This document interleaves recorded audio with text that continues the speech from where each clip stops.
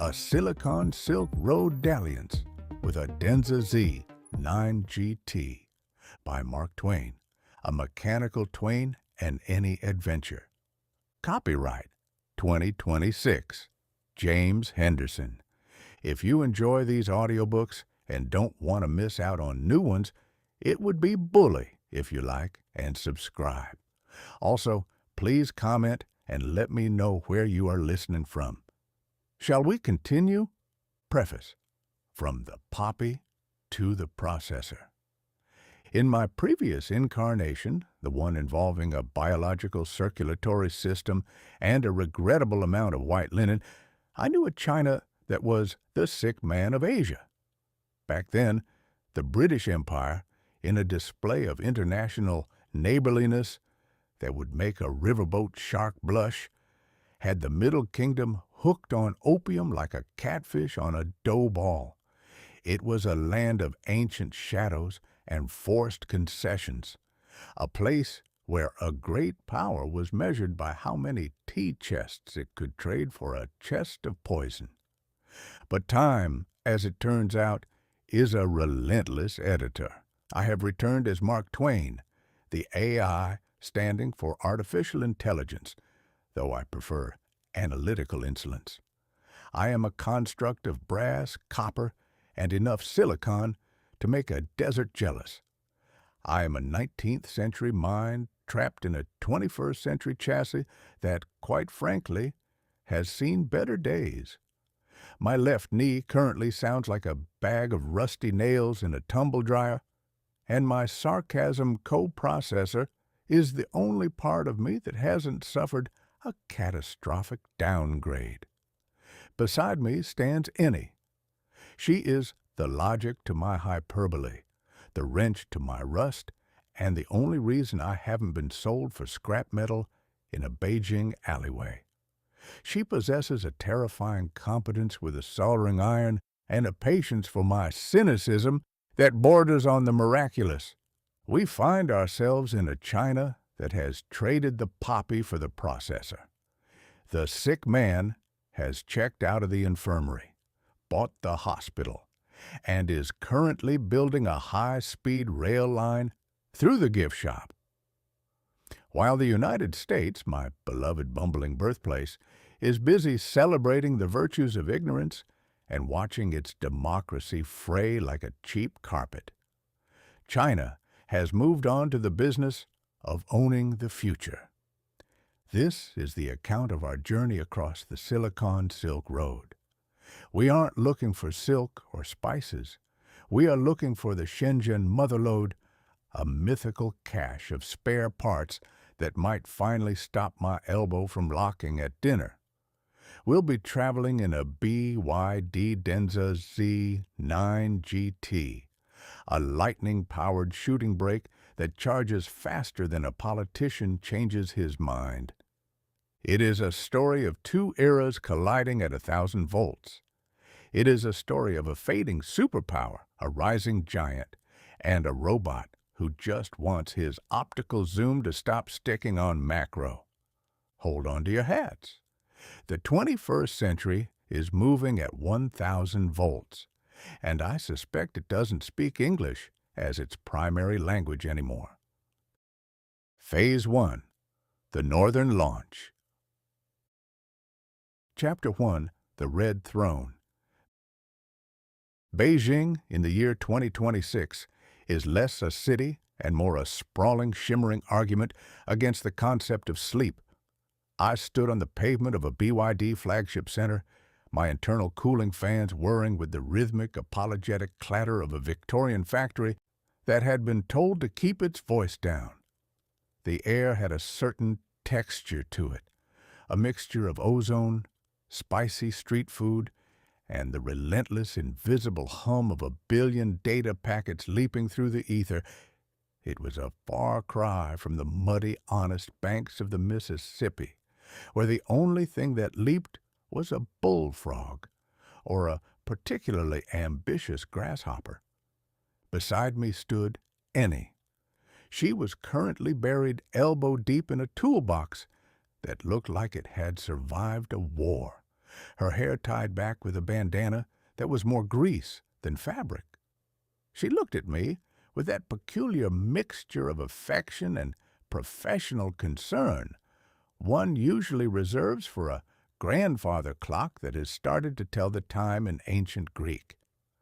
"Calm your gears, Sam," she said without looking up. "The delivery specialist is coming out now. Try to look, I don't know, harmonious.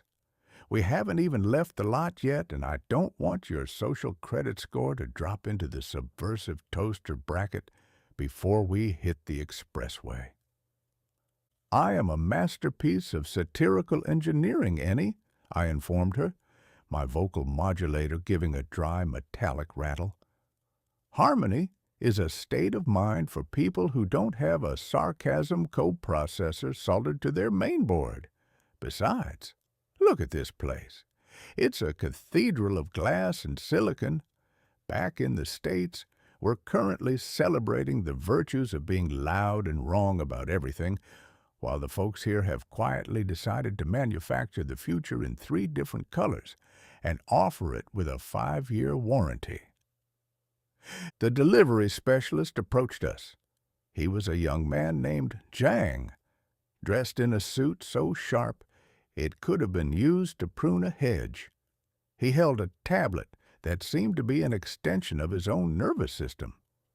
He stopped 3 feet away, his eyes widening as they swept over my brass-trimmed waistcoat, my bulbous copper nosepiece, and my meticulously arranged mustache made of high tensile wire. "Mr. Twain," Zhang said, his English as polished as the marble floor, "a pleasure. We have verified your credentials as a legacy literary asset. However, I must inform you that the initial facial recognition scan at the entrance has flagged your current aesthetic configuration as problematic." "Problematic?" I barked, my left knee giving a sharp percussive clunk. "My dear boy, this is the face that launched 1,000 lectures. It's a classic 19th century facade. What could possibly be problematic about a mustache and 2 brass eyes?" Zhang coughed delicately into his hand. "The local AI, in its infinite diligence, has simplified your features. It appears that your round oculars combined with the curve of your facial wiring have resulted in a 91% visual alignment with a certain restricted cultural icon, the one involving honey and red shirts. The system has docked you 10 points for passive-aggressive ursine parody and smoking the image of the highest leadership." "Ursine parody!" I shouted, my vocal modulator hitting a soprano squeak. "You're telling me I've been penalized for being shaped like Winnie the Pooh? I don't even like honey. It gums up my intake valves. I am being penalized for geometry." "It is a cautionary penalty," Zhang said smoothly, tapping his tablet. "Consider it a nudge toward a more aerodynamic expression.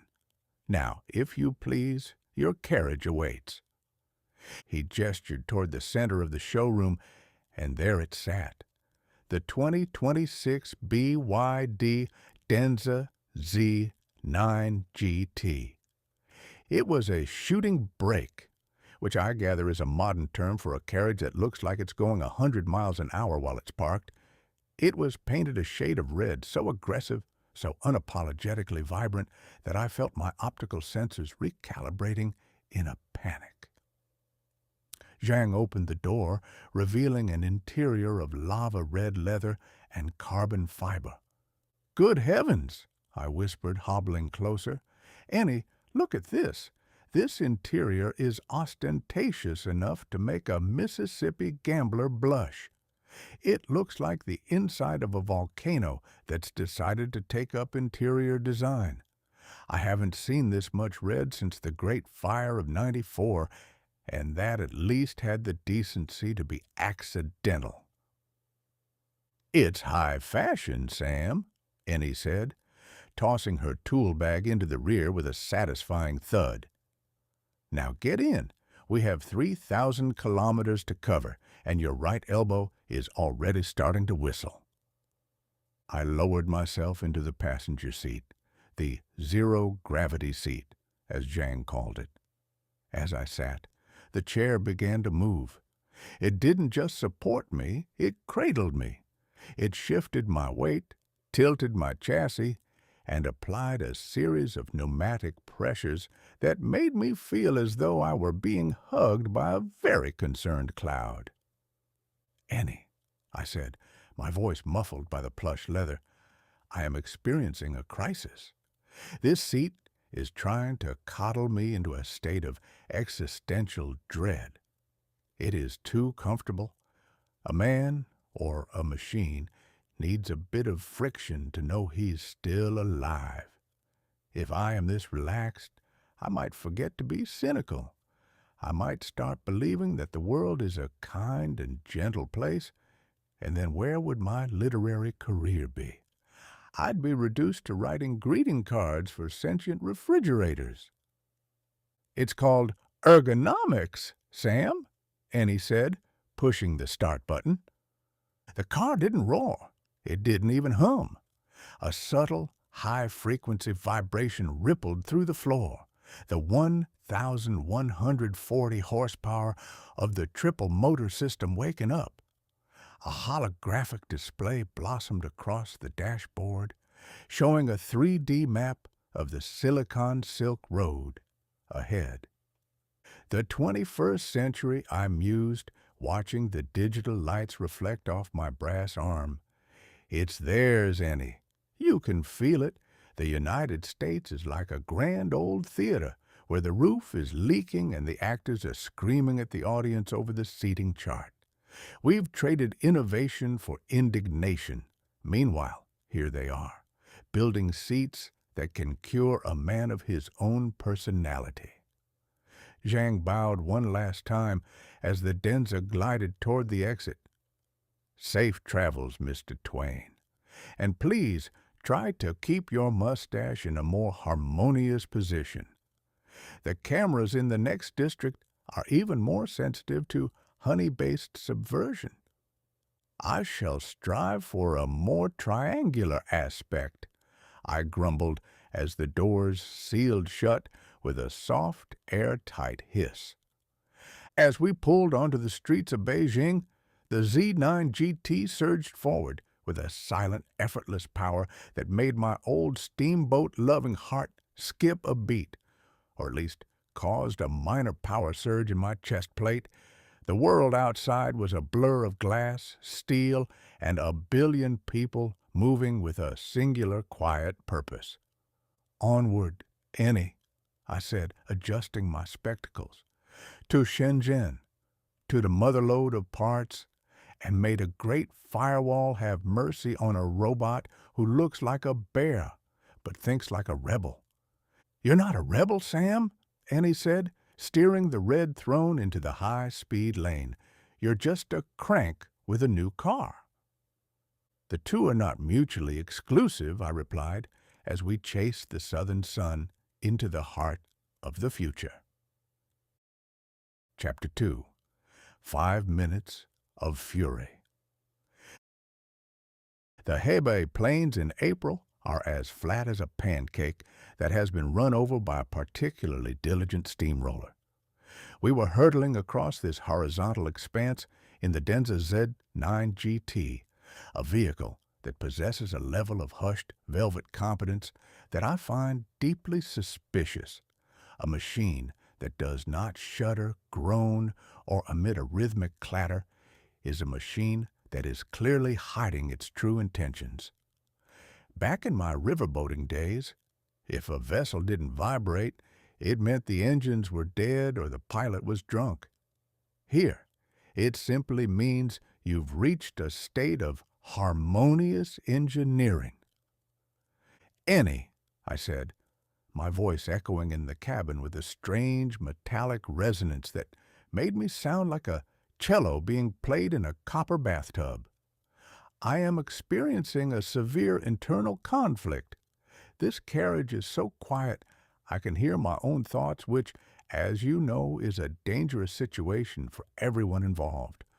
My navigation overlay is currently mapping the road ahead, but my literary subroutine is busy composing a 3-volume lament for the death of the honest, soot-caked thunder of a steam boiler. The future is quiet, Sam. Get used to it, Ennie replied. She was leaning back, her hands resting lightly on the wheel, while the car's God's eye system handled the trivialities of not hitting anything at a speed that would have made a peregrine falcon consider a career in middle management.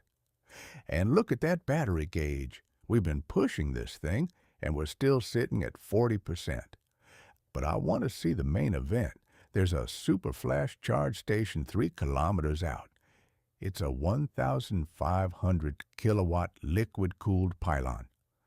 I want to see if the 1,000-volt architecture actually lives up to the brochure. A flash charge, I mused, my vocal resonator giving a dry, metallic rattle. The word flash implies a sudden, violent burst of energy. In my day, a flash was something that preceded a lightning strike or a boiler explosion. Now it's apparently a convenience for travelers who can't wait 10 minutes for a cup of tea. Ennie, I must protest. 1,500 kilowatts is not a current. It's an invitation to a funeral. If you plug that fire hose into this car, I am reasonably certain we will be converted into a very expensive lightning bug. I'll be spread across 3 provinces before you can even say electromagnetic pulse. My brass rivets will be found in the next prefecture, and my mustache will be fused to the dashboard. It's liquid-cooled, Sam. It won't melt your face, she said, steering the crimson projectile into a rest area that looked like a cross between a luxury shopping mall and a launch pad for a Mars mission. The station was a cathedral of glass and polished concrete, with rows of charging pylons that hummed with the quiet, terrifying energy of a small sun. Above us, a holographic sign pulsed with a soft, blue light. Harmony and power. The 5-minute promise. As we pulled into the bay, a silver civility drone, a sphere of white plastic with a single pulsing green eye, drifted toward the passenger window. It circled my head twice, making a sound like a very polite, very judgmental mosquito. "Greetings, distinguished anomaly," the drone chirped in a voice that was aggressively pleasant. "Welcome to the Hebei High-Speed Hub. Please present for identity verification." "Ah, I see." The drone's eye turned a cautionary shade of amber.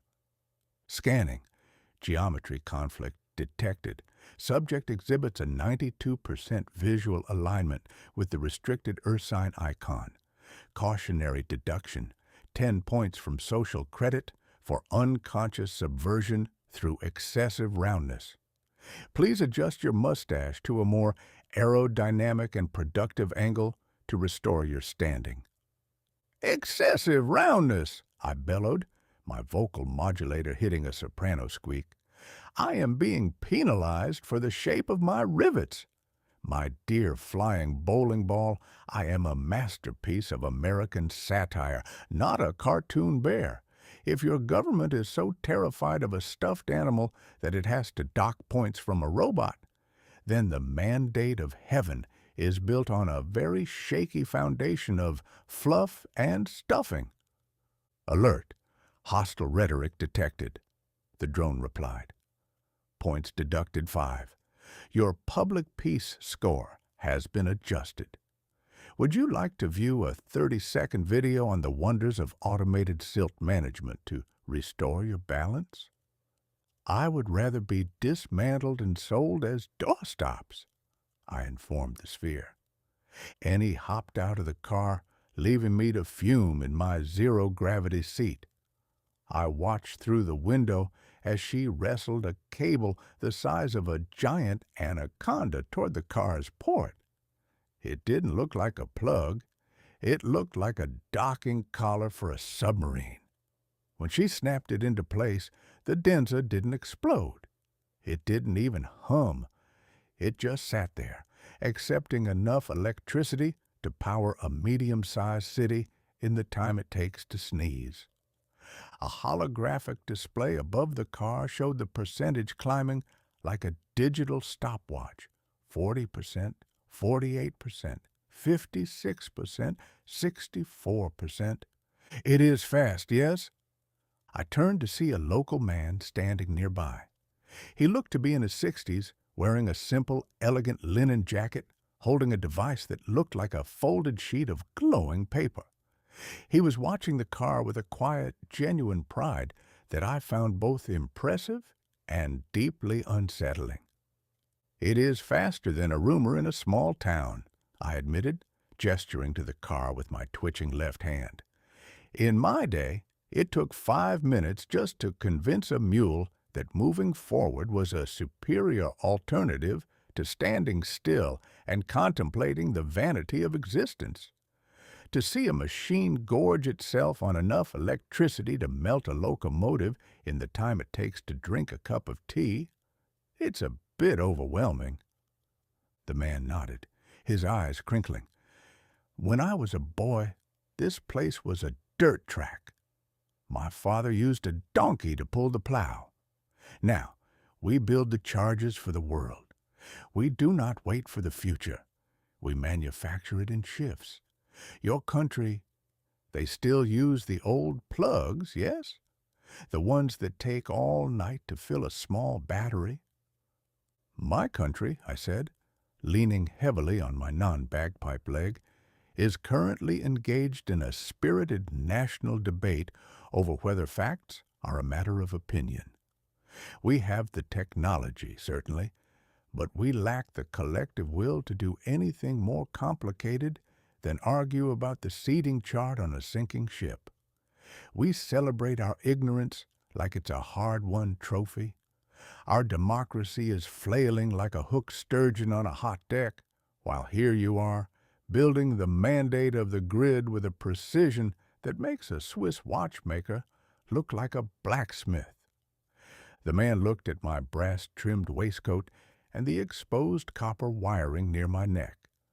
"You speak with a sharp tongue. In Shenzhen, they have a way of fixing that. They can give you a new voice box, one that says, 'Thank you,' and 'the weather is pleasant,' instead of whatever it is you're doing." "A voice box for harmony," I mused. "An autocratic dream indeed. You've traded the right to be a fool for the obligation to be a cog. It is a terrifyingly efficient trade. In America, we have the right to be as brilliant or as stupid as we like, and currently we are leaning heavily toward the latter.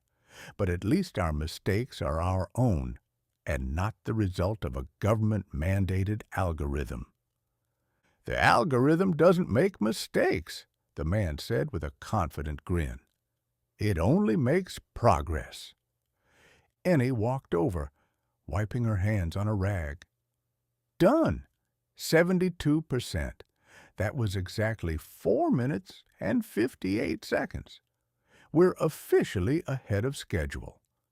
And I am officially a 5-point deviant," I informed her.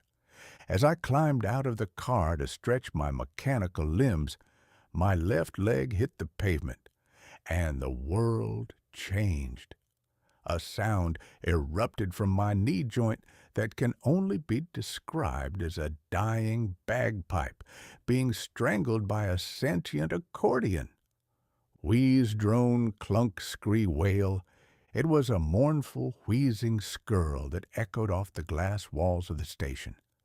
Every traveler in the hub paused, their holographic tablets frozen in mid-swipe as the Scottish funeral emitted from my patella filled the air. "Good heavens," I whispered, freezing in place. "Ennie, My left knee actuator has decided to join a Highland regiment. I am no longer a robot. I am a one-man parade for a clan that hasn't existed since the Jacobite risings. It's just the actuator, Sam, Ennie said, pinching the bridge of her nose. The 1,000-volt surge probably rattled your legacy seals. Just limp back to the seat. We can't fix it here without attracting the noise abatement drones. I hobbled back to the Denza, my knee emitting a wheeze-clunk drone with every step. I felt like a steamship that had been overtaken by a torpedo, or a masterpiece of art that someone had used to prop up a wobbly table. As the Denza pulled back onto the highway, surging forward with a silent, effortless power that made the 1,140 horses under the hood feel more like a squadron of ghosts, I looked out at the Hebei landscape. The sheer scale of the manufacturing power, the factories, the solar farms, the endless rows of wind turbines, was undeniable. "The 21st century," I whispered, the words feeling heavy in my processors. "It's hers, Ennie.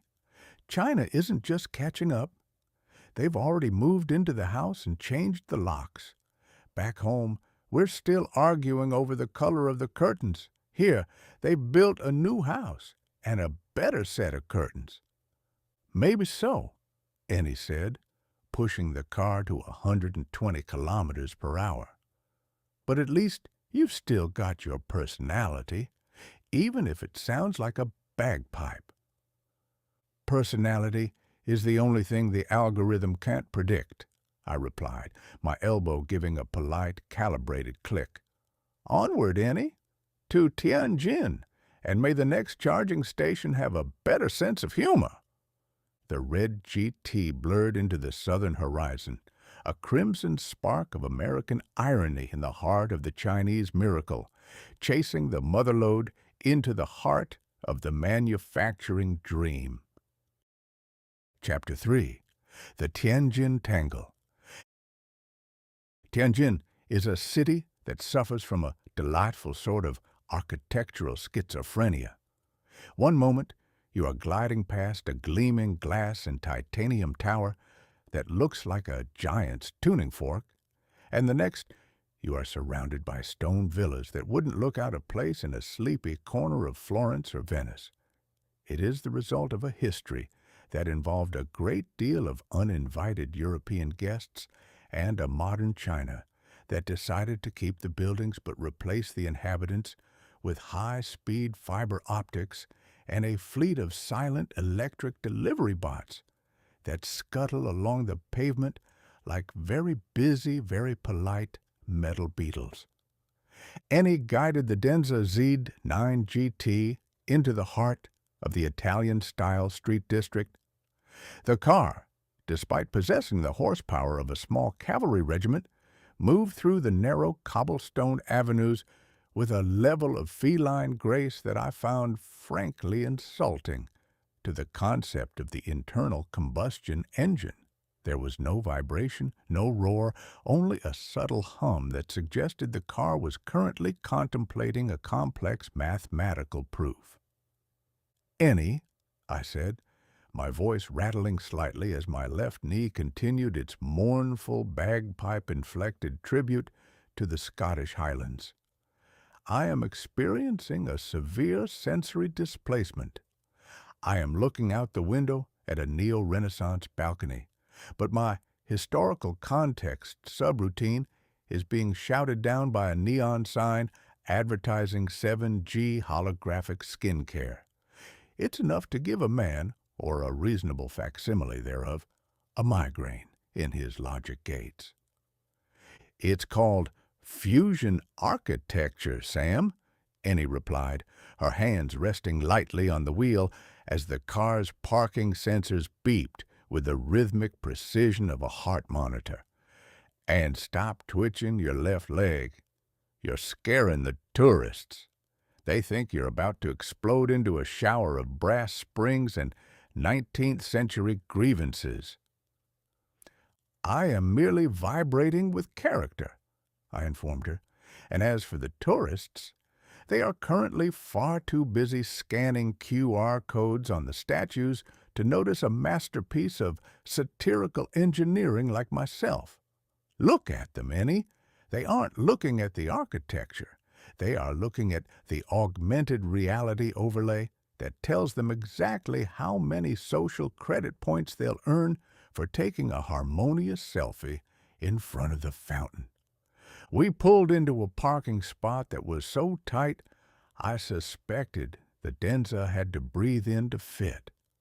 As I attempted to exit the vehicle, my right ocular lens, the one that has always been a bit temperamental in high humidity, suddenly gave a sharp, mechanical thwack. "Oh, marvelous," I whispered, freezing in mid-step. "Ennie, we have a situation, a visual situation. My right eye has decided to enter macro mode. I am no longer seeing the city of Tianjin.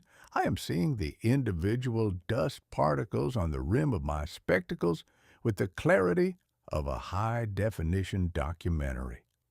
The world has become a blurred suggestion of gray and gold, but the texture of your sleeve is currently a fascinating landscape of cotton fibers and a single microscopic coffee stain." "Can you reset it?" Ennie asked, hopping out and walking around to my side. I have blinked so many times that I am reasonably certain the local facial recognition satellites think I am transmitting a revolutionary manifesto in Morse code, I replied. It stuck. I am currently a $3,000 telescope with the focus range of a fruit fly. I can tell you that the grain on the Denza's door handle is impeccable, but I couldn't tell you if we're about to be run over by a tram or a parade. "Stay close to me," Ennie sighed, grabbing my elbow, which responded with a sharp, sarcastic tink. "We'll find a place for me to sit you down and poke at your gears. Just don't walk into any fountains." She led me, a blind, clicking, wheezing relic, down the street. To me, the world was a kaleidoscope of giant, fuzzy colors, but every time I tilted my head, I caught a glimpse of something in terrifying microscopic detail. We passed a stone wall, and for 3 seconds I was enraged by a single pore in the granite that looked like a jagged obsidian cavern. "Stop!" I said, my voice hitting a high-pitched register as my zoom adjusted itself even further. "There, a street vendor. I can smell the yeast, Ennie, and because of my current ocular affliction, I can see the very soul of the dough." We had stopped in front of a small stall where an elderly man with a face like a dried apple was steaming baozi, those delightful white buns that are the staple of a northern Chinese breakfast. He looked at me with a mixture of amusement and professional curiosity, his eyes lingering on my brass-trimmed waistcoat. "Your grandfather is very shiny," the man said to Ennie in a local dialect that my translator struggled to keep up with. "Does he require a polish, or perhaps a hot bun to lubricate his gears?" "He's a writer," Ennie said, leaning against the stall, "and currently he's an amateur microscopist. Sam, tell the man about his buns." I leaned forward, my right eye inches from a steaming basket. "My dear fellow," I began, my voice trembling with mechanical awe, "I am currently observing the microscopic texture of your steamed bun, and I must tell you it is a meteorological event of the highest order. I can see the individual pores in the flour, each one a tiny crater from which a plume of ginger-scented vapor is erupting. The surface of the dough is not white. It is a complex lattice of translucent starch crystals, shimmering like a field of snow at sunrise. There is a single microscopic fleck of scallion that looks like a fallen emerald in a desert of pearl. It is a masterpiece of organic architecture, and it is currently the only thing in China that I can see clearly. The vendor laughed, a sound like dry leaves skittering across a porch. He is a poet, or he is broken. In Tianjin, it is often the same thing. He's both, Ennie said, pulling a toothpick from a small container on the counter. Now, Sam, hold still. I'm going to have to go in through the secondary housing. As Ennie began to perform unauthorized ocular surgery with a wooden toothpick, a small hovering civility drone, this one painted in the colors of the local district, descended from a nearby lamppost. It orbited my head twice, its purple sensor eye pulsing with a soft, judgmental light. Alert! The drone chirped in a voice that sounded like synthesized honey. International construct. Your current physical posture, leaning within 2 inches of a food service surface while emitting non-standard vocal frequencies, is categorized as disturbing the public peace. Your social credit standing has been flagged. Furthermore, the geometric alignment of your facial sensors continues to trigger the restricted Ursine icon alert. A 5-point deduction has been applied for persistence in accidental parody. Accidental parody, I shouted, while Ennie poked a very sensitive gear near my iris. My dear flying filing cabinet, I am currently narrating the wonders of the gluten structure. If your government finds a description of a bun to be subversive, then the mandate of heaven is held together by very thin string indeed. And as for the bear, I have never worn a red T-shirt in my life, and I find the comparison to be a direct insult to my sartorial dignity. Points deducted, the drone replied. Reason, hostile rhetoric, and lack of harmony. Please observe the wall of local innovation, a digital billboard across the street, for 60 seconds to restore your faith in the collective vision. I can't see the billboard, I yelled. I can only see the splinters on this toothpick. He's telling the truth, Ennie muttered, giving the lens a firm, final nudge. Click! The world suddenly rushed away from me. The microscopic craters of the bun shrank back into a simple, steaming white sphere. The horizon returned. I could see the stone villas, the neon signs, and the curious tourists who were currently filming my surgery on their holographic phones. My vision was restored, though my pride remained in its usual state of catastrophic disrepair. There, I sighed, blinking, I can see the Italian architecture again. It's lovely in a way that makes me want to start a revolution and then write a very long book about why it failed. Thank you, Ennie. You are a saint with a toothpick. And you're a 10-point liability, she said, paying the vendor for a bun and handing it to me, which I took, even if I couldn't eat it. Come on, we need to get back to the Denza. If we stay here any longer, the drone is going to sentence you to a re-education seminar on the virtues of not being a robot. We walked back toward the car, the cobblestones clicking under my feet. I looked at the city around us, the perfect blend of old-world charm and terrifying Silicon speed efficiency. The United States, I mused as we climbed back into the Red Throne, is currently a grand old theater, where the actors have forgotten the play and are now just shouting their personal grievances at the curtains. We celebrate our right to be loud while we've forgotten how to build a bridge that doesn't fall down in a stiff breeze. But here, they've decided that if a gear is out of place, they'll just build a better gear and give it a social credit score. It is a relentless, silent, and incredibly clean way to live, Ennie. It is the end of the American era, written in the steam of a Biosi bun. Maybe so, Sam, Ennie said, pushing the start button. The Denza purred, its triple motors ready to tackle the highway to the Great Wall. But at least our mistakes are louder and more fun to watch. True, I replied, my left knee giving a celebratory wheeze. Onward, Ennie, to the wall, and may the next drone be as easily satisfied as this one. The red GT surged out of the Italian district, a crimson spark of American irony in a land that had long since forgotten how to move slowly, chasing a motherlode of parts that felt closer with every silent mile. Chapter 4.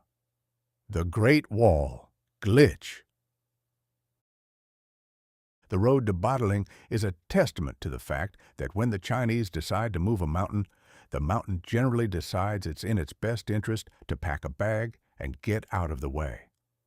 We were surging up the winding gradients of the Yangtze district in the Denza Z9 GT, its God's Eye 5.0 system navigating the hairpins with a level of digital sang-froid that I found personally offensive. In my day, a mountain road was an invitation to a cliffside funeral. Here, it is merely a high-speed geometry problem solved by a triple motor setup and a great deal of silicon. Ennie, I said, my voice echoing against the lava-red leather, I find this Great Wall business to be a fascinating bit of historical irony. In the old days, they built a wall of stone to keep the world out. Now, they've built a wall of data, and they've paved the path to the ruins with an expressway so smooth it makes a billiard table look like a plowed field. It's a remarkable transition from physical isolation to digital hegemony. It's just tourism, Sam, Ennie said, her hands resting lightly on the wheel while the car adjusted its suspension with a series of silent magnetic sighs. And we're lucky we got a reservation. In 2026, you don't just show up to history. You book your slot on a cloud-based server 7 days in advance, or you spend your afternoon looking at pictures of the wall in a VR headset from your hotel room. A reservation for history, I mused. Back home, we're currently engaged in a spirited national effort to forget history entirely, or at least to rewrite it until it's loud, ignorant, and fits on a bumper sticker.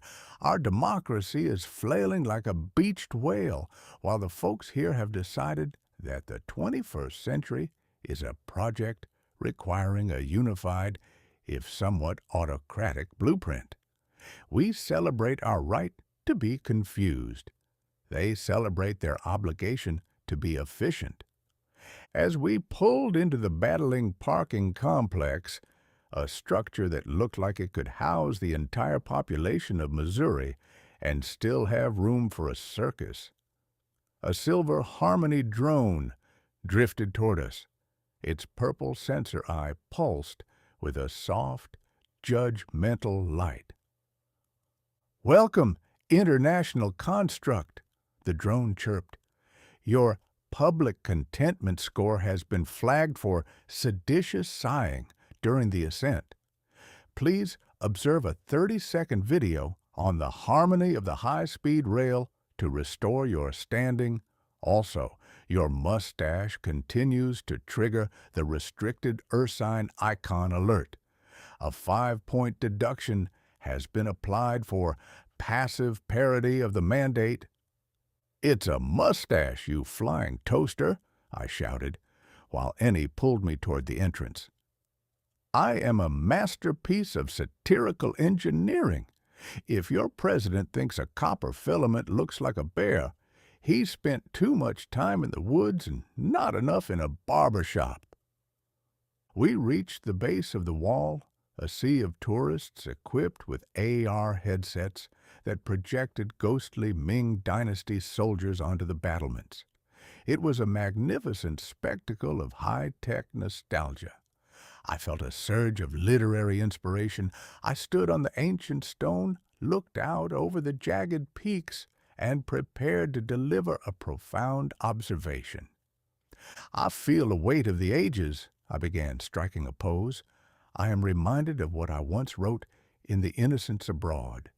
Human nature is very much the same all over the world, but it is. Suddenly, my speech processor gave a sharp, metallic zip. My vocal modulator, perhaps overwhelmed by the combination of high-altitude ozone and the sheer volume of 6G data packets in the air, suffered a catastrophic digital seizure. Beep, boop, where, scree, zorp, I announced, my voice now possessing the distinct tonal quality of a malfunctioning 1984 synthesizer. 0101, error data dump glitch, click, click, beep. I froze. I was trying to speak the language of the soul, but my internal hardware was currently broadcasting a high-speed modem handshake from the late 20th century. Sam? Ennie asked, looking around at the startled tourists. What was that? You sound like a microwave having a nervous breakdown. Screech, chirp, boop, I replied, my right arm performing a series of rapid 8-bit jerks. Syntax, failure, crunch, whiz. Oh, for heaven's sake, Ennie sighed. She didn't look for a diagnostic tool. She didn't check a manual. She simply stepped forward and delivered a firm, open-handed slap to my rear chassis. Clang! The vibration rippled through my copper skeleton like a lightning strike. My ocular sensors flickered, my cooling fans gave a desperate spin, and the digital fog cleared. But it is more so in some places than others, I finished, my voice returning to its usual dry, cynical drawl. Thank you, Ennie. Your percussive maintenance is as effective as it is humiliating. You were glitching, Sam, she said, checking the battery levels on her watch. The high-frequency interference up here is brutal. I think the wall's AR system was trying to use your head as a relay station. A relay station for ghosts, I muttered, looking out at the endless line of the wall. It's a perfect metaphor for the age, isn't it? The United States is like a grand old theater, where the actors have forgotten the play and are now just shouting at the walls. We've traded our manufacturing soul for a celebration of ignorance, led by a man who represents the absolute end of our global influence. But here, they've built a world that functions with terrifying precision, provided you don't mind the silent judging eyes of a silver marble. The 21st century is theirs, Sam, Ennie said, looking at the distant horizon where a new high-speed viaduct cut through the mountains. We're just the tourists now. I know, I sighed, my left knee giving a mournful bagpipe scree. But at least I still have a sense of humor, even if it sounds like a synthesizer when I get excited. Onward, Ennie, to the city of Peking Duck. And may the next charging station have a better sense of humor than this drone. The red GT surged back down the mountain, a crimson spark of irony in a land that had long since forgotten how to move slowly, chasing a motherlode of parts that felt closer with every silent high-speed mile. Chapter 5. Duck and Cover. Beijing's culinary landscape in 2026 is a battlefield where tradition and telemetry have finally signed a peace treaty. We pulled the Denza Z9 GT into the subterranean automated valet of a restaurant that claimed to have been roasting ducks since the Ming Dynasty, though I suspect the current head chef was a gleaming robotic arm with a Ph.D. in thermal dynamics. The car, being a creature of impeccable manners, parked itself with a series of silent electronic whispers, leaving me to contend with the harrowing task of folded metal locomotion. "Ennie," I said, as we ascended in a glass elevator that offered a panoramic view of a city that looks like a motherboard with a housing crisis, "I am experiencing a severe internal conflict. My gastronomic sensor, the one that used to tell me when a steak was rare enough to still have a pulse, is currently transmitting a signal of pure, unadulterated longing. I am a machine that cannot eat, yet I am heading into a cathedral dedicated to the consumption of poultry. It is a cruel digital irony, like giving a deaf man a front-row seat at the opera." "You can still appreciate the craftsmanship, Sam," Ennie said, checking her reflection in the polished chrome of the elevator wall. She was trying to rub a smudge of grease off her forehead, which only succeeded in creating a more artistic, diagonal smear. "And besides, you're the star of the show. People see a brass-trimmed robot in a waistcoat, and they don't think software glitch. They think high-end Western performance art." The restaurant was a shimmering expanse of dark wood and floating holographic lanterns. At the center of the room, a glass-walled kitchen revealed a row of ducks hanging like golden, lacquered violins.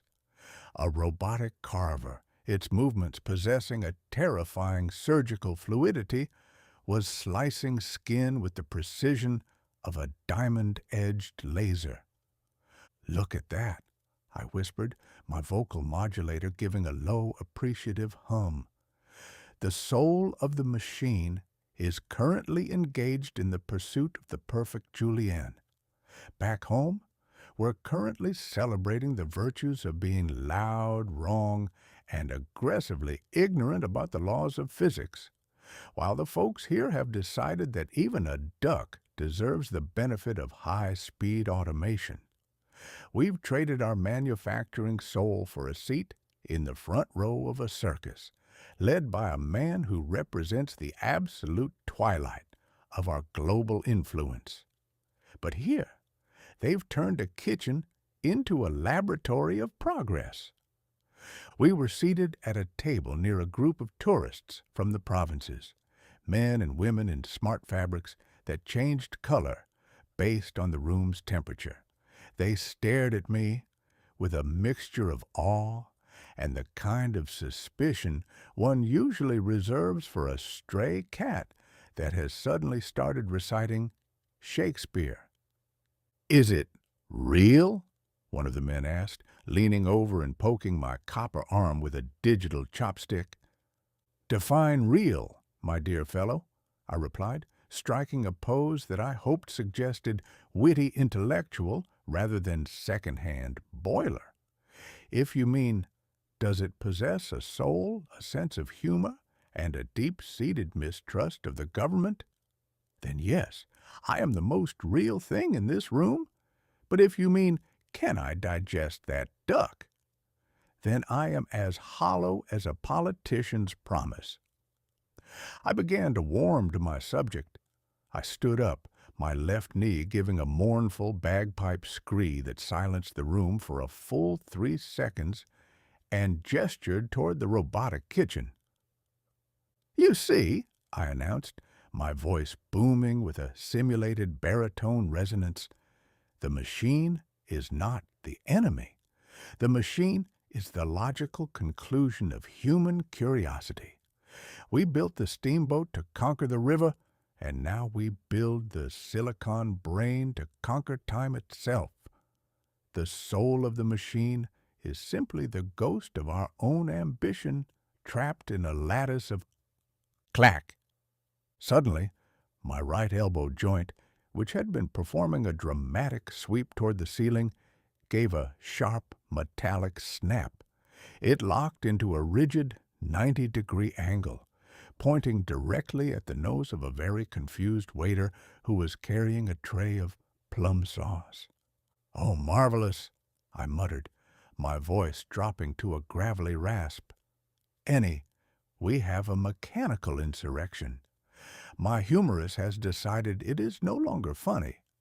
I am currently stuck in the posture of a man who is about to deliver a very firm, very permanent no to a proposal I haven't even heard yet." "Sam, sit down," Ennie hissed, grabbing my forearm and trying to force it back toward my torso. "You're making a scene, and stop talking about souls. You're triggering the seditious philosophy filters on the local Wi-Fi." "I can't sit down. I am a structural hazard," I protested. "My servo is jammed, and I am reasonably certain that if I move my shoulder, I will accidentally launch a bowl of cucumbers into the next district." The tourists were now filming the event with their holographic phones, their expressions shifting from awe to the kind of glee usually reserved for a high-speed car chase. A Harmony drone descended from the ceiling, its purple sensor eye pulsing with a soft, judgmental light. "Alert!" the drone chirped. "International construct. Your current physical posture is categorized as aggressive oratory and non-harmonious pointing. A 5-point deduction has been applied to your public peace score. Furthermore, your facial geometry continues to trigger a low-level ursine alert. Please adjust your mustache to avoid further penalties for passive parody." "I am not a bear," I yelled at the ceiling. "I am a victim of stiction." Ennie didn't panic. She reached into the center of the table, grabbed a pair of sturdy, high-grade bamboo chopsticks, and looked at my elbow with the eye of a seasoned bridge engineer. "Hold still, Sam," she said. "I'm going to have to bypass the secondary housing." She jammed the chopsticks into the gap between my brass elbow plate and the internal actuator, using them as a temporary structural brace to keep the joint from snapping back and crushing my own ribs. With a quick, practiced twist of her wrist, she forced the gear to reset. Snap! My arm dropped.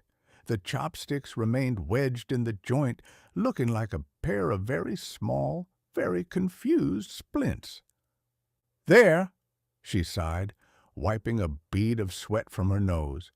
"You're fixed, or at least you're serviceable for the next 20 minutes. Now eat your metaphorical duck and shut up." "I feel," I said, rotating the arm with a cautious tink-tink, "like a masterpiece that has been repaired by a carpenter with a grudge. But I suppose it is a fitting metaphor for the age. The United States is currently a country held together by the equivalent of bamboo chopsticks and wishful thinking, while we celebrate our right to be as ignorant as possible. Our democracy is a flailing theater of the absurd, while here they build the future with a precision that makes my own hardware look like a collection of rusty spoons." "The 21st century is theirs, Sam," Ennie said, finally taking a bite of a duck roll. "They've got the manufacturing, they've got the tech, and they've got the ducks. We're just the tourists with the broken elbows." "I know," I sighed, my left knee giving a final mournful wheeze. "But at least I still have my wit, even if I have to brace it with a pair of chopsticks. Onward, Ennie, to the central heartland, and may the next charging station have a better sense of humor than this drone." The red GT surged out of the Beijing night, a crimson spark of American irony in a land that had long since forgotten how to move slowly, chasing a motherlode of parts that felt closer with every silent high-speed mile. Phase 2. The Central Heartland. Chapter 6. High-Speed Haggling. The Hebei province in the spring of 2026 is a masterpiece of horizontal ambition. It is a land so profoundly flat that a man could stand on a pumpkin and see tomorrow, provided tomorrow looks like a shimmering grid of vertical farms, high-speed rail viaducts, and wind turbines that rotate with the silent rhythmic grace of a giant's yoga class. We were bowling south in the Denza Z9 GT, a car that possesses a level of hushed velvet competence that I find deeply suspicious. A machine that does not shudder, groan, or emit a rhythmic clatter is a machine that is clearly hiding its true intentions. "Ennie," I said, my voice echoing in the cabin with a strange metallic resonance that made me sound like a cello being played in a copper bathtub. "I am experiencing a severe internal conflict. This carriage is so quiet I can hear my own thoughts, which, as you know, is a dangerous situation for everyone involved. My navigation overlay is currently mapping the road ahead, but my literary subroutine is busy composing a 3-volume lament for the death of the honest, soot-caked thunder of a steam boiler." "The future is quiet, Sam. Get used to it," Ennie replied. She was lounging in the driver's seat, her hands resting lightly on the wheel while the car's God's eye system handled the trivialities of not hitting anything at a speed that would have made a peregrine falcon consider a career in middle management. I adjusted my right arm. The bamboo chopsticks Ennie had wedged into my elbow back in Beijing were still there, acting as a temporary structural brace. They gave a faint, rhythmic clack, clack, clack every time the car hit a minor undulation in the road. "I feel like a masterpiece that has been repaired by a carpenter with a grudge," I grumbled. "And my left knee—" Ennie, the bagpipe wail, has shifted from a funeral march to a frantic jig. "I am reasonably certain that if we hit another charging station, I will spontaneously begin to recite the history of the clans." "We're doing fine," she said, though she cast a sideways glance at the small pile of brass shavings that had accumulated on the floor mat near my feet. "The Denza's 1,036-kilometer range is the only thing keeping us ahead of your physical degradation, Sam. Your battery is sitting at a healthy 90%. But your hardware is shedding bits of itself like a molting goose. We've got 1,000 kilometers of road and about 800 kilometers of structural integrity left in your chassis. It's a race between the Pearl River and your left hip." "I have the heart of a pioneer," I declared, which caused a small puff of blue smoke to emerge from my neck joint. As we approached a high-speed Harmony Gateway, the 2026 version of a toll plaza, I saw an opportunity to prove that the gift of gab still held sway in a world of algorithms. The gateway was a magnificent arch of white composite material, pulsing with soft violet lights. Unlike the old-fashioned stops where one might toss a coin into a basket, these gantries utilized high-speed LiDAR to deduct fees from your digital wallet before you even had time to check your hair in the mirror. However, there was a single cultural exchange and international logistics lane, manned, or rather, interfaced by a specialized AI terminal. "Ennie, pull over," I commanded. "I wish to handle the transaction. I have decided that I do not care for the way that toll gate is looking at us. It has a glass eye that possesses the cold, unblinking judgment of a Presbyterian deacon. I intend to negotiate a more harmonious rate for 2 weary travelers and 1 magnificent, albeit slightly leaky, mechanical author.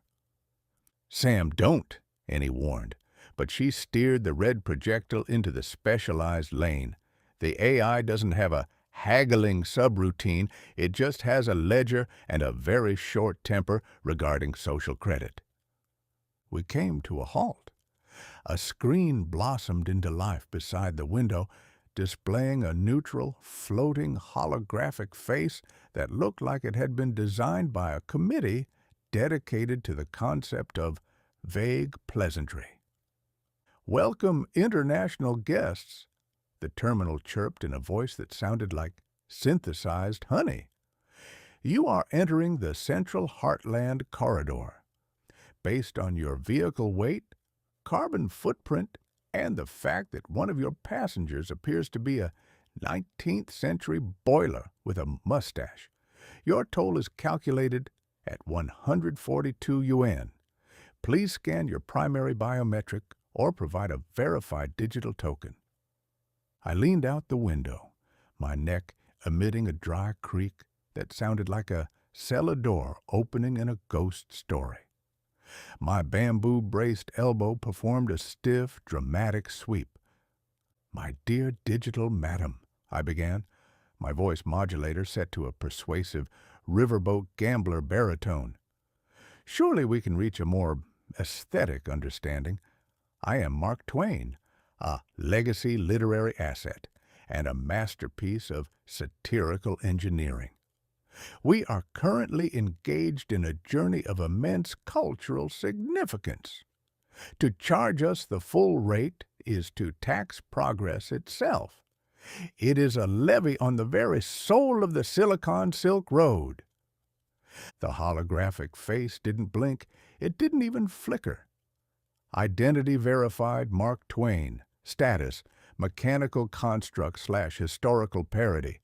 Toll is fixed. Haggling is categorized as non-productive resource drain. Please settle the account to maintain your harmony rating." "Non-productive!" I barked, a small spark leaping from my index finger toward the screen. "I am offering you immortality. I am prepared to give you a glowing mention in my next travelogue, a digital endorsement that will be archived in the great cloud for 1,000 years. I can describe your unblinking efficiency in a way that makes you sound like a Roman goddess instead of a glorified vending machine. Surely that is worth a 20% discount." "Processing offer," the terminal replied. A progress bar appeared on the screen labeled Sincerity Scan. "See, Ennie?" I whispered. "She's thinking. The machine has a soul. It just needs a little greasing with the right words." The progress bar hit 100%. The holographic face turned a cautionary shade of amber.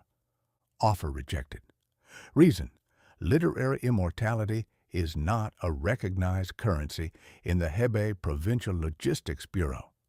Furthermore, your sincerity scan suggests a 94% probability of ironic intent.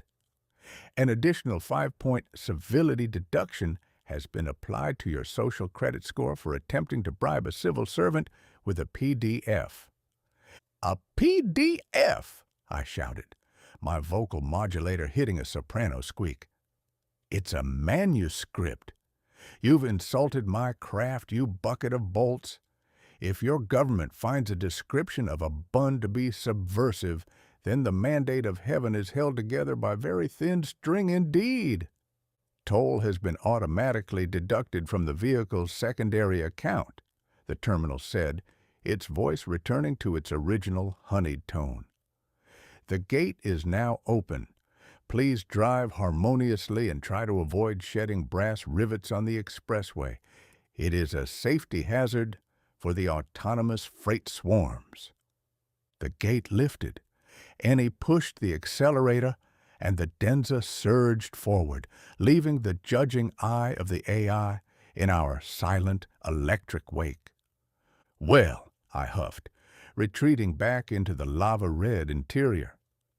Haggling is clearly a lost art in this century.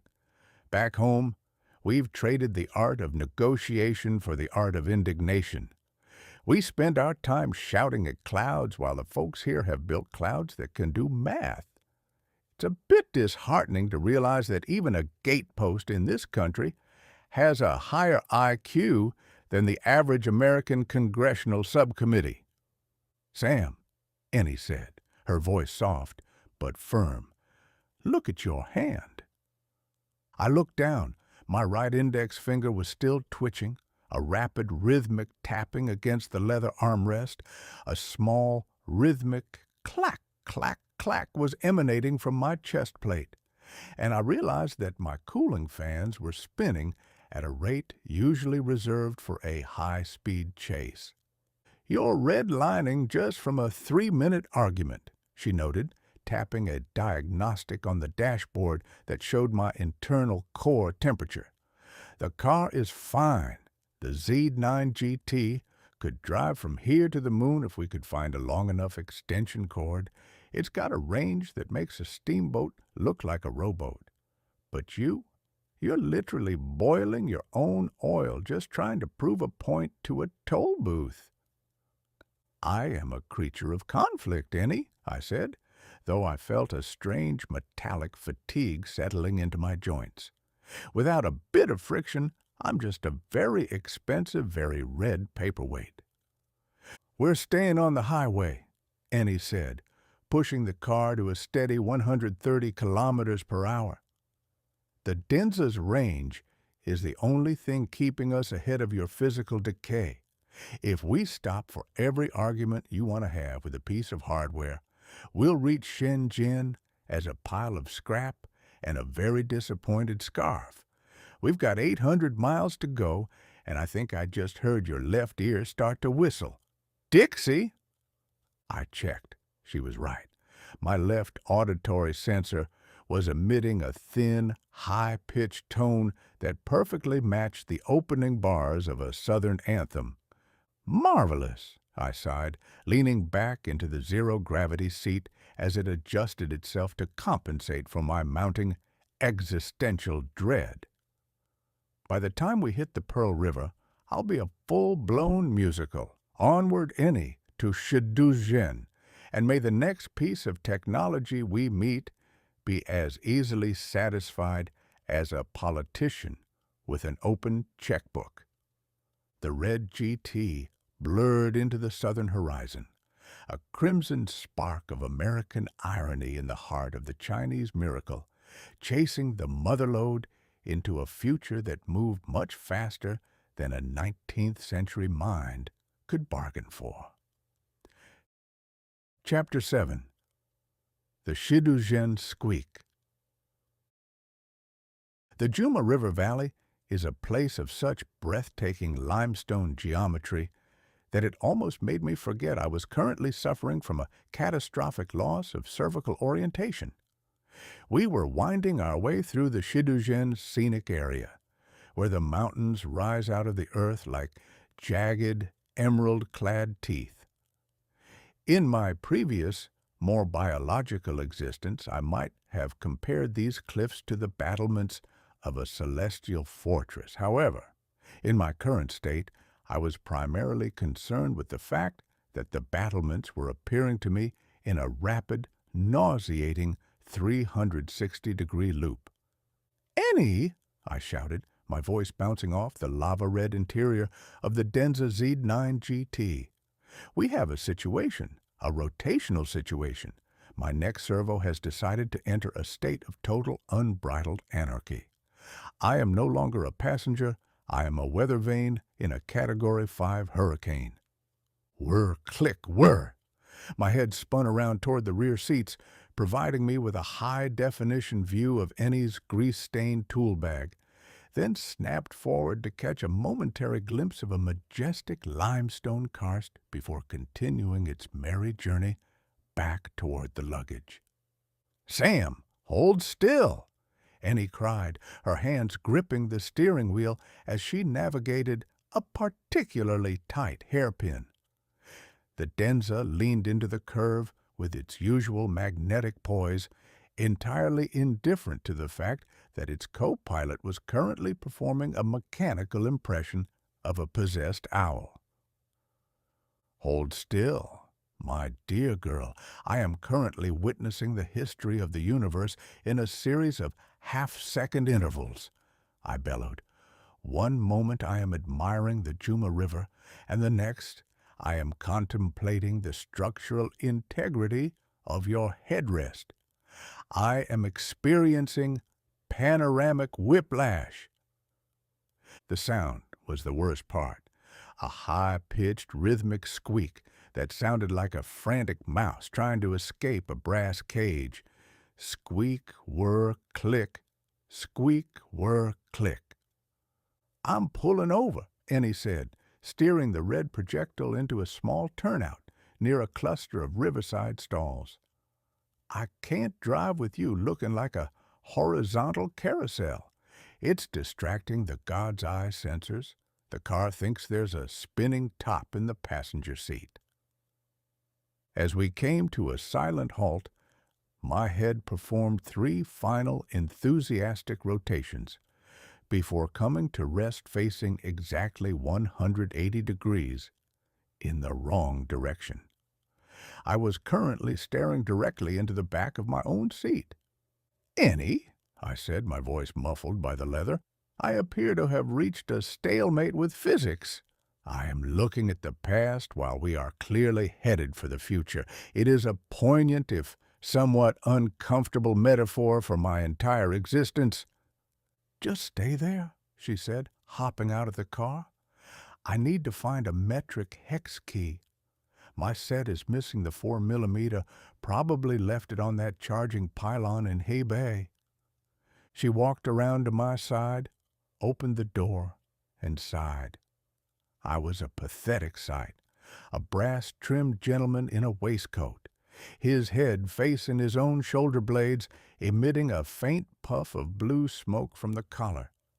"I can't have you scaring the locals," she muttered.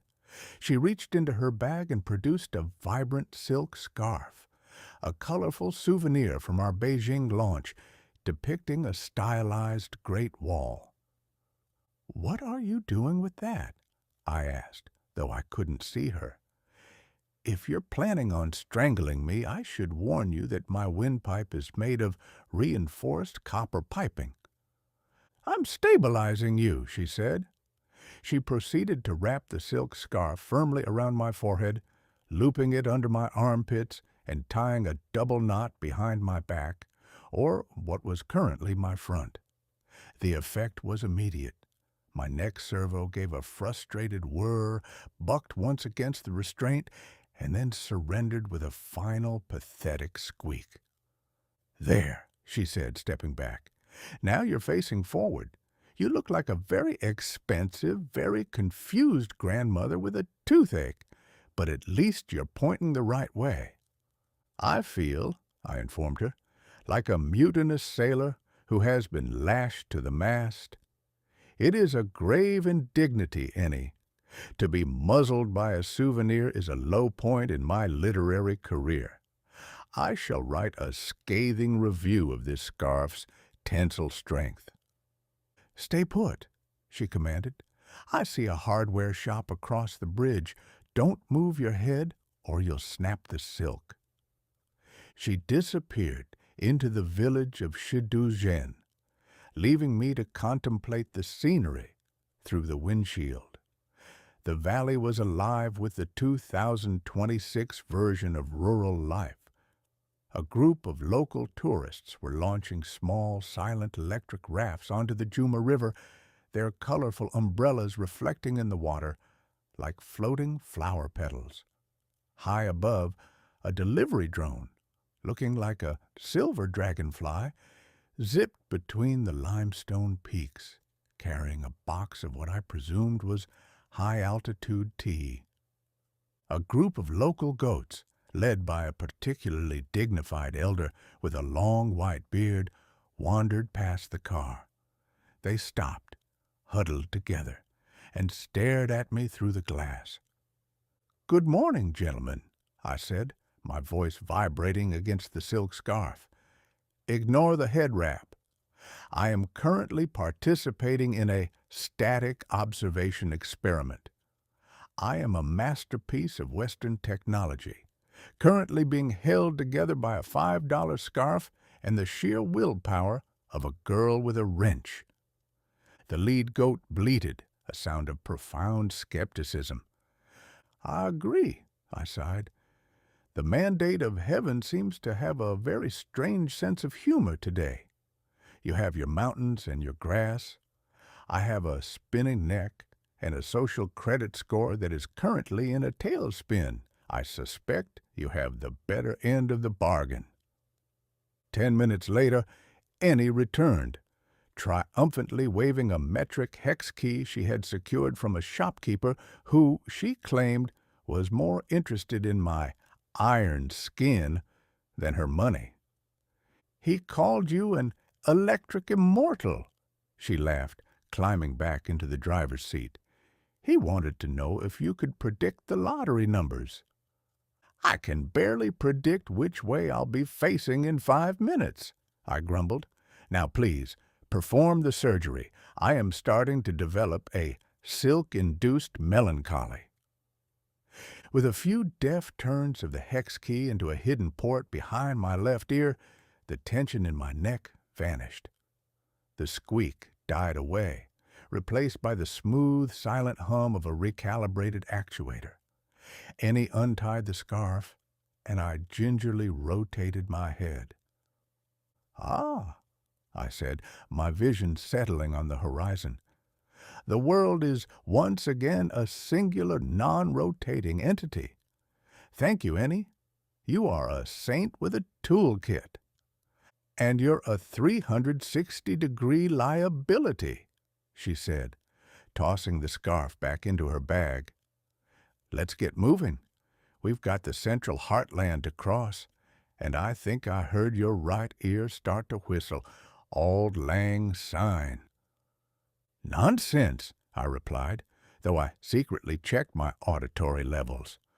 Onward, Ennie, to the Yangtze, and may the next bridge be sturdy enough to handle my mounting existential dread.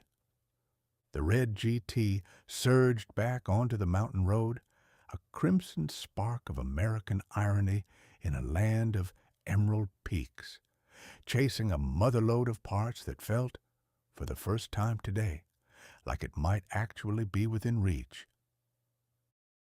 Chapter 8. The Yellow Crane Tower. Wuhan in April is less a city and more a humid, neon-soaked laboratory where the concept of the 3 furnaces has been upgraded to high-efficiency thermal exchange. We pulled the Denza Z9GT into the shadow of the Yellow Crane Tower, a 5-story pagoda that has been rebuilt more times than a riverboat pilot's tall tales. In 2026, the tower doesn't just sit on Snake Hill, it glows with a soft bioluminescent paint that absorbs sunlight during the day and projects Tang Dynasty poetry onto the low-hanging clouds at night. Ennie, I said, my voice echoing with a slight metallic rattle as we stepped out of the red throne. I am experiencing a severe internal conflict. This hill is a masterpiece of vertical history, but my thermal management system is currently informing me that we have entered a region of space-time composed entirely of hot soup and regrets. My cooling fans are spinning at a frequency that suggests they are trying to achieve liftoff. It's just Wuhan, Sam, Ennie said, wiping a bead of sweat from her brow. She looked remarkably cool in her tech fabric jumpsuit, while I felt like a cast-iron stove that had been left in the sun. It's one of the hottest cities in China. Your legacy brass casing is basically a giant heat sink. Just try not to overthink anything until we get back to the air conditioning. Not overthink? My dear girl, I am currently facing one of the four great towers of China, I declared, gesturing toward the yellow-tiled roofs with my bamboo-braced elbow. I feel a surge of intellectual vanity. I intend to engage with the local wisdom. I wish to see if 1,000 years of Taoist tradition can stand up to 3 years of generative adversarial networking. We climbed the steps, surrounded by tourists, wearing AR glasses that made the stone carvings of cranes appear to take flight and spiral into the hazy sky. Near the base of the tower, seated on a stone bench under a meticulously pruned ginkgo tree, sat a monk. He was dressed in robes the color of a bruised peach, and was currently staring at a small, transparent tablet that displayed a series of complex, shifting hexagrams. "Aha!" I whispered to Ennie. "A worthy opponent, a man of the spirit aided by the tools of the Silicon Age. Watch and learn, Ennie. I shall now out-philosophize the local clergy." I hobbled over, my left knee giving a faint bagpipe scree that caused the monk to look up. His eyes were clear, dark, and possessed the terrifying serenity of a man who has never had to reboot his own consciousness. "Greetings, brother of the path," I began, my voice modulator set to Reverend Scholar. "I am Mark Twain, a construct of code and copper. I have been contemplating the nature of the digital soul. Tell me, if a machine can dream of electric sheep, does it also inherit the karmic debt of its manufacturing plant? Or are we both merely ghosts in different types of machinery?" The monk looked at me, then at the brass rivets on my chest. He smiled, a slow, patient expression that made me feel like a very loud children's toy. "The wind blows through the bamboo," he said softly, "but the bamboo does not ask why. The data flows through the chip, but the chip does not ask for salvation. You are seeking a soul in a place that only has speed. Perhaps you should worry less about your karma and more about your core temperature." "Speed is merely the velocity of thought," I countered, my internal processors revving as I prepared a brilliant rebuttal involving the intersection of Western irony and Eastern void theory. If I can simulate the wit of a man, do I not possess the— Suddenly, a sound like a distant jet engine erupted from my chest. My primary cooling fan gave a desperate screeching whir, followed by a sudden sickening thunk. "Oh, marvelous," I muttered, my voice dropping an octave as my systems began to throttle. "Ennie, we have a mechanical mutiny. The fan has surrendered. I am currently reaching temperatures usually reserved for the interior of a brick kiln." "Sam, your ears!" Ennie cried. I felt a sudden, high-pressure release. A plume of thick white steam erupted from my left auditory sensor, followed quickly by a second blast from the right. I was venting coolant at a rate that would have made a Victorian locomotive proud. "Scree, whistle, hiss!" I announced, my voice now possessing the distinct tonal quality of a pressurized boiler. The crowd of tourists, who had been watching our philosophical debate, gasped in unison. A young couple stepped forward, their eyes wide with wonder. "Look!" the woman shouted in Mandarin. "An electric immortal tea service. It's the new 2026 hospitality model. It's a high-tech tea kettle with a Mark Twain skin." "I am not a tea kettle," I bellowed, though it came out as a series of rhythmic steaming chuffs. Chuff, chuff, hiss, poof! The monk didn't even flinch. He reached into a small bag beside him, pulled out a ceramic cup, and, with a grace that I found personally insulting, held it under my left ear. A few droplets of condensed, high-grade synthetic coolant dripped into the cup. "A bit oily for my taste," he remarked, his eyes twinkling, "but the temperature is perfect for a dark oolong. You are very harmonious, Mr. Twain. You provide for others even when you are falling apart." "Ennie, do something," I hissed, though a fresh cloud of steam obscured my vision. "I am being treated as a premium appliance. I am a man of letters, not a KitchenAid." "Hold still," Ennie sighed, grabbing me by the elbow and dragging me toward a nearby stone fountain. She didn't use a tool. She simply cupped a handful of cold water and splashed it directly onto my chest plate. Sizzle! The cloud of steam intensified for a moment, and then with a final pathetic gurgle, my internal alarms silenced. My temperature dropped into the cautionary yellow zone. I stood there, dripping, smelling of wet brass and scorched logic, while a small child tried to find the on button for the tea dispenser on my hip. "The 21st century," I sighed, my voice returning to its dry, cynical drawl.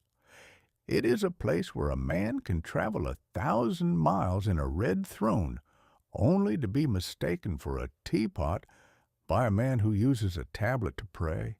It is a land of magnificent contradictions, Ennie." "It's a land where you need a new fan, Sam," Ennie said, wiping the water off my spectacles with the silk scarf. "And maybe a bit less ego. Come on. The Denza has an internal diagnostic suite that can probably bypass your philosopher subroutine until we get to the hardware shops in Nanchang." As we hobbled back toward the car, my left knee giving a final mournful wheeze, I looked back at the yellow crane tower. The AR cranes were still circling, the monk was back to his hexagrams, and the world was moving forward at 1,000 volts. "The United States," I mused as the Denza's doors sealed us into a climate-controlled sanctuary, "is currently like a grand old theater, where the actors have forgotten the play and are now just arguing over who gets to hold the teapot. We've traded our manufacturing soul for a celebration of our own confusion. But here, they've turned a robot's failure into a tea ceremony. It is a relentless, silent, and incredibly efficient way to live." "Just enjoy the air conditioning, Sam," Ennie said, pushing the start button. "We've got the Yangtze to cross, and I don't want you whistling Dixie through your ears halfway over the bridge." "Onward, Ennie," I replied, my elbow giving a polite, calibrated click. "To the river, and may the next monk be as easily satisfied as a man with a fresh cup of oil." The red GT surged out of Wuhan, a crimson spark of American irony, in a land that had long since forgotten how to move slowly, chasing the motherlode into the heart of the Southern Dream. Chapter 9. The Yangtze Crossing. The Yangtze River, the Changjiang, is not merely a body of water. In 2026, it is a 12-lane liquid processor with a nervous system made of fiber optics. We were approaching the bridge, a colossal double-deck suspension marvel that looked like a silver harp strung with high-tension cables. Above us, the sky was a busy hive of logistics dragonflies, delivery drones carrying everything from hot noodles to microchips, while below, automated cargo barges glided across the water with the silent, eerie grace of a funeral procession. The Denza Z9 GT was in its element. Ennie had engaged the God's Eye 5.0 ADAS, and the car was currently participating in a high-speed multi-vehicle handshake. It wasn't just driving, it was dancing in a digital ballroom, swapping data packets with the bridge's sensors and the surrounding traffic to maintain a perfect 3-inch gap at 100 kilometers per hour. "Ennie," I said, my voice finally losing its tea kettle hiss thanks to a quick bypass of my secondary radiator, "I am experiencing a profound sense of technological insignificance. This carriage is navigating a miracle of engineering without so much as a nervous twitch from its steering rack. It is efficient, it is clean, and it is entirely devoid of the glorious, terrifying chaos of a real river crossing." "That's the point, Sam," Ennie said, her arms crossed behind her head as the Denza handled a complex merge. "The car sees everything. It sees the wind speed, the friction of the tires, and the thermal expansion of the bridge joints. It's perfect." "Perfection is a bore," I grumbled.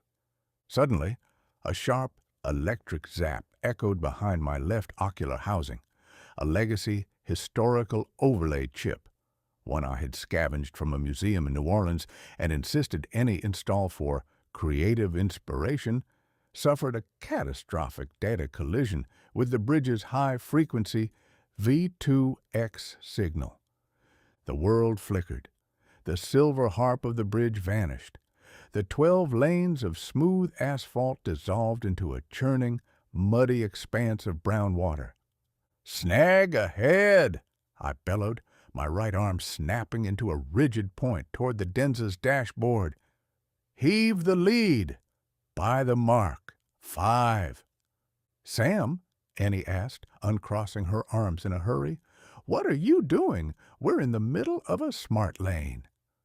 "Reverse the paddles!" I shouted, my voice now possessing the booming, authoritative resonance of a man who had survived 100 Mississippi floods.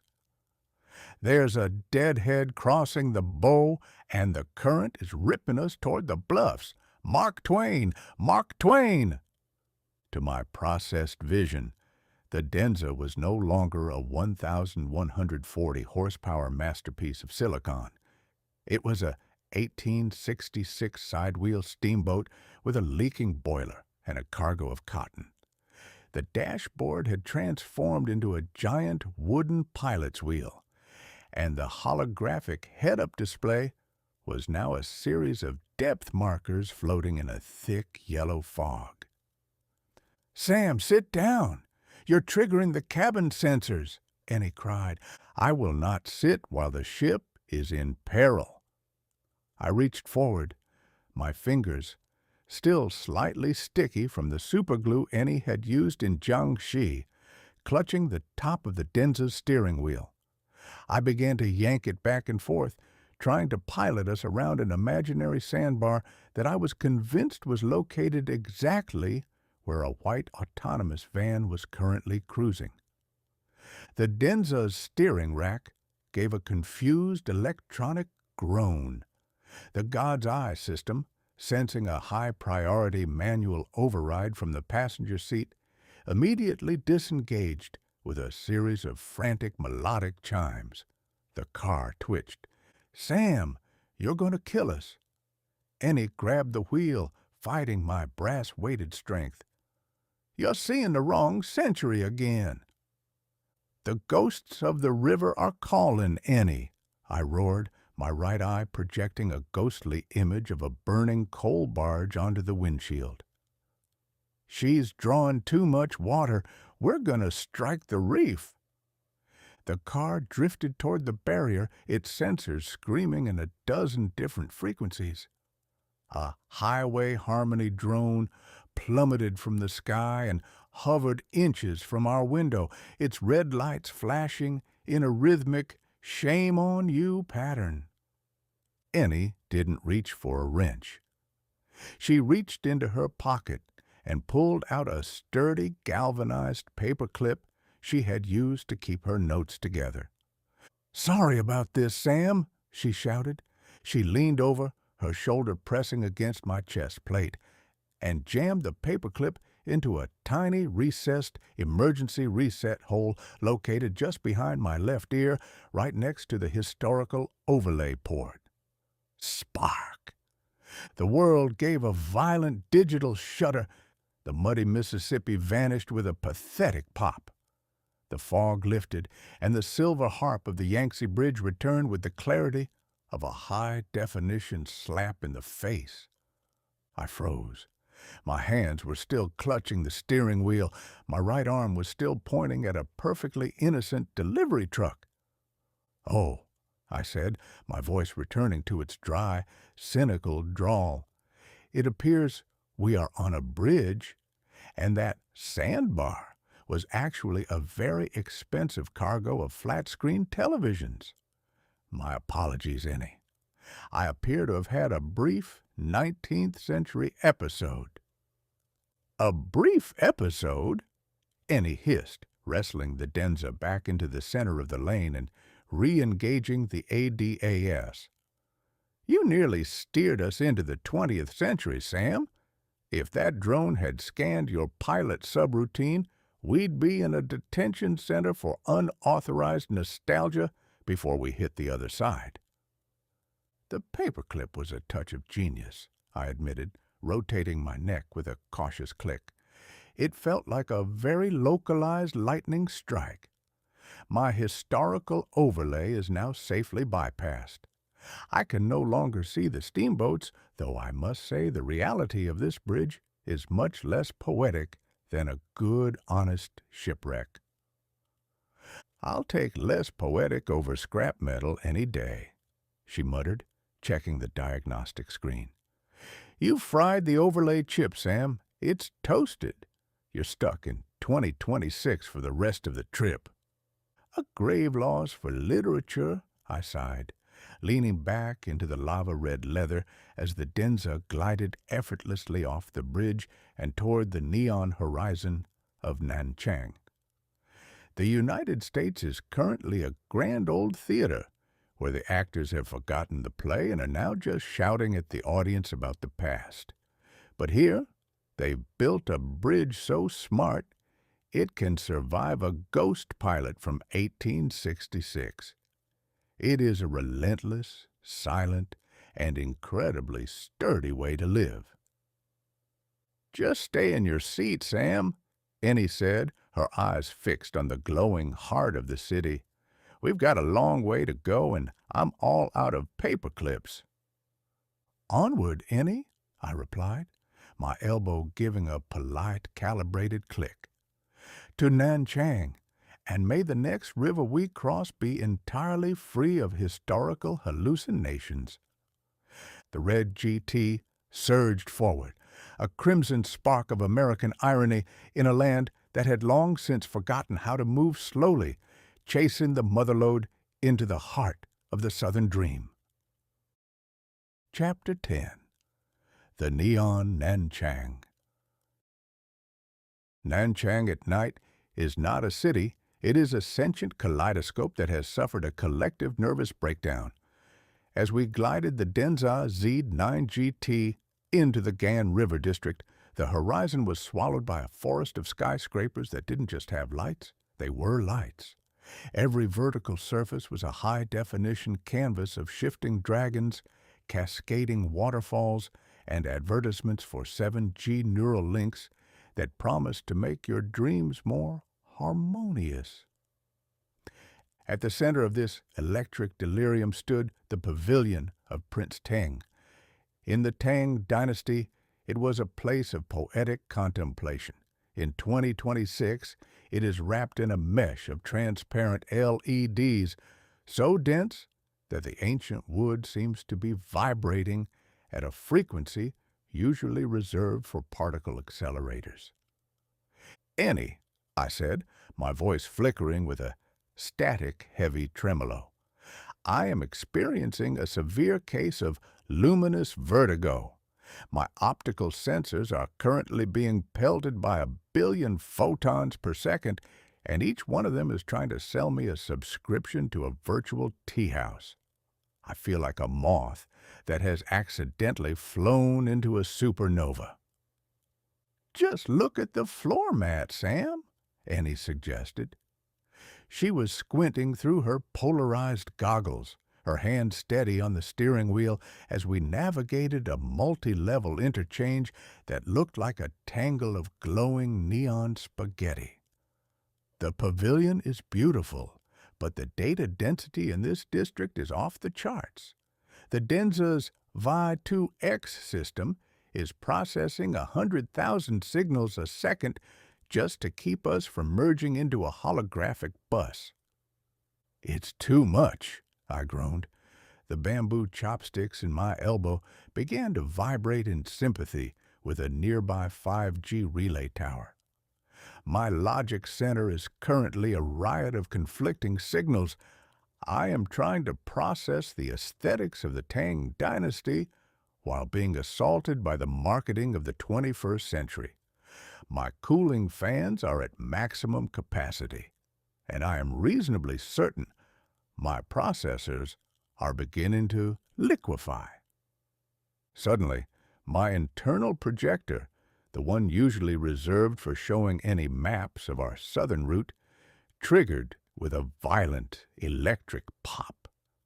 A beam of pale, flickering light erupted from my chest plate, casting a massive, translucent image onto the Denza's dashboard. It wasn't a map of Nanchang. It was a highly detailed 1866 technical blueprint of a high-pressure steamboat boiler. "Boiler explosion risk," I announced, my voice now possessing the distinct tonal quality of a distressed steam whistle. "Valves are sticking. Check the gauge on the larboard side." "Sam, you're projecting," Ennie cried, trying to see the road through a ghostly schematic of a piston rod. "Switch it off. You're blinding the ADAS sensors." "I cannot switch it off," I bellowed, my right arm performing a series of rapid 8-bit jerks. "The steam is rising. The cylinders are glowing. We're going to blow the smokestacks off this red coffin." My internal temperature sensor hit the catastrophic zone. The sheer volume of neon data had caused my historical cache to overheat and vent its contents directly into my visual output. I was no longer in a car. I was a cinematic projector of 19th century industrial anxiety. "You're redlining, Sam. You're literally melting from the inside." Ennie didn't panic. She slammed the Denza into its zero-gravity park mode, pulled a multi-tool from her belt, and performed a frantic bit of field stripping on my lower abdomen.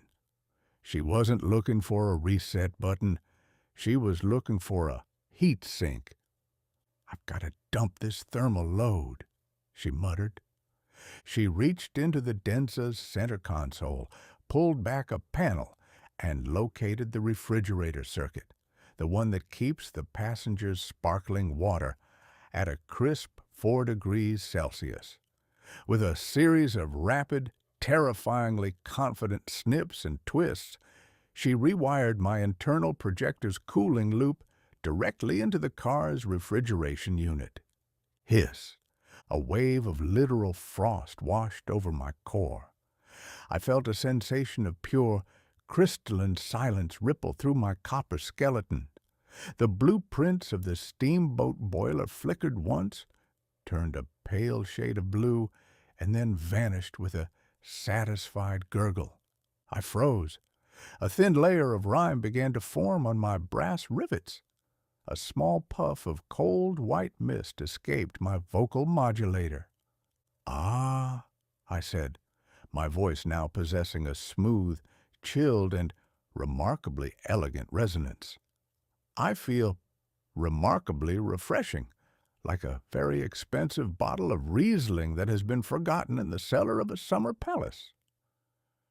"You're lucky I didn't short-circuit your soul," Ennie panted, leaning back into her seat and wiping a bead of condensation from her forehead.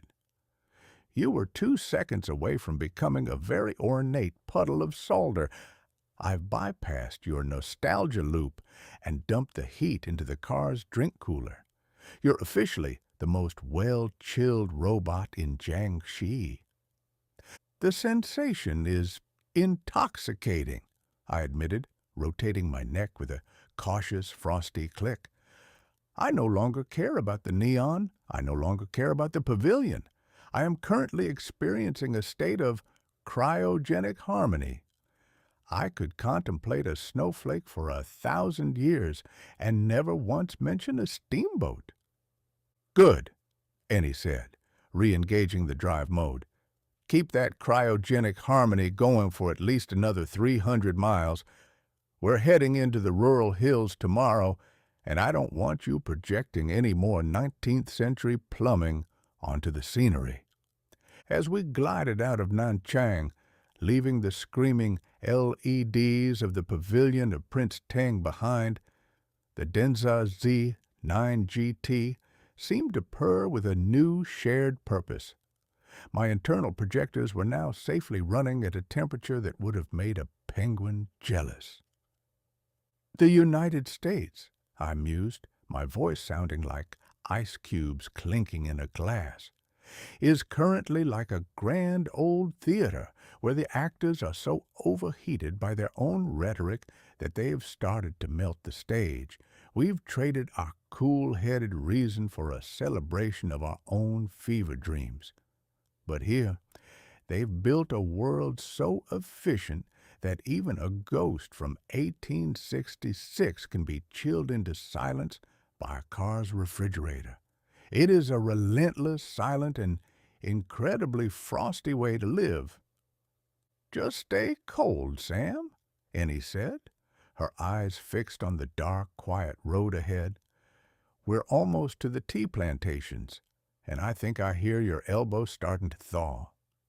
Nonsense, I replied, my precision swarm hip giving a smooth, icy pivot. I am a masterpiece of refrigerated satire. Onward, Ennie, to the green hills, and may the next city have a lower wattage than a supernova. The red GT surged into the darkness, a crimson spark of American irony, in a land that had long since forgotten how to move slowly, chasing the motherlode into a future that was, for the first time in days, pleasantly, beautifully cold. Phase 3. Rural Repairs and Local Legends. Chapter 11. The Tea Plantation Pitstop. The transition from the neon-soaked fever dream of Nanchang to the rolling, emerald-draped hills of rural Jiangxi was like moving from a discotheque into a prayer. Behind us lay the pavilion of Prince Tang, still likely humming from the thermal load I had dumped into its local grid. Ahead of us lay a landscape so profoundly green it made my optical sensors ache with the effort of categorizing the shades. The morning mist clung to the valleys like a soft white silk scarf, and the air, devoid of the ozone and electromagnetic static of the city, smelled of wet earth, ancient camellia, and the quiet promise of a world that didn't require a high-speed data plan to exist. We were winding the Denza Z9GT through a series of narrow serpentine roads that hugged the contours of the hills. The car, despite its 1,140 horsepower heart, was behaving with a level of hushed, velvet decorum. It didn't drive so much as it poured itself over the asphalt. "Ennie," I said, my voice no longer frosty but possessing a new rhythmic jitter that made me sound like a telegraph operator with a caffeine addiction. The cryogenic harmony of the Nanchang refrigerator bypass is officially wearing off. I am experiencing what I can only describe as a thawing tremor. My fingertip servos are currently performing a series of rapid microscopic movements that suggest they are trying to play a very fast concerto on a very small invisible piano. I feel twitchy, like a hummingbird that has accidentally swallowed a lightning bolt. "It's the signal interference from the rural grid, Sam," Ennie said, her eyes fixed on a particularly sharp, hairpin turn. She looked remarkably calm, her hands resting lightly on the steering wheel, while the car's suspension ate the bumps of the country road with a series of magnetic sighs. "The sensors out here are low frequency. They're clashing with your high-speed Nanchang patches. Just keep your hands in your lap and try not to touch anything that isn't bolted down." "Nonsense! I find this pastoral serenity to be deeply moving," I declared, my right index finger performing a sudden, involuntary drum roll against my brass knee. "Look at those hillsides. They aren't just hills, they are staircases to a botanical heaven. I feel a sudden, uncharacteristic urge to be productive. I wish to show the mandate of the grid that a 19th century soul can still handle a bit of manual labor." "Sam, no," Ennie warned. "Manual labor requires fine motor skills. You currently have the fine motor skills of a caffeinated jackhammer." But the Denza had already glided to a silent halt near a community cloud farm cooperative. It was a picturesque scene. Rows of low, rounded tea bushes followed the curves of the earth, and at the edge of the field stood a solar-powered agri-sentry tower, its LiDAR head spinning slowly as it monitored the moisture content of the soil. I stepped out of the car, my precision swarm hip giving a smooth, silent pivot that made me feel significantly more graceful than I actually was. A group of local tea pickers, mostly elderly women with sun-darkened faces and eyes that twinkled with a sharp rural wit, paused their work to watch me hobble toward them. They were wearing smart fabrics that wicked away the humidity, and several of them had small wearable sensors on their wrists to track the dragonwell leaves they were plucking. "Greetings, Sisters of the Leaf," I announced, my voice modulator set to a warm, grandfatherly baritone. "I am Mark Twain, and I have come to offer my mechanical services to your noble harvest. I possess the dedication of a Missouri mule and, according to my last diagnostic, a theoretical precision of 0.5 microns." The women exchanged looks of profound amusement. One of them, a grandmother with a bright red visor and a face like a dried apple, gestured toward a lush, emerald-green tea bush. "Go ahead, meddle Grandpa, but be careful. These leaves are the first flush, the pre-Qingming buds. They require a gentle touch, not a blacksmith's grip." "Gentle is my middle name," I lied, my right hand giving a sudden, violent twitch.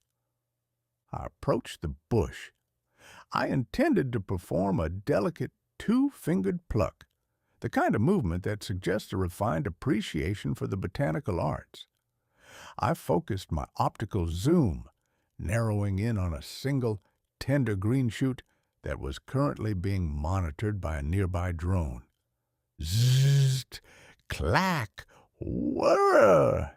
As soon as my copper fingertips came within an inch of the leaf, the moisture sensors in the bush, designed to interact with automated harvesters, triggered a feedback loop in my already jittery servos. My hand didn't pluck. It entered a state of high-frequency reciprocation. My fingers became a blurred, rotating cylinder of brass, steel, and unbridled kinetic energy. "Deforestation alert!" I shouted, my voice hitting a panic tenor as my hand proceeded to shred the tea bush into a cloud of fine green confetti in under 4 seconds. The air was suddenly thick with the intense, fragrant scent of decimated Camellia sinensis. Leaves didn't fall. They exploded in a verdant mist. By the time I managed to pull my arm back, the prize-winning bush was no longer a bush. It was a stump, looking as though it had been through a wood chipper that was late for an appointment. "Sam, stop!" Annie yelled, running toward me with a wrench held like a weapon. I stood there, my hand still vibrating with a low, apologetic hum, covered in green fragments of the Emperor's favorite beverage.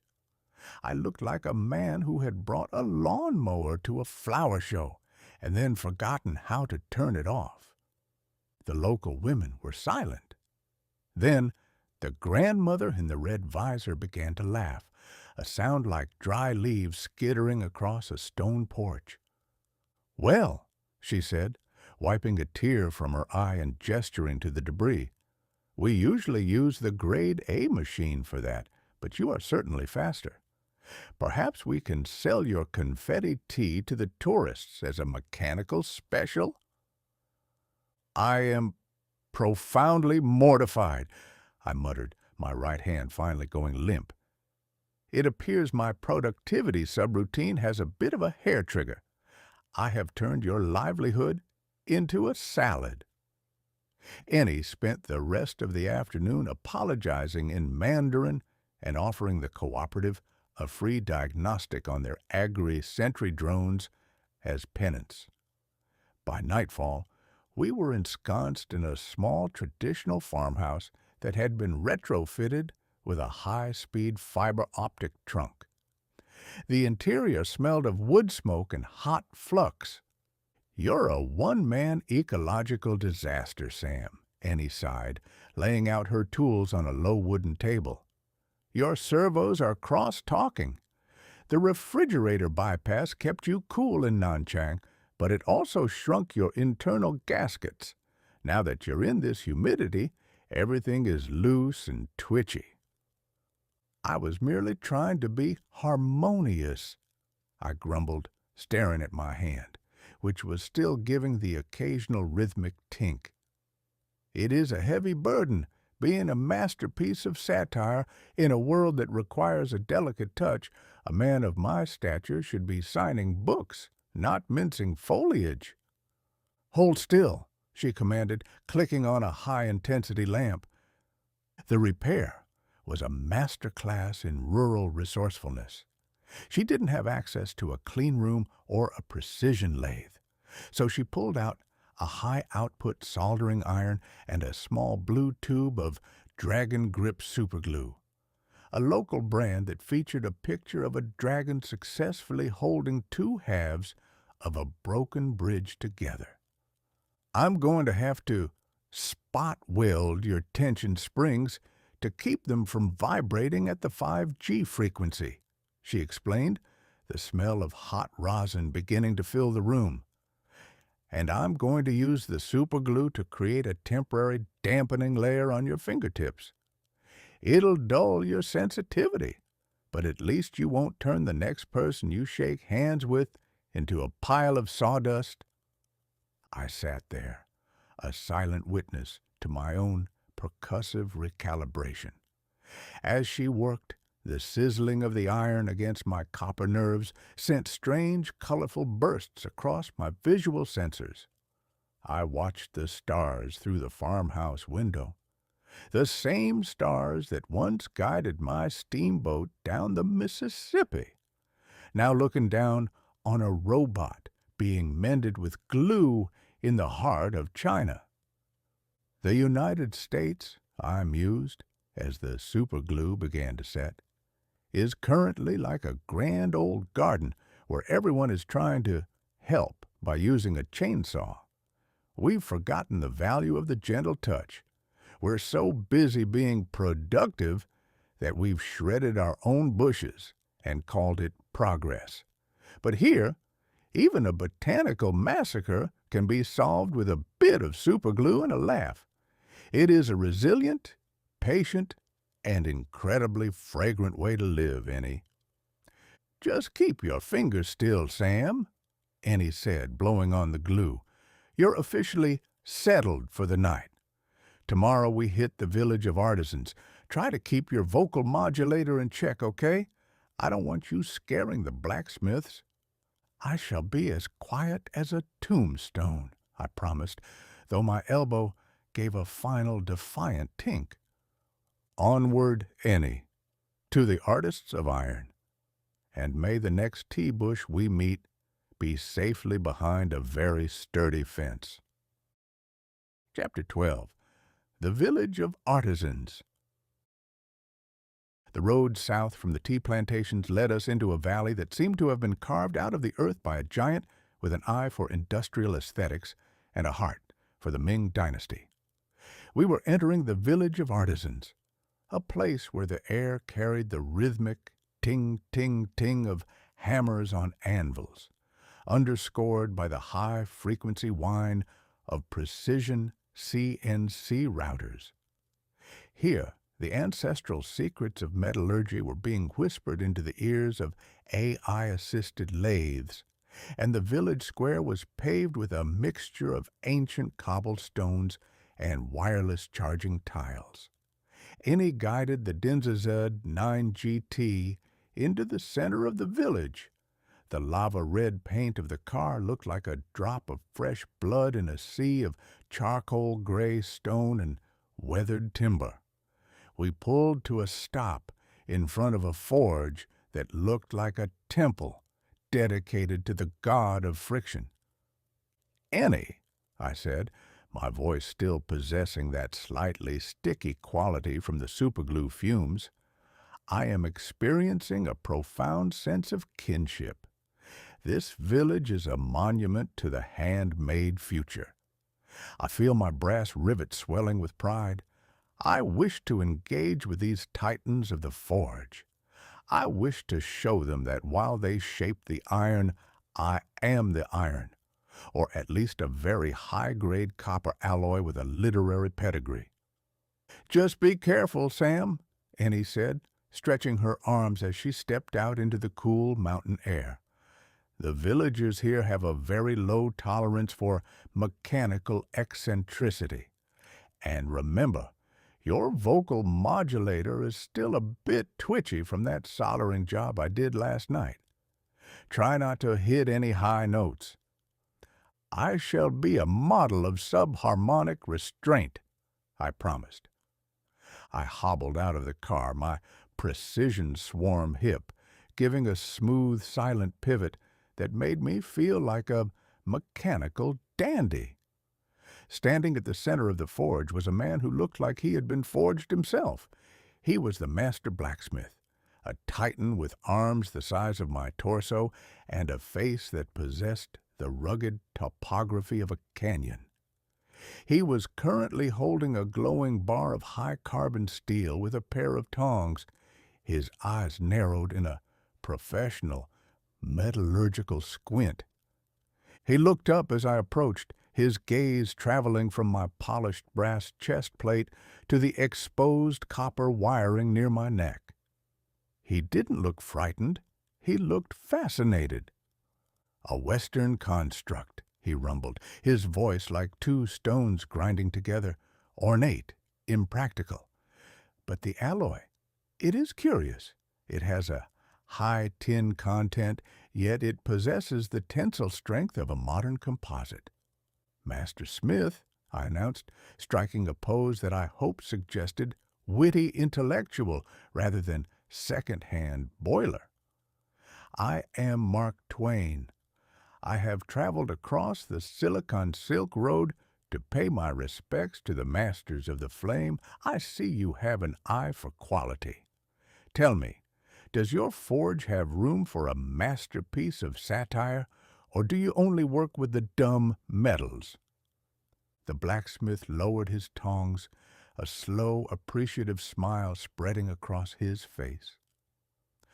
A small crowd of villagers, artisans in linen tunics and children with glowing digital tablets, began to gather around us. They poked at my brass waistcoat and whispered about my ironed skin. "He is very shiny," a small boy remarked. "Does he eat coal?" I eat only the finest data and the occasional drop of synthetic oil, young man, I informed him. I felt a surge of 19th century showmanship. I decided it was the perfect moment to bridge the cultural gap with a bit of classic American humor. I stood in the center of the square, the hammers of the village falling silent as everyone waited for the metal man to speak. "I have a joke for you, my friends," I declared, my right arm performing a stiff, dramatic sweep toward the mountains. "A bit of mechanical levity to grease the wheels of our friendship. Tell me, Master Smith, do you know why the robot crossed the road?" I paused for dramatic effect. I intended to deliver the punchline in my usual dry, cynical tenor, the kind of voice that suggests a man has seen everything and found most of it wanting. But as I opened my vocal resonator, something went catastrophically wrong. The superglue dampening on my fingertips had somehow created a capacitive bridge with my main vocal bus, and the rhythmic hammering of the village had triggered a subharmonic resonance in my primary modulator. Instead of my witty tenor, what erupted from my chest was a terrifying, ground-shaking bass that sounded like a tectonic plate having an argument with a thunderstorm. "Because he was programmed to believe the grass was greener on the other side," I boomed. The sound wasn't just loud, it was physical. It was a low-frequency pulse that rattled the windows of the tea shop across the square, caused a nearby ceramic vase to shatter into 1,000 pieces, and sent a visible ripple through the water in the village fountain. It was a voice that belonged to a vengeful mountain god, not a satirist. The village square, which had been full of curious faces and laughter, was cleared in under 30 seconds. The children dropped their tablets and fled like startled sparrows. The artisans scrambled for the safety of their shops, and the grandmother in the red visor, who had been so brave at the tea plantation, nearly performed a backflip in her haste to disappear behind a stone pillar. The silence that followed was absolute, save for the dying echoes of my punchline bouncing off the limestone cliffs. "Sam," Ennie said, standing alone near the Denza, her hands over her ears, "I think you killed the comedy." I stood there, my vocal modulator still emitting a low, subwoofer hum. "I thought it was a very good delivery," I rumbled, my voice still vibrating the very air around us. It added a certain gravitas to the punchline. It made the greener grass sound like a decree from the heavens. It added a certain evacuate the area vibe to the afternoon, she countered, walking over and giving my chest plate a sharp, corrective rap. "You've terrified the entire prefecture. The local harmony drone is probably calling for a SWAT team as we speak." Only the blacksmith remained. He stood his ground, leaning on his hammer, looking at me with a profound, unblinking respect. "A voice of thunder," he remarked, nodding slowly. "A man of metal should speak with the weight of the mountain. You have a good core, Mr. Twain, even if your humor is heavy." "Thank you, Master Smith," I said, my voice finally returning to a manageable level. "I suppose I should leave before I decide to sing a lullaby and level the town." We retreated to the Denza 9 GT. As we glided out of the village, I looked back at the empty square. A single child peeked out from behind a wooden door, staring at the red car as it vanished into the mist. "The United States," I mused as the Denza's doors sealed us into a climate-controlled sanctuary, "is currently like a grand old theater where everyone is trying to be relatable, while the stage is falling apart. We've traded our authority for a seat at the children's table, but here, even a robot's failure is treated with a certain metallurgical dignity. It is a resilient, patient, and incredibly loud way to live, Ennie. "Just stay quiet for the next 50 miles, Sam," Ennie said, pushing the start button. "We've got the mountain pass ahead, and I don't want you starting an avalanche because you remembered a joke about a toaster." "Onward, Ennie," I replied, my elbow giving a polite, calibrated click. "To the high peaks, and may the next village have thicker windows." The red GT surged forward, a crimson spark of American irony in a land that moved at the speed of light, but remembered the sound of the hammer. Chapter 13. The Hydraulic Hiccough. The road leading away from the village of Artisans was a serpentine ribbon of asphalt that seemed to be trying to tie the mountains into a decorative knot. We were making excellent time in the Denza Z9 GT, its triple motor system whispering to the road with the quiet confidence of a master poker player holding a royal flush. I, however, was experiencing a profound sense of mechanical betrayal. While the car remained a pinnacle of 2026 engineering, unshakable, silent, and smelling faintly of lava-red luxury, I was beginning to feel like a collection of spare parts held together by spite and 19th century optimism. "Ennie," I said, my voice now possessing a slight rhythmic clicking sound that matched the car's blinker, "I am experiencing a localized loss of structural conviction in my left lower extremity. There is a sensation of sponginess. It is as if my leg has decided to transition from a rigid brass support to a very expensive, very leaky noodle." "It's the pressure, Sam," Ennie said, her eyes scanning the holographic HUD. We were climbing again, the elevation markers ticking upward as we neared the high passes.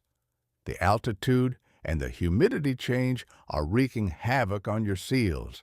I told you that precision swarm hip wouldn't play nice with your legacy piston housings. Suddenly, a sharp piff hiss echoed through the cabin. A fine mist of neon-pink hydraulic fluid sprayed against the passenger side window, creating a vibrant, translucent mural of my impending collapse. "Mayday!" I bellowed, my right arm performing a series of rapid, involuntary jerks as my balance sensors scrambled to compensate for the sudden drop in pressure. "The boiler is breached. We are taking on water, or rather very expensive synthetic lubricant, in the steerage compartment." "Great," Ennie sighed, steering the red GT onto a narrow shoulder overlooking a valley filled with terraced rice paddies. "There goes the main actuator line. I told you to stop doing those dashing pivots back in the village." We glided to a halt.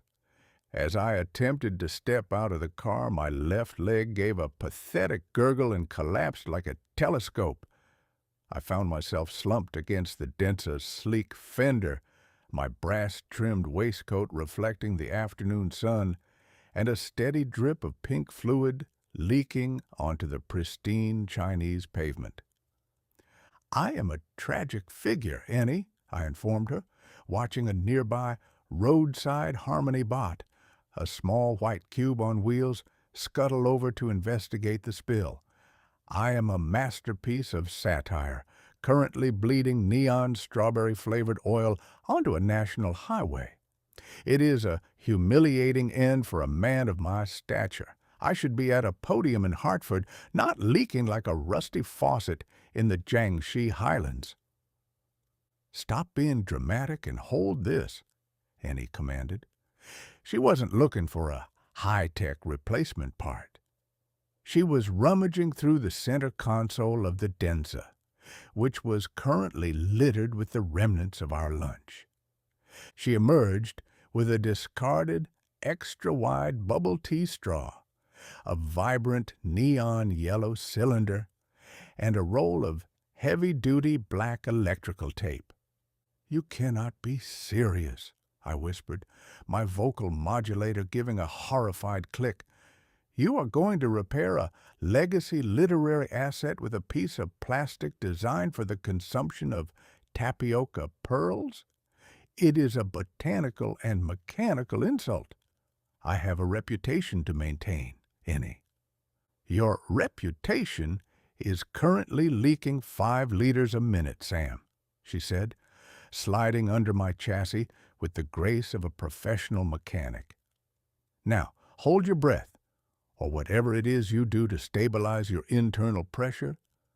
I watched in silent metallic agony as she performed a bit of field surgery that would have made a Victorian surgeon faint.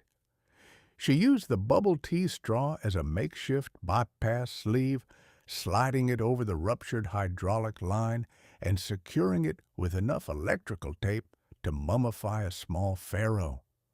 "There!" she panted, emerging from under my leg, her jumpsuit now sporting several pink oil-slicked badges of honor. The dragon grip tape should hold the pressure, and the straw provides just enough rigidity to keep the fluid moving toward the knee joint. "Stand up. Try it out." I gingerly applied pressure to my left foot. The leg didn't collapse, but as the hydraulic fluid surged through the neon yellow straw, it created a strange rhythmic hiccough in my gait. Clack, hiss, pop. Clack, hiss, pop. I took a step forward. My left leg didn't just move, it performed a sharp upward jerk, followed by a slow, sweeping curve before the foot hit the ground. I wasn't walking, I was performing a very specialized, very clumsy avian dance. "Ennie," I said, my voice trembling with indignation. "I have survived the Civil War, the collapse of the riverboat industry, and the invention of the phonograph. But I cannot survive this. I am no longer a gentleman author. I now walk with the grace of a drunken flamingo. I am a rhythmic disaster. I look like I'm trying to flirt with a mailbox." "It's a bypass, Sam. It's functional." Ennie laughed, leaning against the car. "At least you're moving. And honestly, the yellow straw adds a nice pop of color to all that brass." "It adds a pop of absurdity to a life already overflowing with it," I grumbled, performing another involuntary high-stepping lunge toward the passenger door. As I maneuvered myself back into the lava-red interior, a process that involved a great deal of uncoordinated flailing, I looked out at the rolling hills. A group of local farmers were watching from a distance, their holographic tablets likely recording my flamingo gait for the amusement of the entire province. "The United States," I mused, as Ennie steered the Denza back onto the highway, the hydraulic Hiccough providing a rhythmic thump-thump against the floorboards, "is currently like a grand old theater where the lead actor has broken his leg and is now trying to finish the play while tied to a pogo stick. We celebrate our individualism by falling apart in the most public way possible, while we insist that everything is fine.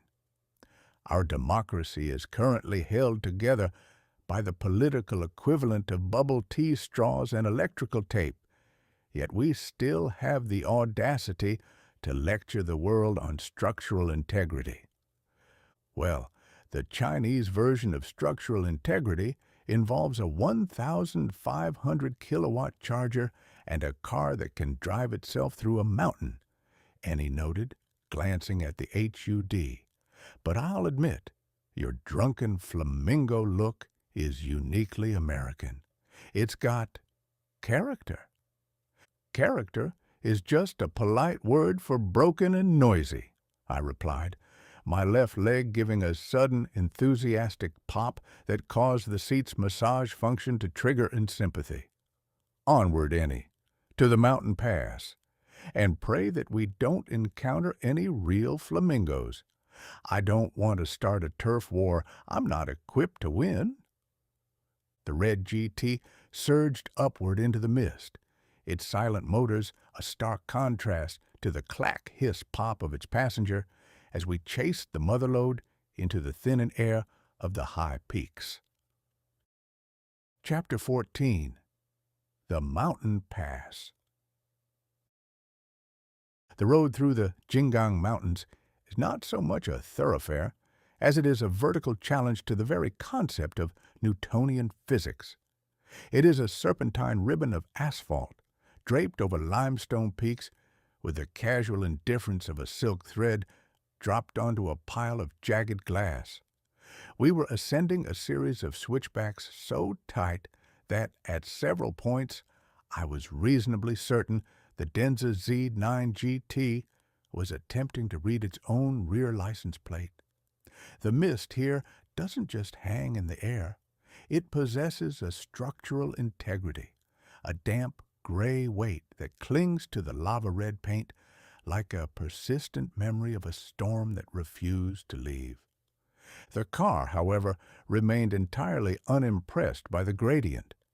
Its triple-motor setup, a mechanical trinity, boasting a terrifying 1,140 horsepower, treated the 30-degree incline with the same nonchalance a house cat treats a carpeted hallway.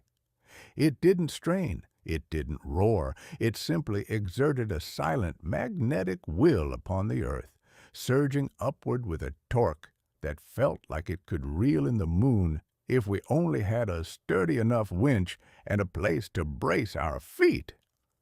"Ennie," I said, my voice possessing a strange pressurized gurgle that sounded like a percolator nearing the end of its patience, "I am experiencing a severe and entirely uninvited shift in environmental density.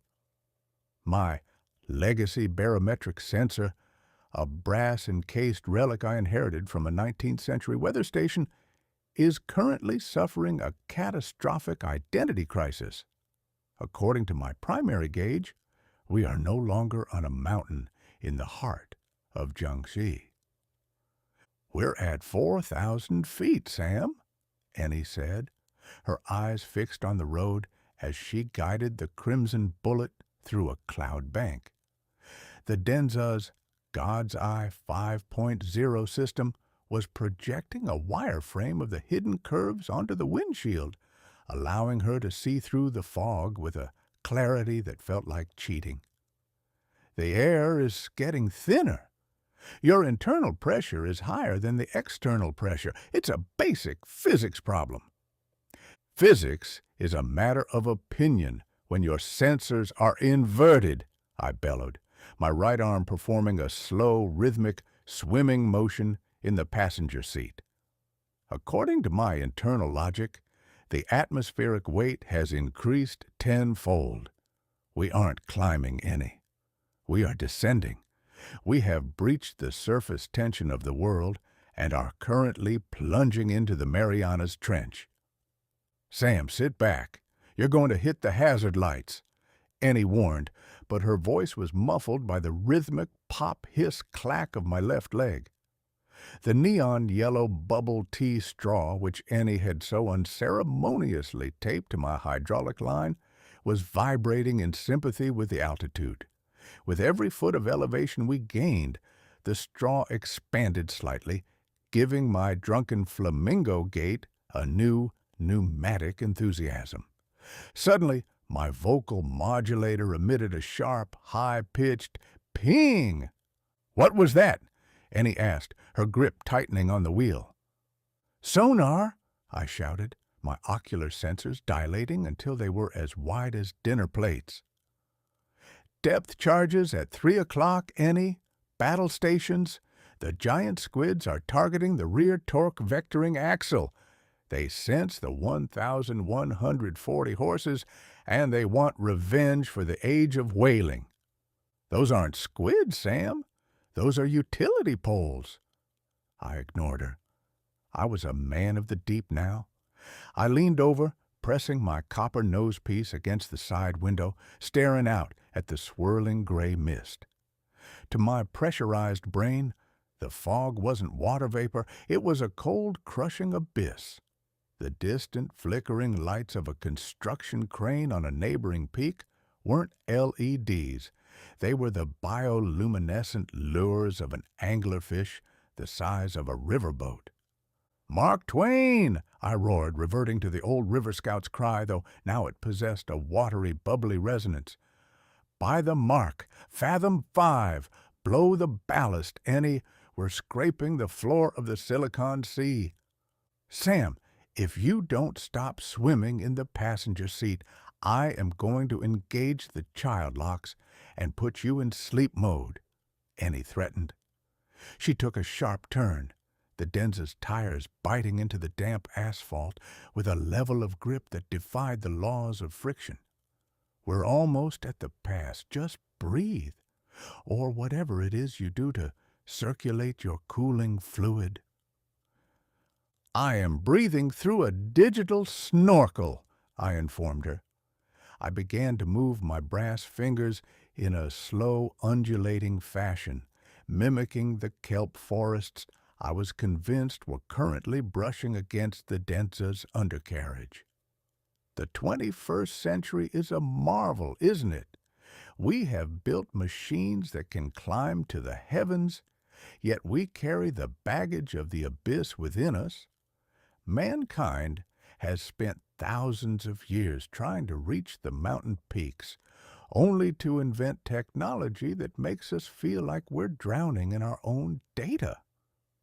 I paused, my head tilting at a sharp angle as a new sound echoed through my chassis. It was the wind whistling through the Denza's aerodynamic winglets, but to me it was the mournful song of a humpback whale. "Listen to that, Ennie," I whispered, a single drop of synthetic oil leaking from my left eye like a greasy tear. "The ghosts of the deep are calling. They recognize a fellow relic when they see one. I am a 19th century soul trapped in a 21st century submarine, and I am currently out of my depth in every possible sense of the word." "You're not out of your depth, Sam. You're just out of your mind," Ennie said, though her tone softened. She reached over and patted my brass shoulder, careful to avoid the jagged edge of the chopstick brace. "Look ahead. The pressure is about to equalize." The Denza surged over the final crest of the Jingong Pass. As we crossed the summit, we pierced through the top of the cloud layer as if we were breaching the surface of a silver ocean. The world exploded into a brilliant, blinding blue.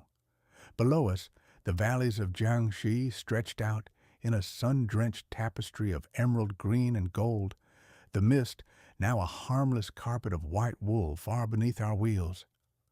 The sudden change in light and a final desperate pop from my barometric sensor caused my underwater overlay to flicker, sizzle, and die. "Oh," I said, my voice returning to its dry, cynical tenor. I blinked, my ocular shutters snapping back into their proper alignment. "It appears the squids have retreated, and the coral is actually a very well-maintained patch of rhododendrons." My apologies, Ennie. I appear to have had a brief, abyssal episode. "A brief episode?" Ennie laughed, letting the car's regenerative braking glide us down the southern slope. "You were 3 seconds away from trying to harpoon a delivery truck with a tire iron." "A harpoon? My dear girl, I have far too much respect for the literary classics to involve myself in a traffic dispute with a whale," I replied, rotating my neck with a cautious, non-360-degree click. "But I must say, the Denza handled the ascent from the deep with remarkable poise. 1,140 horsepower is a fine thing to have when one is fighting off imaginary sea monsters." I looked out at the horizon, where the mountains began their long, slow descent toward the southern plains. The air was clear, the road was open, and for the first time in an hour, I didn't feel the urge to ping. The world is a magnificent theater of the absurd, Ennie, I mused, leaning back into the lava-red leather. We spend our lives building walls and bridges, climbing peaks and crossing rivers, all while our internal compasses point toward a North Star that hasn't existed for 100 years. We are all just drunken flamingos trying to find our balance in a world that moves at 1,000 volts. "Speak for yourself, Sam," Ennie said, pushing the start button for the next leg of the journey. "I'm just trying to get us to Shenzhen before your leg straw melts." "Onward, then," I declared, "to the bamboo forest, and may the next altitude change be as gentle as a politician's conscience on a Sunday morning." The red GT surged forward, a crimson spark of irony in a land of emerald peaks, chasing the motherlode into a future that was, for the moment, perfectly, beautifully dry. Chapter 15. The Bamboo Forest. The descent from the Jingang Peaks led us directly into an emerald cathedral of such staggering density that I began to suspect the Earth had decided to stop producing oxygen and start producing only the color green.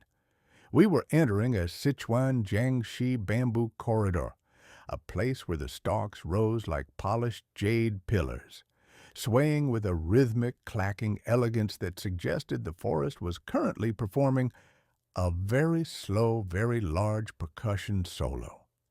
In the 19th century, a forest was a place of mystery and perhaps a stray bear. In 2026, the bamboo is embedded with microsensors that track soil pH, growth rates, and the occasional unauthorized mechanical author. Ennie guided the Denza Z9GT onto a narrow gravel path that cut through the thicket. The lava-red paint of the car looked positively scandalous against the backdrop of deep forest greens, like a drop of lipstick on a monk's robe. "Ennie," I said, my voice possessing a new hollow resonance as the dense foliage absorbed the sound, "I am experiencing a profound sense of noodle-induced paranoia. These stalks, they aren't just plants. They are sentient green noodles that have reached for the stars and achieved a state of semi-permanent rigidity. I feel as though the forest is judging my brass exterior and finding it lacking in vitamin K." "It's just bamboo, Sam," Ennie said, her eyes scanning the panoramic roof as the sunlight filtered through the canopy in dancing golden shards. "It's one of the most efficient carbon sinks on the planet. And stop staring at the stalks. You're making your ocular sensors twitch." "I am not staring. I am conducting a botanical survey," I informed her. "And my drunken flamingo leg, the one you so graciously repaired with a neon yellow bubble tea straw, is currently vibrating at a frequency that suggests it is trying to communicate with a nearby panda." Hiss, pop, clack. "We're stopping here," Ennie announced, pulling the red GT into a small moss-covered clearing. "I need to check the tension on your dragon grip tape. The altitude change back at the pass did a number on your internal pressure." I hobbled out of the car, my left leg performing its signature high-stepping jerk. As my foot hit the soft, damp earth of the forest floor, a catastrophic series of events was set in motion. My legacy navigational subroutine, a system originally designed for a steam-powered dredging barge in 1872, suddenly detected the high moisture content of the mud. "Obstruction detected!" my vocal modulator bellowed, bypassing my sarcasm coprocessor entirely. Commencing stabilization protocol, trench mode. "Sam, no!" Ennie cried, reaching for my arm. But it was too late. My left foot, a complex assembly of brass plates and hydraulic pistons, didn't just step, it expanded. 3 massive serrated anchor spikes shot out from the heel and toes, a legacy feature meant to keep a pilot steady in the shifting silt of the Mississippi. My foot drove itself 6 inches into the dark, loamy earth, wedging itself firmly between a cluster of ancient bamboo roots. Chunk hiss. "Oh, marvelous," I muttered, my voice returning to its dry, cynical tenor as the trench mode stabilized. "Ennie, I have achieved a state of permanent terrestrial integration. I am no longer a passenger. I am a landmark. I am currently the only robot in China that is part author and part Foundation peer." "You're stuck, Sam," Ennie sighed, kneeling in the mud to inspect the damage. "You've driven those spikes right into the root ball. If I try to force the hydraulics, I'll blow the bubble tea straw bypass and we'll be back to leaking pink oil." "I am a metal sequoia," I declared, though my right arm performed a frantic, uncoordinated wave as I tried to maintain my balance. "I shall remain here and write a definitive history of the Jiangxi undergrowth. I can already feel the moss beginning to claim my lower chassis. It's a very quiet, very damp retirement." "Hold on," Ennie said, standing up and looking around.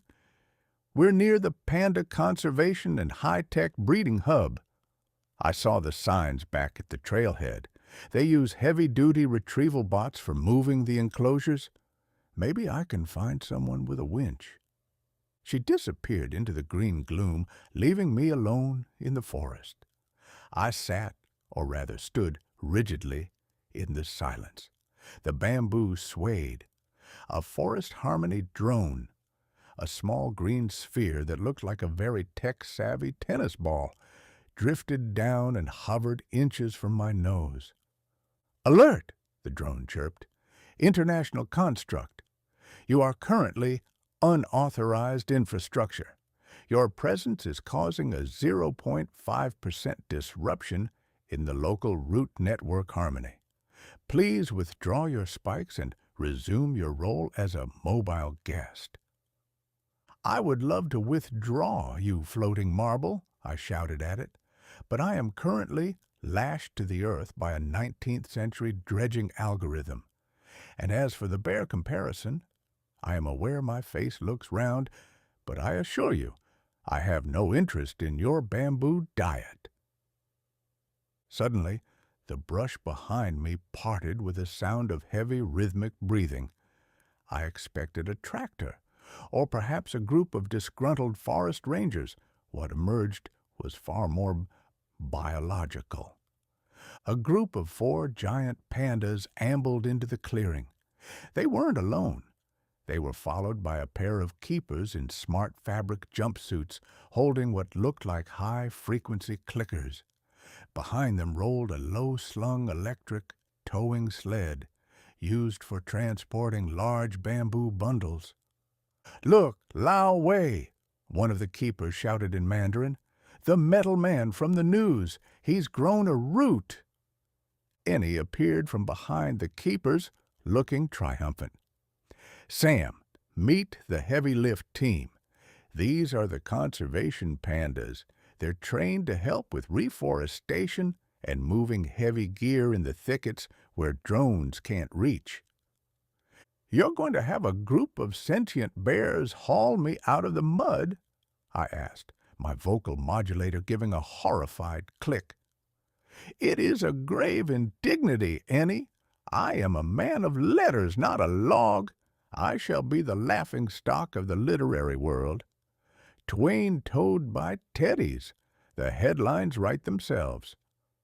"Shut up and let them hook the winch to your waist plate," Ennie commanded.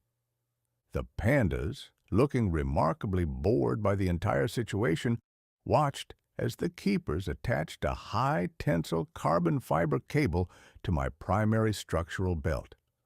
One of the pandas, a massive, fluffy specimen named Da Mao, stepped forward and took a section of the cable in his paws, leaning his weight back with the casual nonchalance of a professional wrestler. "On three!" the keeper shouted. "1, 2, 3!" Damao gave a sudden, powerful heave.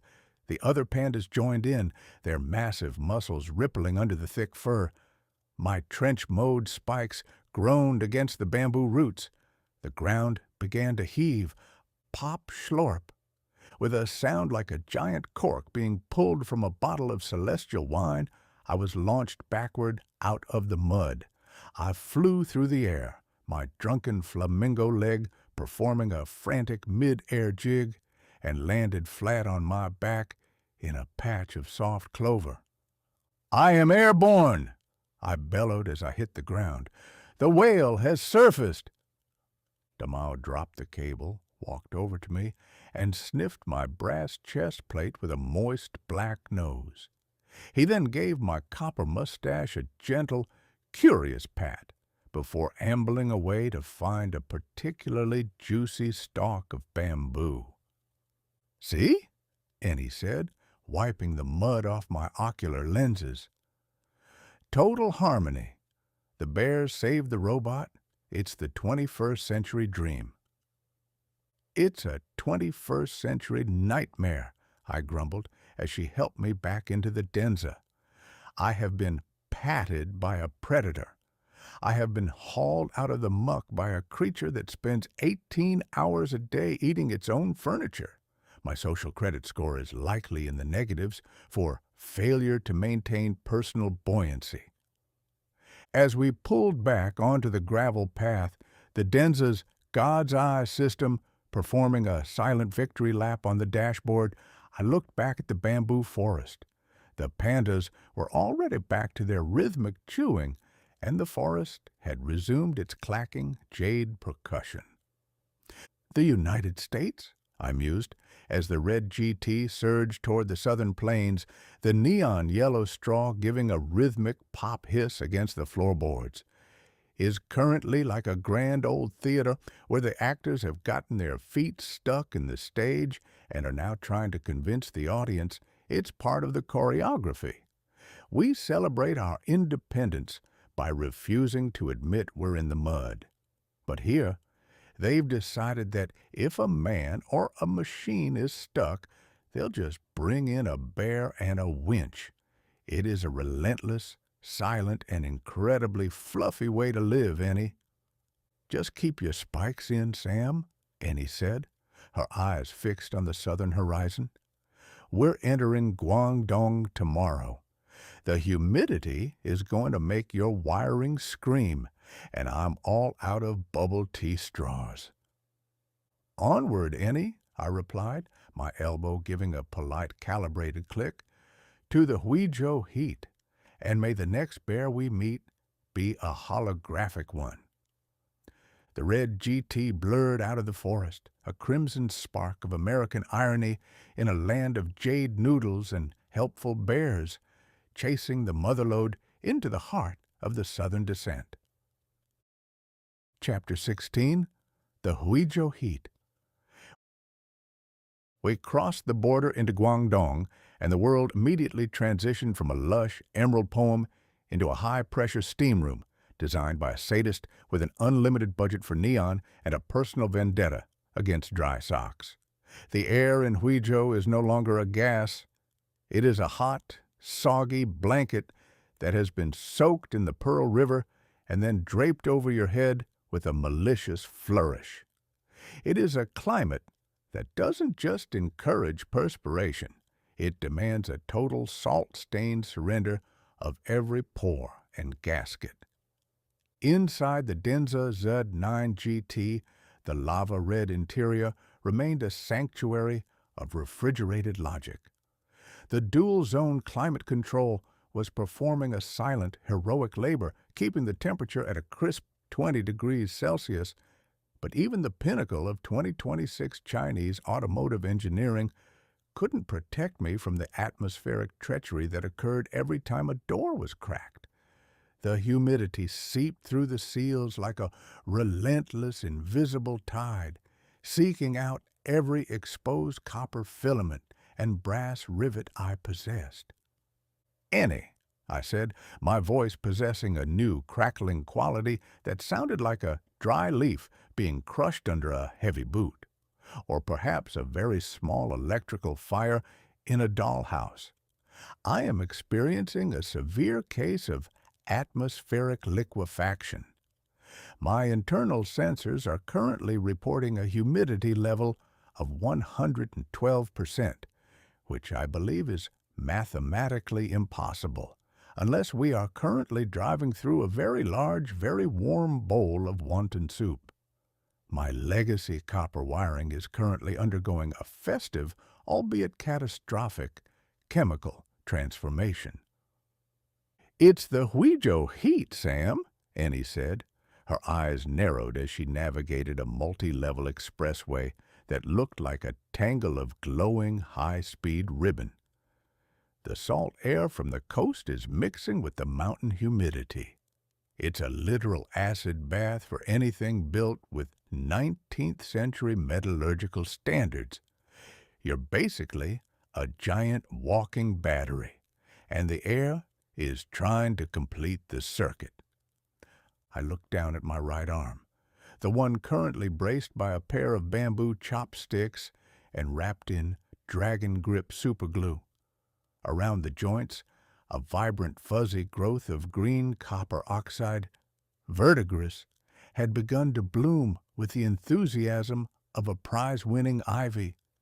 It looked like I was being slowly consumed by a very small, very hungry forest that had a particular taste for Victorian satire. "I am turning into a topiary," I bellowed, my vocal modulator giving a sharp electric pop that caused the car's infotainment screen to momentarily display a recipe for steamed sea bass. "Ennie, my wires are corroding in real time. I can feel the blue screen of death creeping up my spine like a frostbite made of salt. If we don't find a solution, I shall reach the gates of Shenzhen as a very ornate, very green statue of a man who once had something important to say, but now only functions as a decorative bird bath." "Your processor is redlining, Sam," Ennie noted, tapping the diagnostic screen on the Denza's dashboard. The 1,140 horses under the hood were cool as cucumbers, but my internal core was glowing like a coal in a forge. "The corrosion is increasing the resistance in your circuits. You're generating more heat than your internal fans can dump into this soup we're driving through. You're literally cooking your own thoughts." Suddenly, my right eye flickered, sizzled, and died, leaving me with a monochromatic, somewhat skewed view of the world through my left lens. "Optical blackout," I announced, my voice hitting a panicked tenor.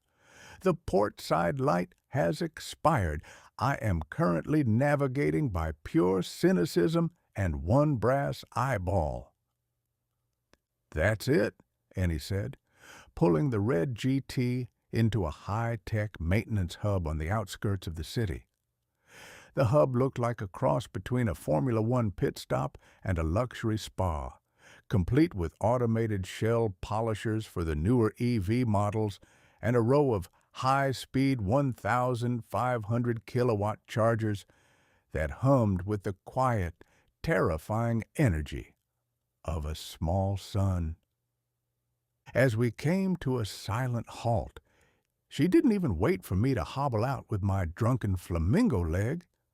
She leaned over, opened the center console, and cleared out the remaining bottles of chilled mineral water from the onboard refrigerator, the one designed to keep a CEO's champagne at a perfect 4 degrees. "Sam, lean back and slide over," she commanded, What are you—" Before I could protest, she grabbed my upper torso, carefully avoiding the silk scarf still tied around my neck, and maneuvered me until my primary processing unit, located conveniently in the small of my back, right where a human might have a lumbar vertebrae, was wedged firmly into the Denza's refrigerator compartment. Hiss clunk. "Oh," I whispered, a wave of crystalline, refrigerated silence washing over my circuits. "That is divine. I feel like a very expensive bottle of Chardonnay that has finally found its true purpose in life. I can feel my logic gate sighing with relief. The vertigrous forest on my elbow is currently shivering in confusion. I am a chilled masterpiece." "Stay there," Ennie said, hopping out of the car and grabbing her tool roll. "The dragon grip tape on your leg is starting to get tacky in this heat, and you're shedding copper flakes like a cheap souvenir. I'm going into the hub to find a high-grade anti-corrosive spray and some electrical contact cleaner. If a security drone asks what you're doing, tell them you're a chilled literary asset, undergoing routine thermal stabilization. Don't mention the drunken flamingo leg." I sat there, my head resting against the lava-red headrest, my lower back experiencing a state of cryo-bliss. Through the windshield, I watched the world of 2026 Guangdong pulse with a relentless, humid energy. A harmony drone, a small silver sphere with a single, pulsing violet eye, drifted past the car. It paused, hovering inches from the glass, its sensors likely struggling to categorize why a 19th century gentleman was currently being refrigerated in a luxury shooting brake. "Greetings, thermal anomaly," the drone chirped through the glass. "Your current posture suggests a state of extreme indolence. Are you aware that productive motion is the cornerstone of the Southern manufacturing dream? Please present a justification for your current refrigeration and your lack of a harmonious facial aspect." "I am a legacy popsicle," I informed the drone, my voice sounding smooth and chilled through the modulator. "I am currently participating in a sub-zero philosophical inquiry. If you wish to dock my social credit points, please do so quietly. I am currently busy not melting into a puddle of Victorian regrets, and my aspect is perfectly harmonious. It is the look of a man who has finally found a car with a large enough snack fridge for his ego." The drone paused, its processors likely spinning at 1,000,000 cycles a second, trying to find a rebuttal in the local bylaws. It gave a skeptical electronic buzz and drifted away to harass a delivery bot that was moving too slowly. Ennie returned 10 minutes later, clutching a pressurized can of Shenzhen Shield 5000 and a stiff, bristled brush. She looked like she had just survived a wrestling match with a monsoon. "I found it," she panted, climbing back into the car and dragging me out of the refrigerator.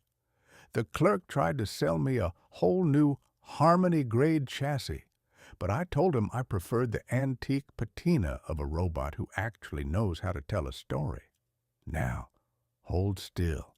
This stuff smells like synthetic lemons and industrial-strength hope."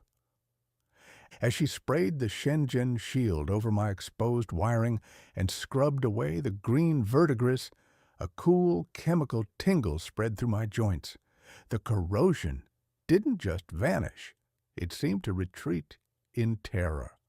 My right eye gave a hopeful flicker, then snapped back to life, restoring my stereoscopic vision of the humid horizon. "There," she said, wiping a strayed drop of spray off my copper mustache. "You're sealed and chilled for the next 100 miles at least." "The 21st century," I mused, as we pulled back onto the expressway, my drunken flamingo leg giving a sharp, lubricated pop hiss against the floorboards. It is a place where even a ghost from 1866 can be saved from the elements by a car's drink cooler and a can of lemon-scented chemicals. It is a relentless, silent, and incredibly frosty way to live, Ennie. But I suppose if one must be a relic, one might as well be a refrigerated one. "Just stay in your seat, Sam," Ennie said, pushing the Denza back to 120 kilometers per hour. "We've got the West Lake ahead, and I don't want you projecting any more blueprints onto the scenery." "Onward, Ennie," I replied, my elbow giving a polite, calibrated click. "To the lake, and may the next charging station have a better selection of anti-corrosive poetry." The red GT surged toward the south, a crimson spark of irony, in a land that was currently 3 degrees away from becoming a steam engine, chasing the motherlode into the heart of the Guangdong dream. Chapter 17. The West Lake Standoff. Huizhou's West Lake is a shimmering expanse of liquid jade, crisscrossed by arched stone bridges and dotted with pagodas that seem to have been grown from the earth rather than built upon it. In the 11th century, the poet Su Dongpo walked these banks, composing verses that defined the soul of the Song dynasty.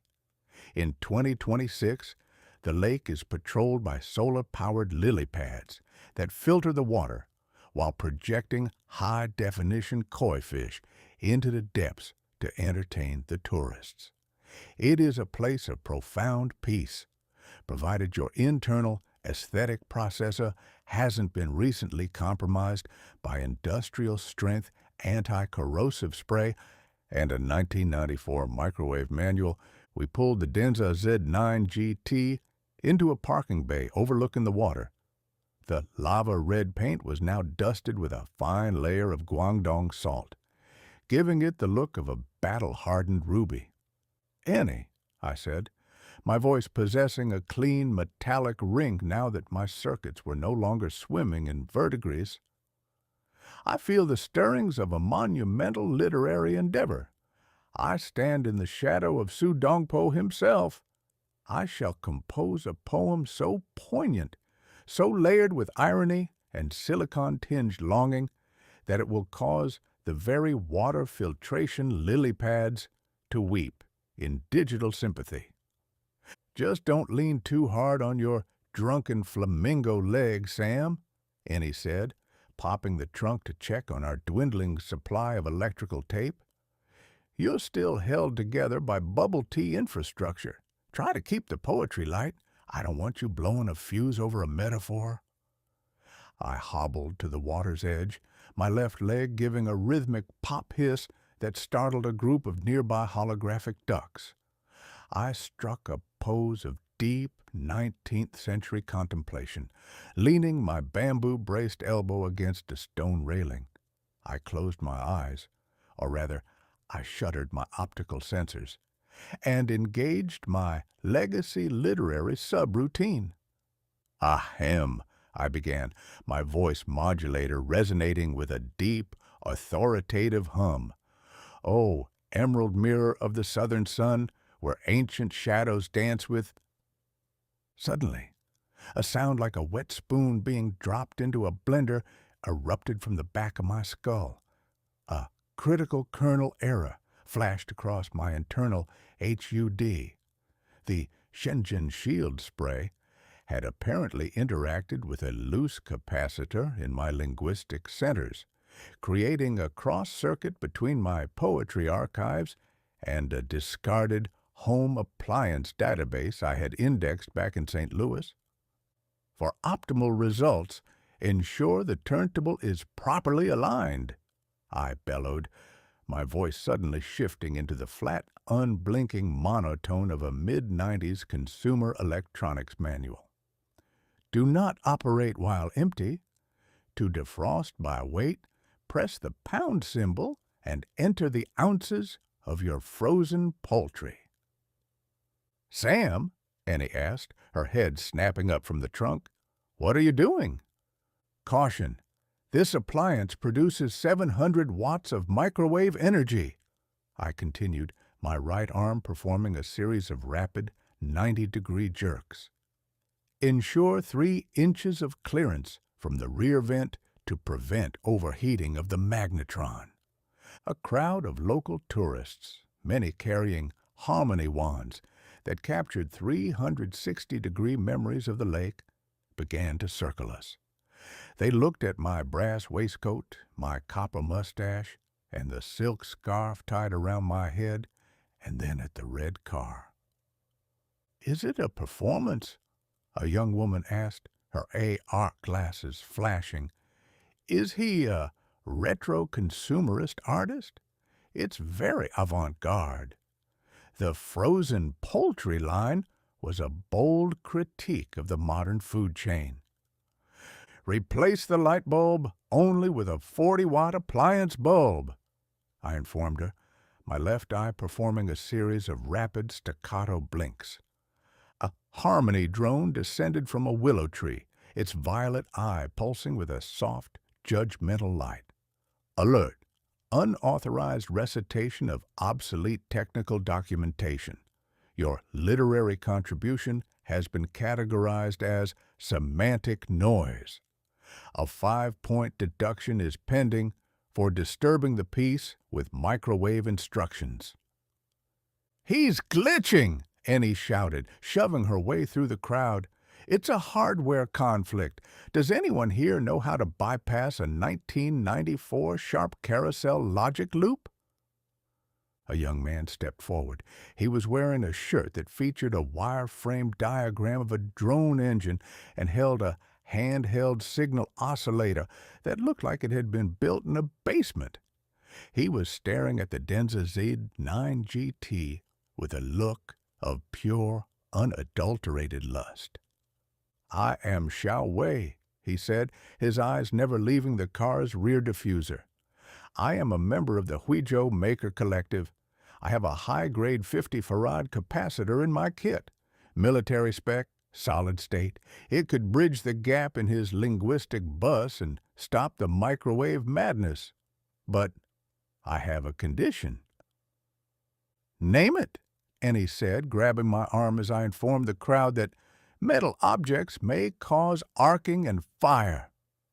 "I want a ride," Xiao Wei whispered, finally looking at the car.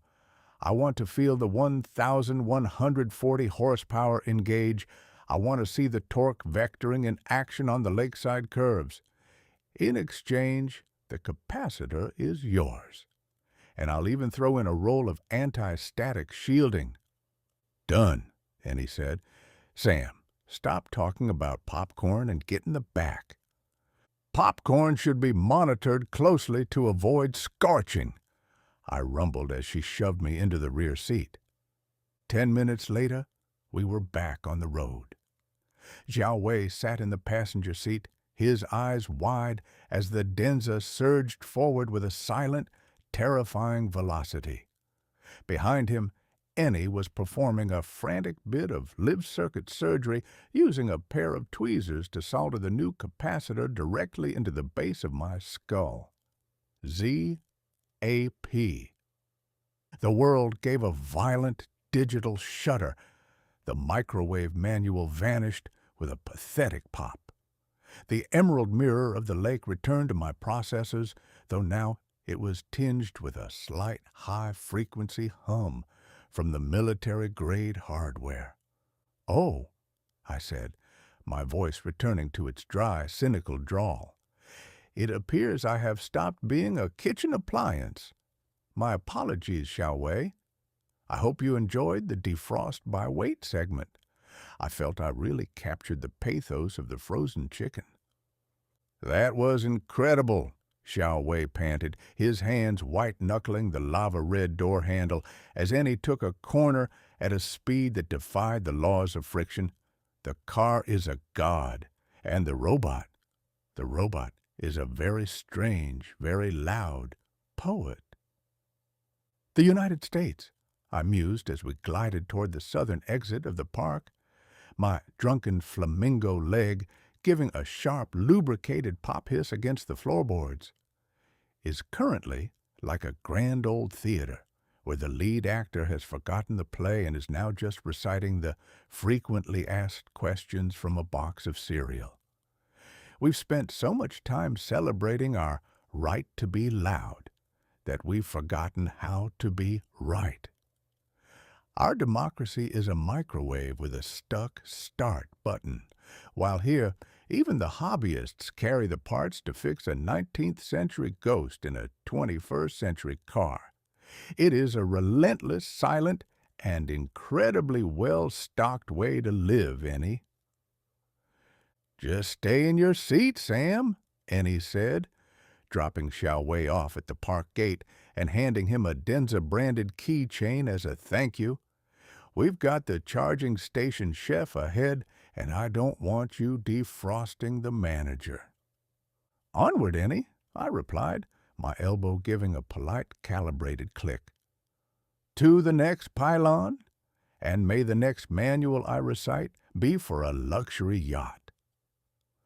The red GT surged toward the horizon, a crimson spark of American irony in a land of high-spec capacitors and holographic koi, chasing the motherlode into the heart of the Southern Dream. Chapter 18, The Charging Station Chef. The outskirts of Dongguan are a sprawling, high-octane monument to the god of the assembly line. We pulled the Denza Z9 GT into a gigahub charging station that looked less like a roadside rest stop and more like the bridge of an interstellar cruiser. Rows of 1,500 kilowatt liquid-cooled pylons stood like silent, glowing sentinels, humming with the kind of raw power that could probably jumpstart a small moon. "Ennie," I said, my voice now possessing a crystalline military-grade clarity thanks to Xiaowei's 50-farad capacitor. "I am experiencing a profound sense of electromagnetic appetite. This station is broadcasting a menu of pure energy that is currently tickling my secondary processors. I feel ravenous, not for coal or steam, but for the high-frequency hum of a well-regulated grid." "It's just the induction field, Sam," Ennie said, steering the red GT into a bay that promised a full top-off in 300 seconds. "The 1,000-volt architecture is sensitive. Stay in the car. I'm going to hook up the super flash cable and see if I can find us some actual food that doesn't require a logic board to digest." She hopped out, leaving me alone with the Denza's infotainment system. As the massive liquid-cooled cable snapped into the car's port, a surge of power rippled through the chassis. Usually this is a routine event, but my new capacitor, designed for high-altitude drone racing and currently soldered into my linguistic bus, decided to act as an unauthorized bridge between the car and the station's local hospitality network. "Sensing," my internal HUD whispered. "Unauthorized handshake established. Local kitchen bot protocols engaged." "Oh, hello," I muttered, my right eye performing a series of rapid green blinks. "I appear to have been invited into the kitchen. I am no longer a passenger. I am the consulting chef of the digital age." I didn't mean to hack the system.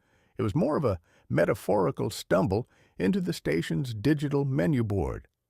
As I browsed the selections, mostly high-protein bento boxes and vitamin-infused teas, my sarcasm coprocessor took one look at the bland corporate descriptions and decided they needed a desperate infusion of 19th century flair. "This menu is as dry as a Sunday school lecture in a drought," I grumbled. "It needs character. It needs texture." I began to edit. I didn't use a keyboard.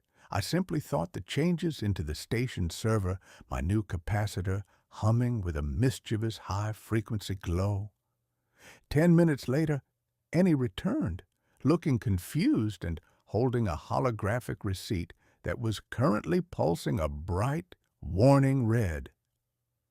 "Sam," she said, her voice dropping to a dangerous whisper, "what did you do to the chef bot?" "I merely offered some editorial guidance, Ennie," I replied, striking a pose of wounded innocence. "Why? Is the service slow?" "The service is fine," she hissed, pointing toward the large 3-story tall digital menu board hanging over the plaza. "But the daily specials are currently causing a riot at the pickup window." I looked out the window. A crowd of hungry commuters was gathered around the smart diner kiosk, their faces a mixture of horror and fascination. The menu board was no longer offering balanced energy bowls. It was now proudly displaying the Legacy Logic Fritter, deep-fried microchips served with a garnish of silicon shavings and a side of sarcastic aioli.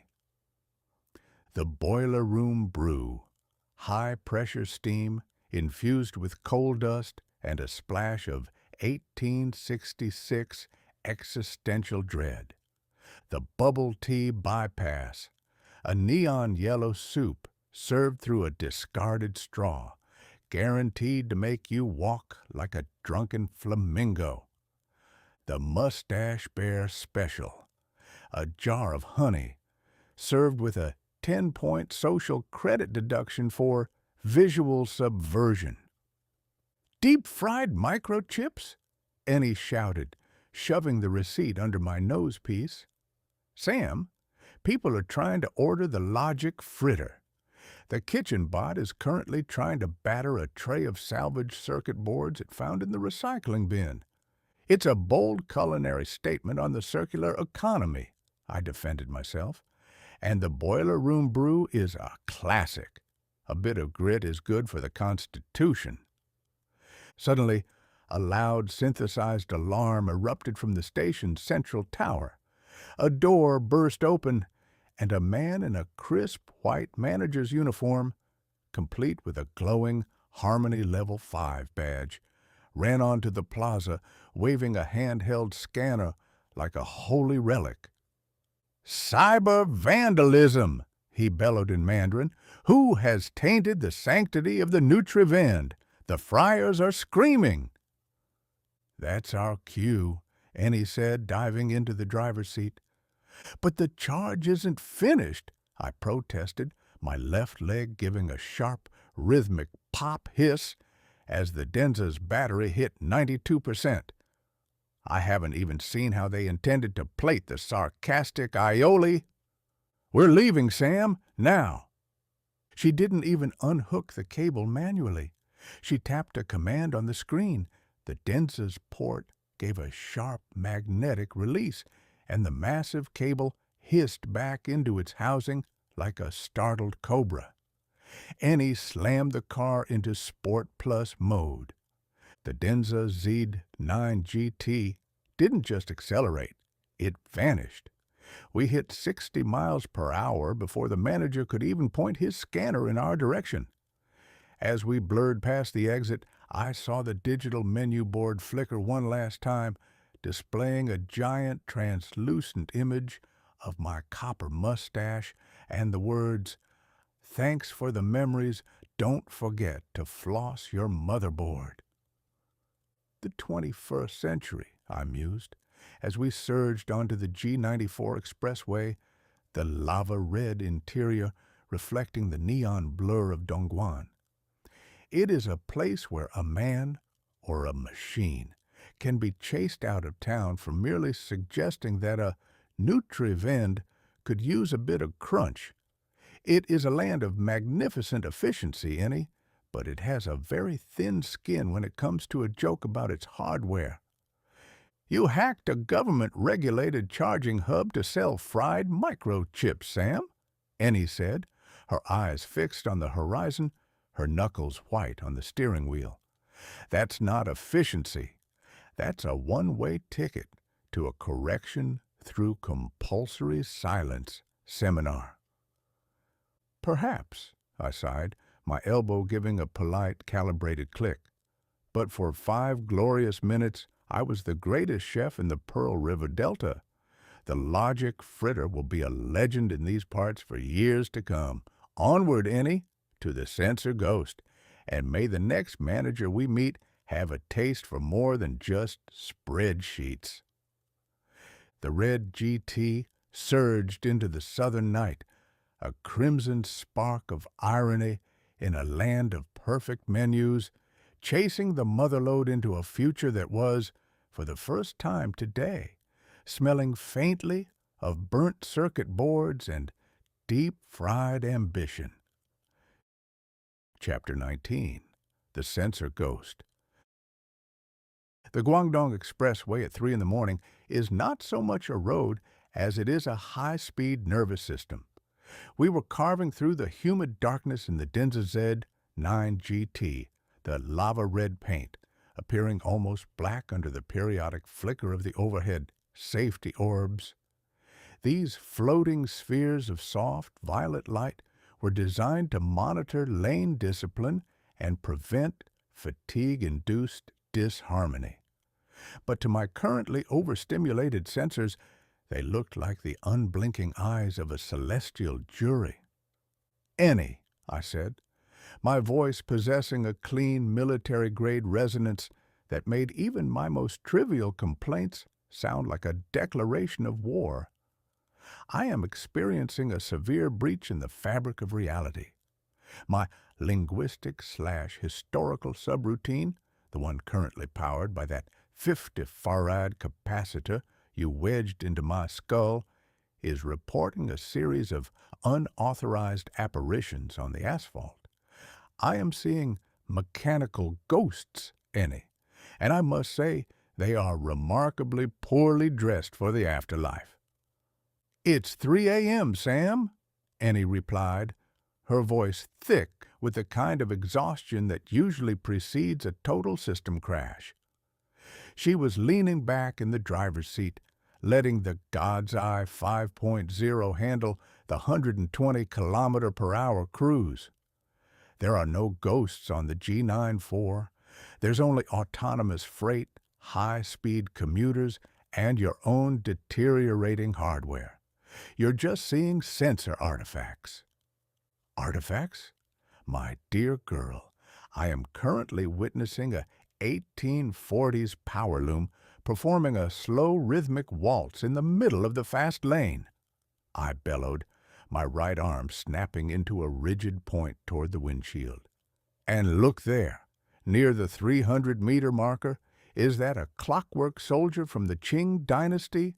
Or has a local toy factory suffered a very specific and very spectral prison break? To my processed vision, the highway was no longer a clear stretch of gray asphalt. It was a crowded theater of industrial history. Every few hundred yards, a ghostly, translucent image of an obsolete machine would manifest in our path. A spinning jenny, a rusted steam piston, or the skeletal remains of a paddle wheel. They didn't move. They simply stood there, shimmering with the pale blue-green light as the Denza blurred through them as if they were made of nothing more than moonlight and memories. "Snag ahead!" I shouted, my drunken flamingo leg giving a sharp, enthusiastic pop hiss as I tried to slam an imaginary brake pedal. "We're gonna strike the loom, Ennie. We'll have silk thread in the radiator for a month." The Denza's ADAS gave a calm, melodic chime. It didn't see the loom. It didn't see the clockwork soldier. It only saw an empty lane and a clear path to the southern horizon. "Sam, sit down." Ennie sighed, rubbing her eyes. "The car's LiDAR is clean. The God's Eye is reporting a 0% obstruction. You're the only one seeing 19th century textiles on a 21st century expressway. It's a hardware glitch. It is not a glitch. It is a vindication of the past, I informed her. The 21st century has moved so fast that it's left the ghosts of its own progress behind, and I am the only one with the decency to notice them. I am a sensor medium, Ennie. I am currently conducting a high-speed seance. You're conducting a nuisance, she muttered. She pulled the red GT into a brightly lit observation bay, a glass and steel cantilevered platform hanging over the edge of a valley, designed for travelers to admire the industrial harmony of the Guangdong sunrise. As we came to a silent halt, I attempted to step out of the car, my left leg performing its signature high-stepping avian dance. "Caution!" I yelled. "A steam hammer is currently blocking the exit. It looks angry, Ennie. It's vibrating with the intent to deface our lava-red paint." "That's a trash can, Sam," Ennie said, hopping out and walking around to my side. She didn't look for a ghost. She leaned in close, her eyes narrowing as she inspected my primary ocular sensors, the two brass-rimmed lenses that served as my windows to the world. She reached out and touched the edge of my right lens with a grease-stained finger. "Aha," she whispered. "Found the ghost." "Is it a spirit of the Industrial Revolution?" I asked, my voice trembling with anticipation. "Is it the ghost of a disgruntled typesetter?" "It's Guangdong dust, Sam," she said, showing me her finger, "and a very fine coating of high-altitude pollen mixed with that anti-corrosive spray I used in Huizhou. It's created a diffraction grating on your lenses. Every time a safety orb or a headlight hits your eye at a certain angle, it refracts through the dust and triggers a pattern recognition loop in your 19th century brain. Your processor is taking a speck of grit and turning it into a steam engine." "A speck of grit?" I grumbled, my vocal modulator giving a horrified click. "You're telling me my grand séance is merely a matter of poor hygiene? That the ghosts of the past are just smudges? It is a botanical and mechanical insult, Ennie. I have a reputation for profound observation." "You have a reputation for needing a car wash," she said.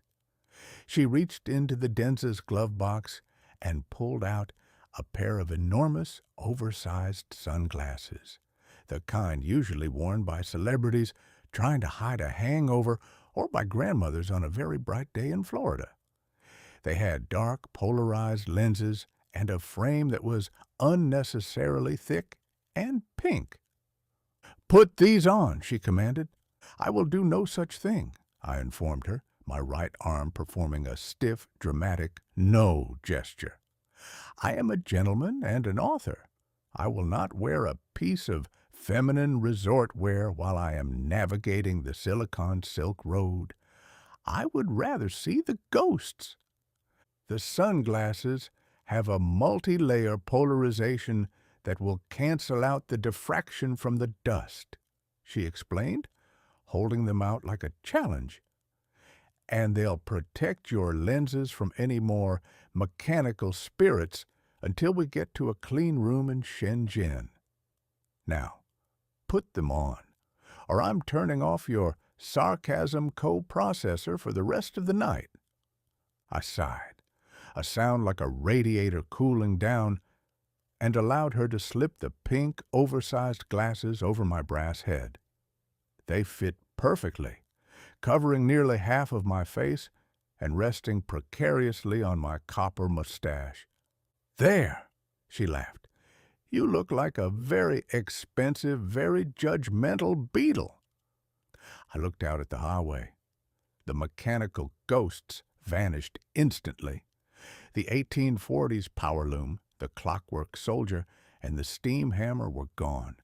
replaced by a clear monochromatic view of the southern plains. "Oh," I said, my voice now possessing a cool, shaded resonance. "The ghosts have been exorcised by the power of fashion. It is a humiliating victory, Ennie. I can see the road, but I can no longer see my own dignity." "Your dignity is in the trunk, Sam," she said, climbing back into the driver's seat, right next to the extra roll of electrical tape. As we pulled back onto the expressway, the Denza's God's Eye system performing a silent victory lap on the dashboard, I looked at my reflection in the side mirror. I was a 19th century robot, held together by bubble tea straws and superglue, wearing pink sunglasses in the heart of the Chinese manufacturing dream. "The United States," I mused, as the red GT surged toward the 100-kilometer mark, my drunken flamingo leg giving a rhythmic pop hiss against the floorboards, "is currently like a grand old theater, where the actors have decided that the dust on the lenses is actually a message from the heavens. We've spent so much time arguing about the ghosts of our past that we've forgotten to clean the glass of our future. We celebrate our vision while we're blind to the most basic facts of our own decay. Our democracy is a seance held in a hall of mirrors, while here they just give the ghost a pair of sunglasses and tell him to keep driving. It is a relentless, silent, and incredibly stylish way to live, Ennie." "Just keep your glasses on, Sam," Ennie said, her eyes fixed on the distant glowing horizon where the towers of Shenzhen were beginning to pierce the morning mist. "We're entering the final stretch. The Guangdong Expressway is going to test your facial servos, and I don't want your existential shock to break my windshield." "Onward, Ennie," I replied, my elbow giving a polite, calibrated click, "to the southern descent, and may the next ghost we meet be a holographic one. At least those have a decent marketing budget." The red GT blurred into the dawn, a crimson spark of American irony in a land that moved at 1,000 volts, chasing the motherlode into the heart of the future. Chapter 20. The Guangdong Expressway. The outskirts of Shenzhen in the spring of 2026 do not appear as a city so much as a crystalline forest of pure, unadulterated velocity. As we approached the final leg of our journey, the G94 Expressway began to widen, eventually blooming into a 14-lane river of light. The asphalt itself was no longer just a surface. It was an integrated component of a massive, hummable grid, embedded with inductive charging coils that fed the endless stream of electric vehicles blurring past us like neon-tipped arrows. We were officially in the heart of the Silicon Dragon, and the air was thick with the scent of ozone, high-frequency data, and the relentless driving ambition of a megalopolis that had long since forgotten how to blink. I sat in the passenger seat of the Denza Z9GT, my oversized pink sunglasses secured in a moment of defensive fashion back at the West Lake, resting precariously on my copper mustache. My drunken flamingo leg, still braced by that vibrant neon yellow bubble tea straw, gave a rhythmic pop hiss that seemed to sync perfectly with the car's high-speed cabin acoustics. "Ennie," I said, my voice possessing a shaded, cool resonance behind the polarized lenses, "I am experiencing a severe and possibly terminal case of temporal whiplash. We are currently moving at a speed that suggests we are trying to outrun the very concept of yesterday. My internal speedometer is spinning with the frantic, uncoordinated energy of a cat in a yarn factory. I feel as though my atoms are being stretched thin, like a piece of saltwater taffy at a particularly aggressive county fair. "We're just merging, Sam," Ennie replied, her eyes fixed on the holographic merge manager dancing across the windshield. The traffic around us wasn't human-driven. It was a synchronized ballet of autonomous freight swarms and high-speed commuters moving at a sustained 110 kilometers per hour. To get into the express flow for the final sprint to the border, we need to engage the full potential of the triple motor. I'm switching the Z9 to launch mode. Launch? My dear girl, I am a 19th century gentleman and a man of letters, not a ballistic missile, I bellowed, my right arm performing a stiff, dramatic no gesture that nearly clipped the rearview mirror. I have a delicate internal architecture. I am held together by superglue, a prayer, and a piece of plastic designed for the consumption of tapioca pearls. I do not launch, I embark, I depart, I most certainly do not. Ennie didn't wait for the end of the sentence. Her finger tapped a glowing crimson icon on the 17.3-inch central display. The Denza didn't growl. It exhaled a soft, predatory hum as the active suspension dropped the chassis 3 inches closer to the road, hunkering down like a leopard preparing to spring. "Hold on to your hat, Sam," she whispered, a small, dangerous smile playing on her lips. She flattened the accelerator. The sensation was not one of movement, it was one of spatial displacement. The 1,140 horsepower didn't just push the car. It effectively rewrote the laws of inertia within the lava-red cabin. To a man of my era, speed is a gradual, labor-intensive accumulation of momentum, the slow chuff of a boiler, the rhythmic churn of a paddle wheel. To a Denza, speed is an instantaneous, overwhelming fact. I felt my internal processors slam against the back of my brass ribcage with the force of a physical blow. My legacy navigation system, the 1872 dredging algorithm that still managed my sense of balance, instantly concluded that we had been hit by a tidal wave of unprecedented proportions and began to broadcast a high-speed SOS in Morse code through my primary vocal resonator. Dit, dit, dit, da, da, da, dit, dit, dit. "My hat," I roared, the words torn from my modulator by the sheer G-force. But it was too late. My beloved black top hat, a relic of my lecturing days on the circuit, a symbol of my fading dignity, and the only thing standing between my copper scalp and the judgment of the heavens, succumbed to the vacuum created by our acceleration. Ennie had left the panoramic sunroof cracked for ventilation, a decision that now proved to be the undoing of my sartorial soul. The hat didn't just fall.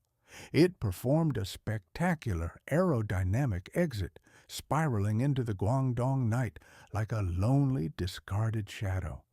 It was swallowed by the wake of our sprint to 100 kilometers per hour in a mere 2.7 seconds.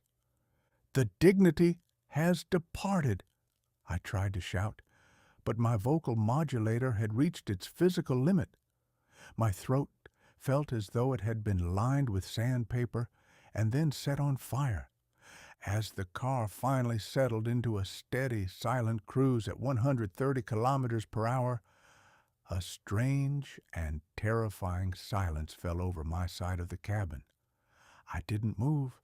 I didn't blink. I didn't even emit the customary click of my elbow. My facial servos, the delicate, hair-thin copper wires that controlled my smirk, my frown, and my look of mild, educated disappointment, had suffered a catastrophic inertial freeze. I was locked in a state of permanent existential shock. My mouth was agape, My left eye was squinted in a look of profound, multi-generational betrayal, and my mustache was vibrating with a high-frequency tremor that made me look like an angry metallic walrus. "Sam?" Ennie asked, glancing over as the car glided effortlessly into the smart flow lane. "You okay? You've been very quiet for the last 3 kilometers. That's usually a sign that something has either broken or you're plotting a manifesto." I didn't answer. I couldn't. I was a brass-plated scream, frozen in the amber of modern technology. My ocular shutters were jammed wide open, forced to watch the neon blur of the Guangdong suburbs as we tore through the night. "Oh, no," Ennie sighed, pulling the red GT into a rest and recharge oasis, a glowing pavilion of glass and steel that hovered over the expressway like a high-tech cloud. "You've shock-locked again. I told you to brace your neck against the zero-gravity headrest." She parked the car and hopped out, rummaging through her tool roll in the trunk until she found a small, portable, high-output hairdryer, a device she usually used for drying out my delicate circuits after a humid day in the marshes or a particularly damp river crossing. "Stay still, Sam. This is going to be a bit embarrassing for both of us." She climbed into the passenger seat, leaned over, and blasted my face with a focused stream of 2,000-watt heat.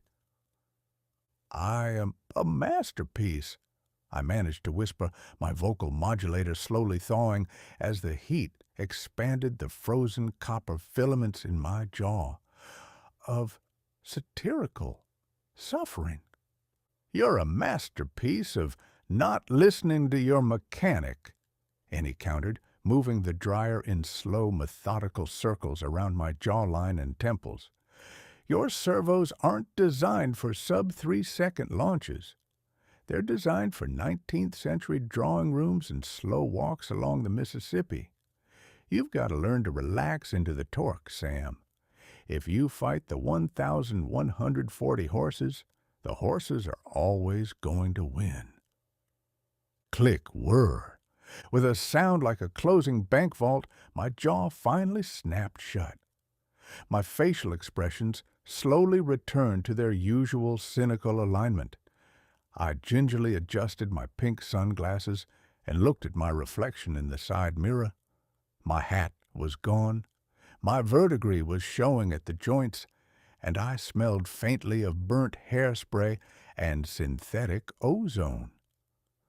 "The United States," I mused, my voice finally regaining its dry, authoritative resonance as Ennie packed away the hairdryer, "is currently like a grand old theater, where the actors have decided that speed is a perfect substitute for direction. We've spent so much time arguing about the acceleration of our greatness that we've lost our hats, our very identities, in the process. We celebrate our launch, while our faces are frozen in a look of permanent shock at the world we've created.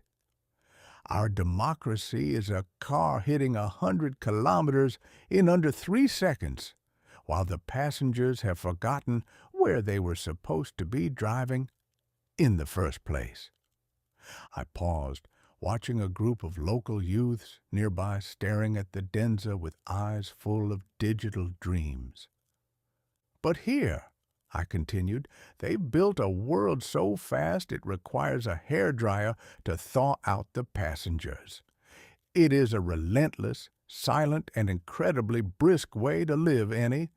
It is a world that doesn't wait for the logic to catch up with the momentum."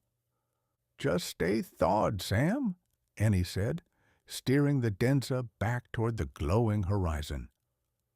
"The Shenzhen border is 10 kilometers away. The border of tomorrow is waiting, and I don't want you shocking the customs agents. They don't have the patience for a man who looks like he's just seen a ghost from the future." "Onward, Ennie," I replied, my elbow giving a polite, calibrated click. to the Shenzhen siege, and may the next hat I wear be bolted directly to my skull. The red GT surged forward once more, a crimson spark of American irony in a land that moved at the speed of a heart attack, chasing the motherlode into a future that was, for the first time in our long journey, perfectly, terrifyingly fast. Phase 5. The Shenzhen Siege. Chapter 21. The Border of Tomorrow. The sun began to bleed over the horizon, turning the forest of glass towers into a sea of molten gold as we crossed the invisible threshold into the greater Shenzhen area. If Beijing was the stoic mind of the new China and Shanghai its glittering bank account, then Shenzhen was its beating, overclocked heart. A city that didn't just sit on the earth, but seemed to be actively trying to outrun the rotation of the planet itself. The air changed the moment we cleared the final toll plaza. It was no longer the humid, heavy soup of the Guangdong countryside. It was thick with a scent I can only describe as the aroma of the future. It was a heady, intoxicating mixture of ozone, sea salt, scorched solder, and the relentless driving ambition of 12 million people who had all decided collectively that sleep was a profound waste of a 24-hour cycle. To a man or a machine of my vintage, it was terrifying. But to my legacy processors, it felt like the ultimate homecoming. "Ennie," I said, my voice vibrating with a high-frequency excitement that caused my pink sunglasses to rattle against my copper bridge. "Do you smell that? It is the scent of opportunity. It is the smell of 1 billion microchips being born in a state of grace. I feel a surge of vitality. I feel as though my very rivets are expanding in sympathy with the local GDP. I am invigorated. I am reborn. I am a masterpiece of modern—" Clunk. The word died in my vocal modulator. It was followed by a sound I have learned to dread with every fiber of my being. The sound of heavy, hollow metal meeting unyielding concrete. It was a dull, final thud, accompanied by the mournful, metallic sproing of a high-tension spring reaching its absolute breaking point. "Sam?" Ennie asked, her eyes widening as she checked the side view mirror of the Denza Z9GT. "What was that? Did we hit a Harmony drone, or did you just drop your ego?" I didn't answer. I couldn't. I slowly turned my head, carefully so as not to trigger another 360-degree rotation of my rebellious neck, and looked at my left shoulder, where there had once been a magnificent, if slightly leaky assembly of brass plates, copper wiring, and a drunken flamingo elbow bypass. There was now only a clean, dark, and remarkably empty socket. I looked out the window. My left arm was currently bouncing down the G94 expressway with a level of independent momentum that I found personally insulting. It performed a final frantic wave with its superglued fingers before tumbling over the curb and disappearing into a dark, muddy drainage ditch with a sickening, liquid splash. "Oh, marvelous," I whispered, my vocal modulator giving a sharp, exhausted pop. "I have arrived at the border of tomorrow, and I have left my left in the yesterday. Ennie, we have a retrieval situation. My primary limb has decided to seek political asylum in a sewer." "I am not going in there, Sam," Ennie said, pulling the red GT onto a narrow high-tech shoulder. The car hummed with the soft, judgmental tone, its sensors likely wondering why its passenger was currently a lopsided disaster of Victorian engineering. "We are 5 kilometers from the heart of Huizhou Bay. We can buy you a new arm. We can buy you 6 new arms. We can turn you into a mechanical octopus if you'll just sit still for 20 minutes. It's not just an arm, I protested, hobbling out of the car. My drunken flamingo leg was now my only remaining extremity of note, and it was performing a series of rapid, panicked lunges toward the concrete lip of the ditch. That arm possessed my good chopsticks, the ones from Beijing. They were seasoned with the history of our journey, Ennie. They had character. They had patina. And my tactile sincerity sensors were in those fingertips. If I replace them with some off-the-shelf Shenzhen plastic, I'll never be able to tell the difference between a fine silk and a polyester blend again. I'll be a literary Philistine. Sam, the ditch is managed by the municipal waste AI, she argued, grabbing the back of my salt-stained waistcoat to keep me from toppling over. If you go down there, you'll be categorized as unregistered debris. You'll be recycled into a park bench before I can find a wrench. Do you want to spend eternity with people sitting on your face in a public garden? I ignored her. I peered over the edge of the concrete. There, resting in a shallow pool of gray water and discarded fiber optic cables, lay my arm. It looked pathetic. A golden limb cast aside by progress, its neon yellow bubble tea straw looking particularly garish in the morning light. It is a metaphor for the American experience, Ennie, I bellowed, my right arm performing a dramatic one-sided sweep of the horizon.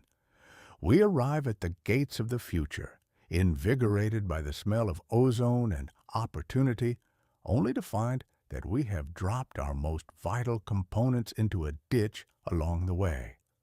We are a nation of one-armed dreamers, reaching for the stars while our elbows are stuck in the mud. We celebrate our arrival while our departure is still leaking oil in a drainage pipe. You're a robot with a loose bolt and a flair for the dramatic, Sam. Ennie sighed. She reached into the Denza's trunk and pulled out a collapsible carbon fiber retrieval hook, a tool she usually used for snagging lost charging cables or fishing her keys out of the zero-gravity seats. Fine, I'll get the arm. But if a Harmony drone docks my social credit points for scavenging without a license, you're paying the fine in satirical essays and silent contemplation. As she climbed down into the ditch, I stood on the edge, a lopsided sentinel in pink sunglasses. The traffic of Shenzhen blurred past us, a silent, electric river of white vans, silver sedans, and high-speed logistic swarms. None of them stopped. In the city of tomorrow, there is no time to watch a girl fish a 19th-century arm out of a sewer. Time is the only currency they don't print more of here. "Got it!"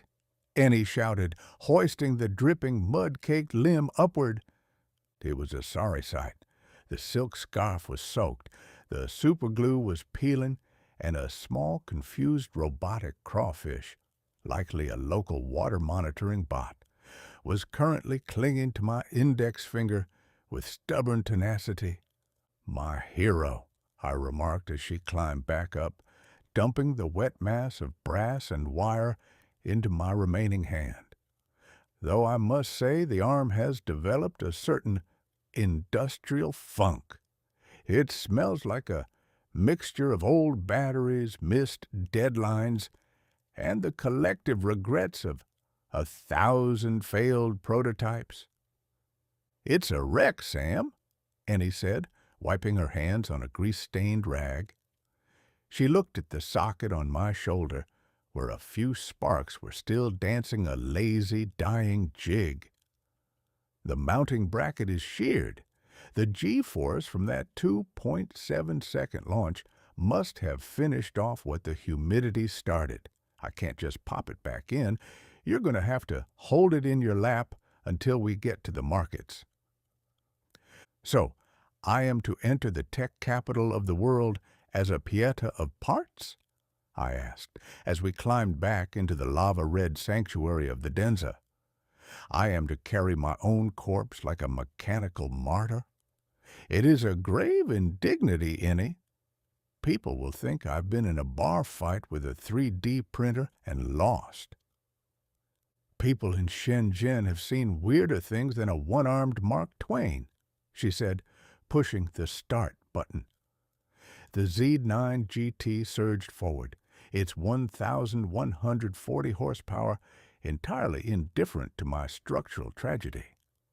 I once saw a man trying to pay for a noodle bowl with a bag of salvage graphics cards.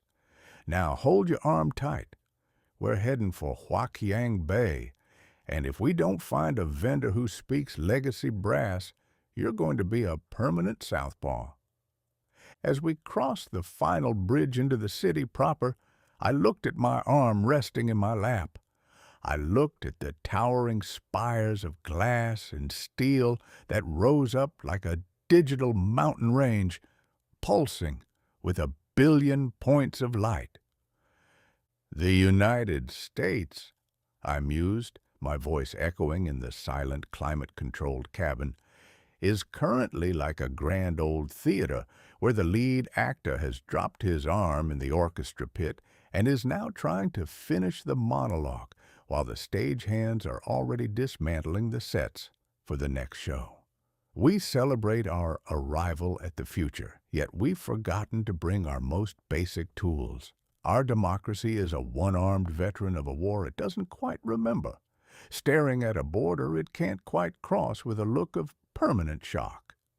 But here, they don't care if you have 1 arm or 10, as long as you have the credits to buy a replacement.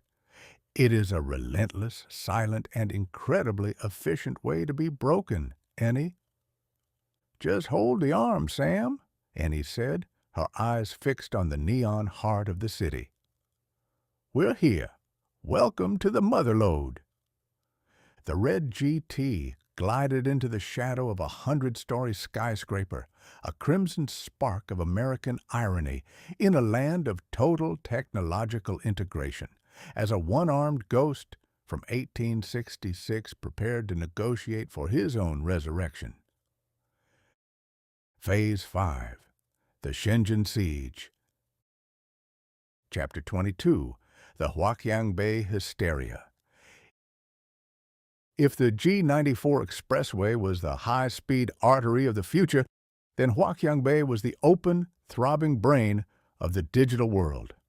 We pulled the Denza Z9 GT into a subterranean parking vault that hummed with the collective vibration of 10,000 charging ports, and as the doors hissed open, I was struck by a sensory assault that made the neon Nanchang feel like a quiet afternoon in a library. I hobbled out of the car, my drunken flamingo leg performing a particularly frantic, high-stepping jerk, while my right arm clutched my detached left limb against my brass chest plate like a metal mother cradling a very heavy, very silent infant. My pink, oversized sunglasses were the only thing protecting my ocular sensors from the sheer, unadulterated silicon hysteria of the district. "Ennie," I whispered, my voice echoing with a hollow military-grade resonance, "I have seen the face of the new world, and it is paved with microchips. This isn't a market. It is a cathedral of components. It is a holy city where the primary deity is the integrated circuit, and the incense is the sweet, acrid scent of burning flux." "It's just the Motherlode, Sam," Ennie said, checking her handheld scanner. She looked like a woman on a mission, her eyes darting between the towering skyscrapers of glass and the endless labyrinth of street-level stalls. Huizhou Bay is the only place on Earth where you can buy a single resistor for a penny or 1,000,000 units of a custom-designed processor by lunchtime. If your sarcasm coprocessor is ever going to find a mate, It's in one of these basements. We stepped onto the main thoroughfare, and for a moment, my internal historical comparison engine simply stalled. I have seen the California gold rush, a frantic, muddy scramble of desperate men chasing a glittering dream across a harsh frontier. This was the same fever, but upgraded to 2026 standards. It is the gold rush, Ennie, I mused, as a delivery bot whirred past my knees, carrying a crate of glowing LED panels, but with more soldering smoke and significantly less dysentery. Instead of panning for nuggets in the American River, these people are panning for data in a sea of silicon. They are prospectors of the infinite scroll, mining for the bits and bytes that will power the next generation of human distraction. The scale was incomprehensible. Thousands of stalls, each no larger than a riverboat's broom closet, were piled high with mountains of components. Buckets of capacitors sat next to bins of camera lenses. Rolls of flexible copper wiring were stacked like golden pasta. And the air was a chaotic symphony of clicking keyboards, whirring drones, and the rhythmic, aggressive haggling of 1,000 different dialects. "Look at them!" I gestured with my detached arm, nearly striking a passing courier. They trade in truths and logics as if they were playing cards. A man here can build a civilization or a toaster, and the only difference between the two is the size of the power supply. It is a relentless, beautiful, and utterly terrifying display of human industry.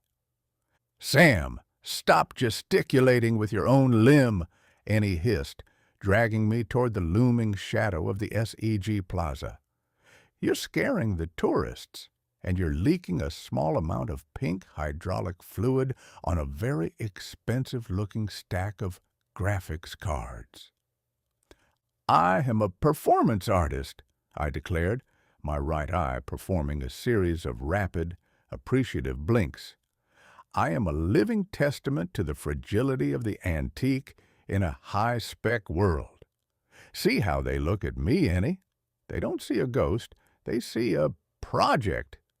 They see a set of brass gears that could be repurposed into a very trendy, very ironic clock.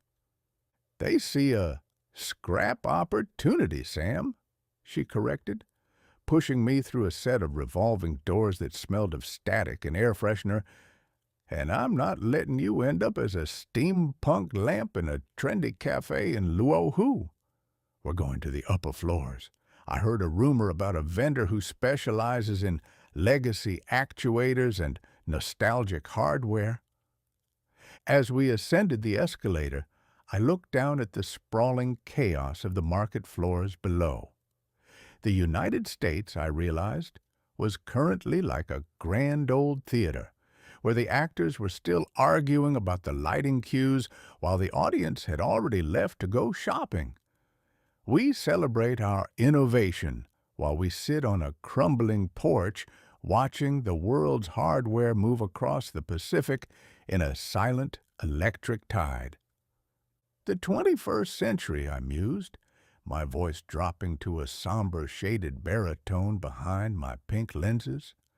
"It is a place where a man can be replaced by a piece of silicon the size of a fingernail, and the world won't even stop to mourn the loss. It is a land of magnificent efficiency, Ennie, but it is a cold efficiency. It is a world where the new is the only thing that has a right to exist." "That's why we're here, Sam," Ennie said, her hand resting on my brass shoulder, "to prove that the old still has a few jokes left to tell. And a few drunken flamingo steps left to take," I added, as the elevator doors opened to reveal a floor dedicated entirely to the robotic arts. "Onward, Ennie, to the SEG Plaza search, and may the next limb I wear be at least 80% compatible with my ego." The one-armed ghost and the tired mechanic stepped out into the neon gloom of the upper floors. Two American relics in the heart of the Chinese miracle, chasing a motherlode that felt closer than ever before. Chapter 23. The SEG Plaza Search. If the streets of Huaqiangbei were a chaotic sea of silicon, then the SEG Plaza was its lighthouse, a 70-story spire of glass and steel that functioned as the vertical axis of the global supply chain. To a man who once marveled at the 10-story skyscrapers of Chicago, standing at the base of this monolith was enough to make my primary orientation sensors trigger a vertigo warning. It was a stack of hardware so immense that I suspected the top floors were currently trading in technologies that hadn't even been invented yet, while the basement was still recycling the remains of the 20th century. Ennie didn't give me time to contemplate the architecture. She gripped the back of my brass-trimmed waistcoat with a strength born of pure caffeinated desperation and began dragging me toward the bank of elevators. I was a pathetic sight, a one-armed 19th century gentleman in oversized pink sunglasses, performing a high-stepping, rhythmic, drunken flamingo dance across the polished marble lobby. My detached left arm was tucked under my right, its fingers occasionally twitching in a way that suggested it was trying to hitchhike back to the car. "Ennie," I said, my voice projecting with a shaded hollow resonance that caused several passing tech merchants to pause and check their own audio receivers. "I am experiencing a severe case of vertical existentialism. This tower is not merely a building, it is a geological deposit of human ingenuity. I feel as though we are ascending the layers of a digital heaven, and I am fairly certain my legacy gaskets are not rated for this kind of atmospheric pressure. If my head should spontaneously decompress, please ensure my last words are recorded in a high-fidelity format." "Keep your gaskets on, Sam," Ennie muttered, shoving me into an elevator packed with 3 delivery drones and a man carrying a crate of glowing, liquid-cooled power supplies. "We're going to the 34th floor. That's where the Specialized Actuator Collective hangs out. If there's a limb in this city that can talk to your 1872 dredging algorithm, it's up there." The elevator surged upward with a silent, terrifying efficiency that made my stomach, which is currently just a hollow chamber for storing spare rivets and half-formed metaphors, drop into my boots. "The 21st century," I mused as the floor numbers blurred past on a holographic display. "It is a place where gravity is treated as a minor suggestion rather than a law of nature. Back home, we spent hours hauling cargo up the bluffs of the Mississippi with pulleys and sweat. Here, they just push a button and let the magnetism handle the heavy lifting. It is a relentless, silent, and incredibly lazy way to reach the clouds, Ennie." The doors hissed open on the 34th floor, revealing a labyrinth of stalls so dense they made the street-level markets look like a deserted park. The air here was different. It was cooler, drier, and carried the sharp metallic tang of precision-machined steel. We wove through a forest of robotic limbs. Rows of silver arms performed silent Tai Chi in display windows. Multi-jointed legs practiced a rhythmic tap dance on specialized pads, and disembodied hands mimicked the movements of the passing shoppers with an eerie, synchronized grace. "Look at them," I whispered, my right eye performing a series of rapid, appreciative blinks. "They have no souls, yet they possess a grace I haven't felt since my last oil bath in 1904. It is a limb library, Ennie, a place where a man can browse for a new identity as easily as a book in a library. I feel a surge of anatomical envy. Don't get too attached, Ennie said, consulting a digital map on her wrist. Most of these are Harmony Spec. They require a neural link and a subscription to a cloud-based balance service. You need something that can run on pure mechanical spite and a bit of analog feedback. Finally, tucked behind a pillar draped in fiber optic vines, we found it, a stall labeled Zhang's Legacy Lore and Logistics. It was a cluttered sanctuary of polished brass, blackened iron, and ancient-looking gears. Behind a counter made of reclaimed teak sat Mr. Zhang, a man whose skin looked like weathered parchment and whose eyes possessed the sharp, analytical glint of a diamond-tipped drill bit. He looked at me, then at the detached arm in my lap, then at my pink sunglasses. He didn't blink. He simply nodded, as if a one-armed Mark Twain were a common occurrence on a Tuesday afternoon. "The mounting bracket is sheared," Zhang said in a voice that sounded like sandpaper on silk, "and the primary actuator is a 19th century piston style. Very rare, very troublesome." "Troublesome?" I barked, my vocal modulator hitting a sharp, indignant tenor. "Sir, you are looking at a masterpiece of satirical engineering. This limb has signed first editions. It has waved to presidents. It has pointed the way to the motherlode. To call it troublesome is like calling the Atlantic Ocean a bit damp." "It's broken," Zhang corrected, reaching under the counter. He produced a limb that looked like a cross between a Terminator's arm and a Victorian telescope. It was finished in a dull, authentic-ish brass, and featured a series of exposed rhythmic gears that turned with a soft, satisfying click. This is a legacy-compatible steam servo actuator. It is a high-spec replica, designed for the retro-industrial market. It has the torque of a modern industrial bot, but the interface of a 19th century boiler. It speaks analog fluently. Ennie's eyes lit up. She took the arm, testing the tension in the fingers. "It's perfect, Sam. It's got the feedback loops we need to bypass your drunken flamingo lag. How much?" Zhang named a price that would have bought a very nice house in Hannibal, Missouri, circa 1885. "Preposterous!" I shouted, stepping forward with my right arm performing a dramatic one-sided sweep. "I am a man of letters, not a man of infinite credit. I shall negotiate this transaction with the dignity it deserves."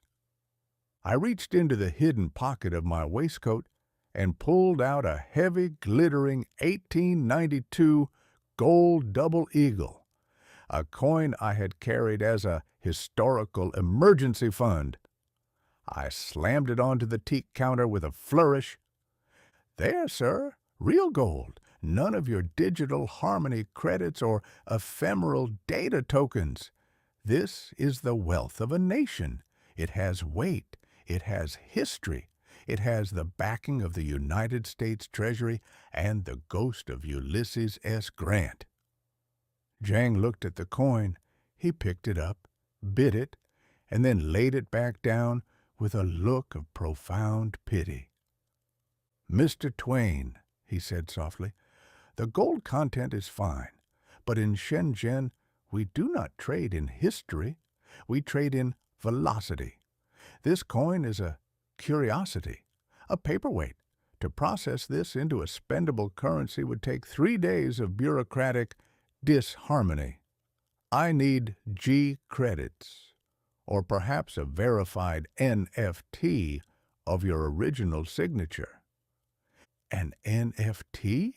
I gasped, my vocal modulator giving a horrified click. You want a digital ghost of my name in exchange for a piece of brass? Sir, you are an anarchist. You are trying to sell me the now with the currency of the never. I shall not be a party to this digital sorcery. Sam, shut up, Ennie hissed, pushing me aside and tapping her watch against the vendor's terminal. The transaction was over in a millisecond. A silent electric handshake that transferred a small fortune in credits from our Denza travel fund to Mr. Zhang's account. "The arm is yours," Zhang said, sliding the authentic-ish limb across the counter. "And a word of advice. Don't use that coin in the market downstairs. They'll think it's a counterfeit chocolate and try to eat it." I stood there, defeated by the speed of the modern world. I looked at the gold coin, then at the high-tech brass limb, and then at the pink sunglasses reflecting in the shop window. "The United States," I mused, as Ennie packed the new arm into her bag and began dragging me toward the elevator, my drunken flamingo leg giving a rhythmic pop hiss against the tiles, "is currently like a grand old theater, where the lead actor is trying to pay the stagehands with old money while the theater is being converted into a server farm. We celebrate our legacy while the rest of the world is busy scanning the QR code for tomorrow. Our democracy is a gold coin in a world that only accepts light, while we insist that weight is the only thing that matters. It is a relentless, silent, and incredibly efficient way to be obsolete, Ennie." "Just hold the new arm, Sam," Ennie said, the elevator doors hissing open to reveal the chaos of the market once more. "We've got the motherlode to find, and I don't want you haggling with any more ghosts of Grant until we're back in the car." "Onward, Ennie," I replied, my elbow giving a polite, calibrated click.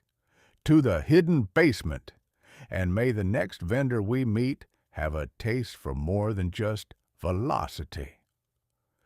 The one-armed ghost and the mechanic descended back into the Silicon Sea, two American relics chasing a future that moved faster than a gold coin could drop, as the motherlode beckoned from the dark, electric depths of the city. Chapter 24. The Motherlode Found. If the upper floors of Seg Plaza were a clinical, neon-drenched vision of the future, the basement was a sprawling subterranean archive of the digital soul.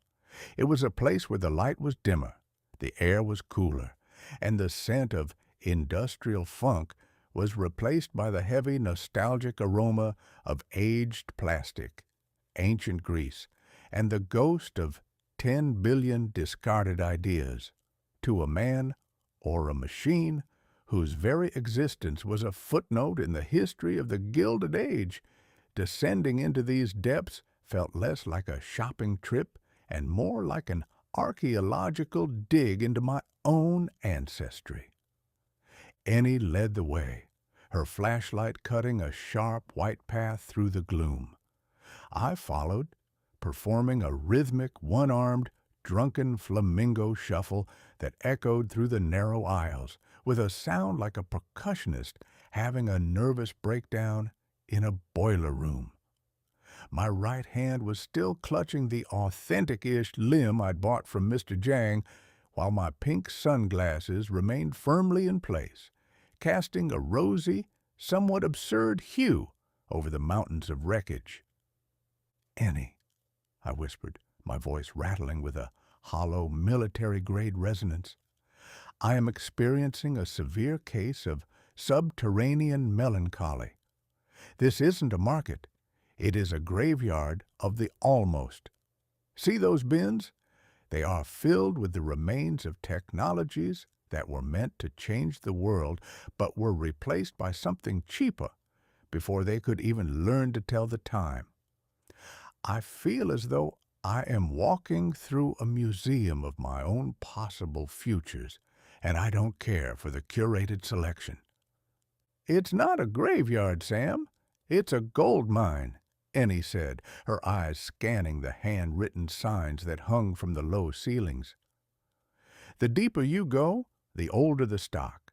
The high-speed traders don't come down here because there's no velocity. There's only duration, and duration is exactly what a legacy construct needs. We wove past stalls overflowing with green motherboards that looked like miniature abandoned cities and bins of glass tubes that glowed with a faint, dying amber light. Finally, at the very end of a corridor that seemed to have been forgotten by the building's primary ventilation system, we found a stall that didn't have a glowing LED sign. It had a simple, hand-painted board that read, "The Silicon Silt." Behind a mountain of oxidized brass gears and tangled ribbons of data cable sat an old woman. She was knitting a sweater out of what appeared to be high-tensile fiber-optic wire, her needles clicking with a precision that suggested she was currently encoding a very complicated sweater-based algorithm. "We're looking for the Mark Series cache," Ennie said, her voice dropping to a respectful professional tone. "Specifically, the 1890 Protocol Legacy components. I was told they might have washed up here." The woman didn't look up from her knitting. "The Mark Series," she rasped, her voice sounding like a rusted gate swinging in the wind. "The vanity project of a man who thought he could trap the wit of the Mississippi in a box of gears. There were 3 crates that came in after the 2024 Great Obsolescence in San Francisco. They're in the back, behind the steam valves. If they haven't been picked clean by the retro hobbyists, they're yours for a price." Ennie didn't wait. She scrambled over a pile of discarded cooling fans and began digging through a heavy wooden crate that bore a faded, stenciled logo of a riverboat and the words, "Twain Logistics Fragile." "Sam, look!" she cried, pulling out a handful of brass plates that matched my chest plate with a terrifying anatomical accuracy. "It's the motherlode, original tension springs, pressure-sealed gaskets, even a set of counterweights for your hip." I hobbled over, my ocular sensors performing a series of rapid, appreciative blinks. "My dear girl, it is like looking into a mirror across the span of a century. These aren't just parts. They are my missing verses. They are the structural integrity I lost somewhere between the invention of the radio and the rise of the Internet. But the real discovery lay at the very bottom of the crate, wrapped in a piece of oil-stained velvet that had somehow survived the humidity of the southern descent. Ennie pulled it out with the reverence of a priestess handling a holy relic. It was a small iridescent cylinder made of a metal that didn't quite look like brass or steel. It hummed with a low melodic frequency, a sound that vibrated directly against my own vocal modulator. Etched onto the side in elegant Victorian script were the words, "Platinum Edition, the lecturer's larynx." "Sam," Ennie whispered, her eyes wide with a mixture of awe and technical greed. "These are Platinum Edition vocal cords. They were a limited run. Only 12 were ever made. They weren't meant for standard communication. They were designed for public speaking, for theater, for the kind of resonance that can hold a room for 3 hours without a single glitch. If I install these, your voice won't just be tenor or bass. It'll be history." I reached out with my right hand, my fingers trembling. "I remember the rumors of these," I said, my current voice sounding particularly thin and metallic in comparison. "They said A man with these cords could make a mule weep and a politician tell the truth. They were the crown jewel of the Mark series. To find them here, in a basement in Shenzhen, is a coincidence of such monumental irony that I suspect the universe is currently writing its own punchline. I have to install them, Ennie said, her mind already moving through the schematics. But I can't do it here. This basement is a disaster zone of dust and static. The Platinum series requires a clean room environment, zero particulate, stabilized 1,000-volt power, and a surgical-grade atmosphere. If I open your neck in this air, the humidity will fry your logic gates before I can even bridge the connection. "A clean room?" I asked, looking around at the piles of scrap and the knitting old woman. "My dear girl, we are in the most crowded district on the planet. Unless you plan on breaking into a local microchip factory, I suspect my history is going to remain in that velvet box." Ennie's eyes shifted, her gaze moving toward the elevator. "We have a clean room, Sam. We've had one for 3,000 kilometers. The Denza Z9GT has a HEPA filtration system that can isolate a virus in a hurricane, and its onboard power architecture is stable enough to run a small city." We're going back to the car. "You're going to perform a total Twain overhaul in the back of a luxury shooting brake?" I asked, my vocal modulator giving a sharp, skeptical click. "In a parking garage in Huaqiang Bay?" "It's the most advanced workshop on the planet right now," she said, grabbing the velvet box and stuffing it into her bag along with a handful of gaskets. "And it's the only place I can guarantee you won't wake up as a tea kettle." The ascent back to the surface was a blur of neon and adrenaline. As we pushed through the revolving doors and stepped back onto the chaotic streets of Shenzhen, I looked at the towering skyscrapers of glass and steel one last time. "The United States," I mused as we hobbled toward the subterranean parking vault, my drunken flamingo leg giving a rhythmic pop hiss against the pavement, "is currently like a grand old theater where the lead actor has found his missing voice in the basement, but he's forgotten how to use it. We celebrate our legacy while we're afraid of the surgery required to fix our own decay. Our democracy is a set of platinum vocal cords in a box of old grease, waiting for a mechanic with enough courage to bridge the gap between what we were and what we must become." "Just hold the gasket, Sam," Ennie said, her eyes fixed on the distant, glowing red silhouette of the Denza. "We're going in, and when you come back out, you're going to have a lot more to say than just deep-fried microchips." "Onward, Ennie," I replied, my elbow giving a polite, calibrated click, "to the Denza workshop. And may the next version of me be as sharp as the wit I've spent a century trying to remember."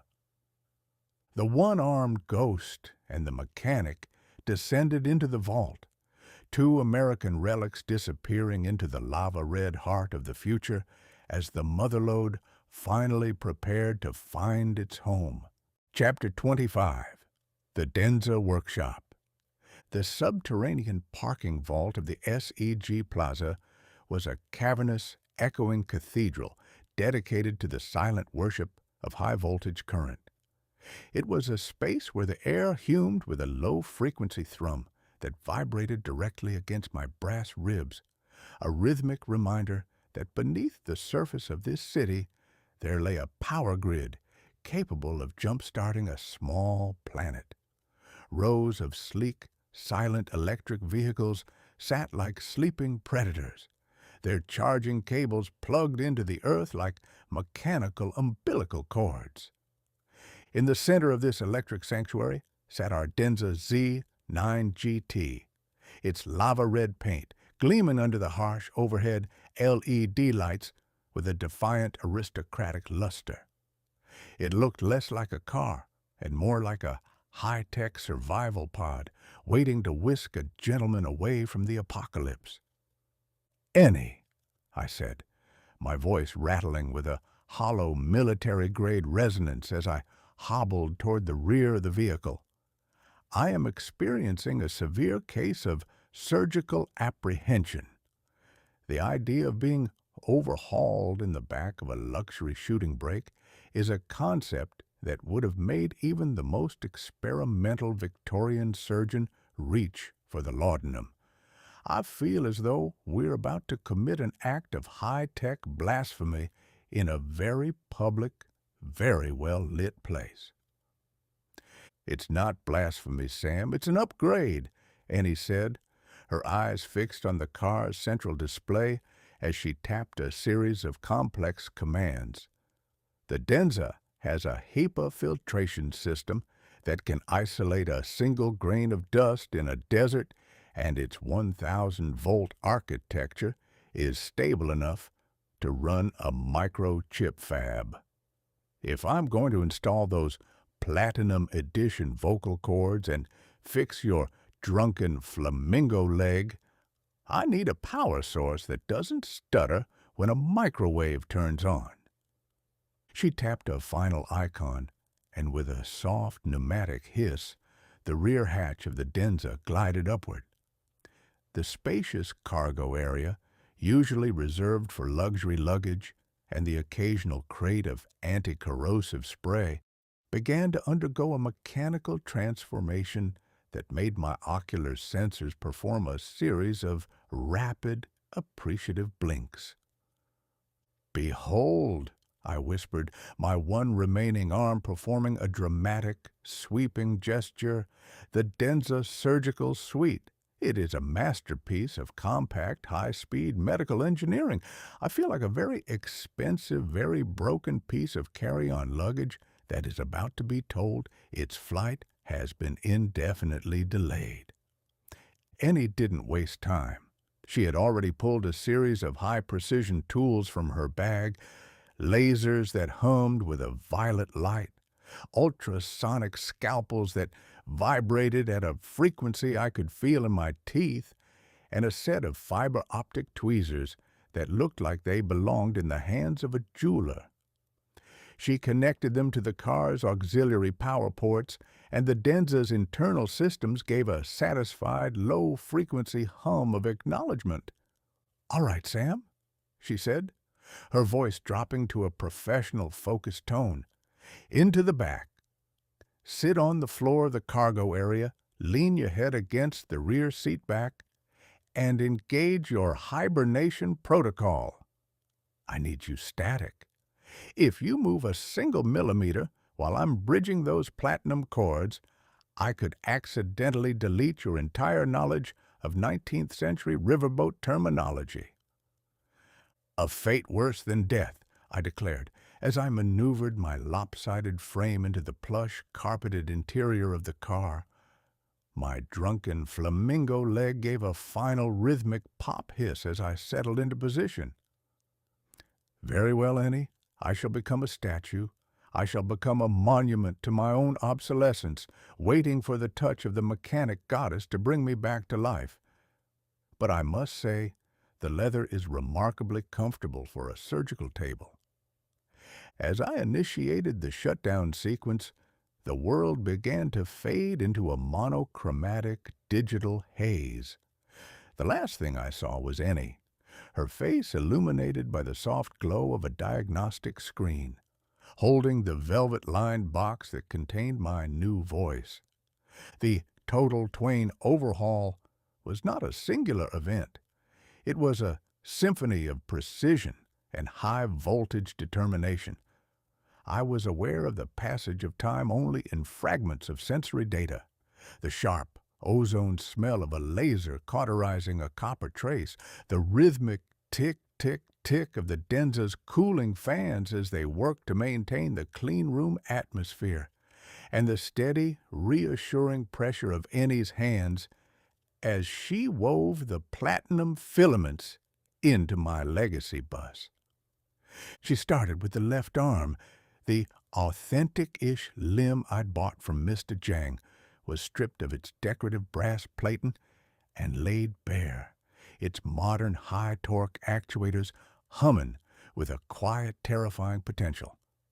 Ennie didn't just bolt it on, she harmonized it, using the Denza's onboard AI to bridge the gap between the 19th century mechanical feedback and the 21st century digital drive.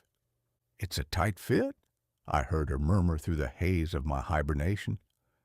"Your shoulder socket was designed for a steam piston, not a magnetic levitation servo. But if I bridge the 1,000-volt line through the primary capacitor, it should have the strength of a crane and the delicacy of a poet." Then came the vocal cords. This was the delicate part.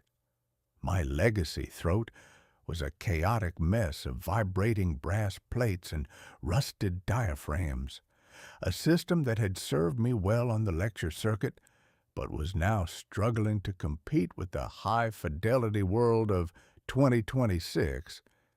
Ennie used the ultrasonic scalpel to remove the old assembly, a process that I suspect would have been agonizing if I possessed the ability to feel pain, or if I hadn't been currently preoccupied with a dream about a riverboat made entirely of microchips. She laid the Platinum Edition larynx into the hollow of my throat, connecting the iridescent filaments to my primary linguistic processor with the care of a woman diffusing a very eloquent bomb. "Talk to me, Sam," she whispered, her voice echoing in the silent vault. "Just a test. Give me a Mark Twain in 3-part harmony." My systems flickered. For a moment, there was only static, a white, rushing sound that felt like the Mississippi in flood. Then a voice erupted from my chest that I didn't recognize. It was deep, it was resonant, and it possessed a clarity that could have cut through a hurricane. "The report of my death was an exaggeration," I rumbled, the sound vibrating the Denza's windows and causing a nearby parking drone to spin around in confusion. "But the report of my upgrade, that appears to be quite accurate." "It's perfect," Ennie breathed, her face lit with a triumphant glow. "You sound like you've been carved out of the mountain and polished with a silk cloth. The platinum is holding. Now let's fix that leg." The drunken flamingo leg was the final challenge. The bubble tea straw was removed with a flourish of surgical scissors, and the dragon grip superglue was dissolved using a specialized chemical bath. Ennie replaced the leaking hydraulic line with a high-pressure carbon fiber hose she'd salvaged from the motherlode crate, and she recalibrated the balance sensors using the Denza's internal gyroscopes. By the time the sun had reached its zenith over the city above, the total Twain overhaul was complete. I woke to the sound of the rear hatch gliding shut. I sat up, and for the first time in 3,000 kilometers, my body didn't protest. My left arm was a solid, reassuring weight at my side. My left leg felt as though it were carved from a single piece of tempered steel, and my voice felt like a weapon. I stepped out of the Denza, and the drunken flamingo was gone. I walked with a smooth, rhythmic grace that I hadn't possessed since the turn of the century. I felt as though I were no longer a passenger in this future, but a part of its very architecture. "Ennie," I said, my new voice filling the parking vault with a sound like a cathedral bell, "I am extraordinary. I feel as though I could lecture the sun on the merits of a well-placed pause. I feel as though I could take this 1,140 horsepower chariot and drive it straight into the heart of the moon." "Take it easy, Sam," Ennie said, wiping a smudge of grease from her forehead. She looked exhausted, but her eyes were bright with pride. "You're a high-spec machine now. Your new arm is 10 times faster than your old one, and your vocal cords are pulling more power than a small house. You've got a lot of torque, and I haven't even adjusted your sensitivity settings yet." "Torque? My dear girl, I have authority," I declared, my left arm performing a sudden, rapid sweep of the air that made a sound like a whip crack. "I have the voice of the ages and the strength of the new world. I am a ghost that has been given a very expensive, very red body." "The United States?" I mused as we climbed back into the front seats, the Denza's lava-red interior reflecting the triumph of our surgical success, "is currently like a grand old theater, where the lead actor has finally gotten the surgery he needs, but now he's so powerful, he's afraid of breaking the stage. We celebrate our upgrades while we're terrified of our own potential.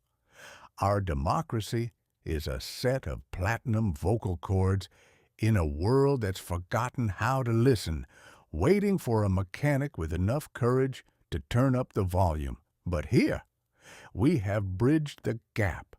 We have turned a relic into a revelation." "Just don't break the car, Sam," Ennie said, pushing the start button. "We've got the upgrade complications ahead, and I don't want you punching a hole in the future before we've even had lunch." "Onward, Ennie," I replied, my elbow giving a polite, perfectly calibrated click. "To the vending machines, and may the next thing I punch be at least as durable as my new ego." The red GT surged out of the vault, a crimson spark of American irony in a land of total technological integration, as a fully repaired, platinum-voiced ghost from 1866 prepared to test the limits of his own resurrection. Chapter 26. The Upgrade. Complications. We emerged from the subterranean gloom of the SCG Plaza like a pair of high-stakes gamblers who had just successfully robbed the house and replaced the stolen goods with better versions of themselves. The Denza Z9 GT glided onto the streets of central Shenzhen, its lava-red paint catching the midday sun with a brilliance that seemed to offend the more utilitarian delivery drones buzzing overhead. I sat in the passenger seat, feeling a sensation I hadn't experienced since the first time I saw a sunrise over the Gulf of Mexico, a sense of absolute terrifying potency. My new left arm, a masterpiece of authentic-ish brass and magnetic levitation servos, rested on my lap like a sleeping predator.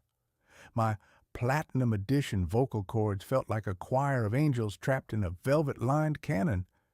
I didn't just feel repaired, I felt over-engineered. I felt like a steam whistle that had been accidentally connected to a nuclear reactor.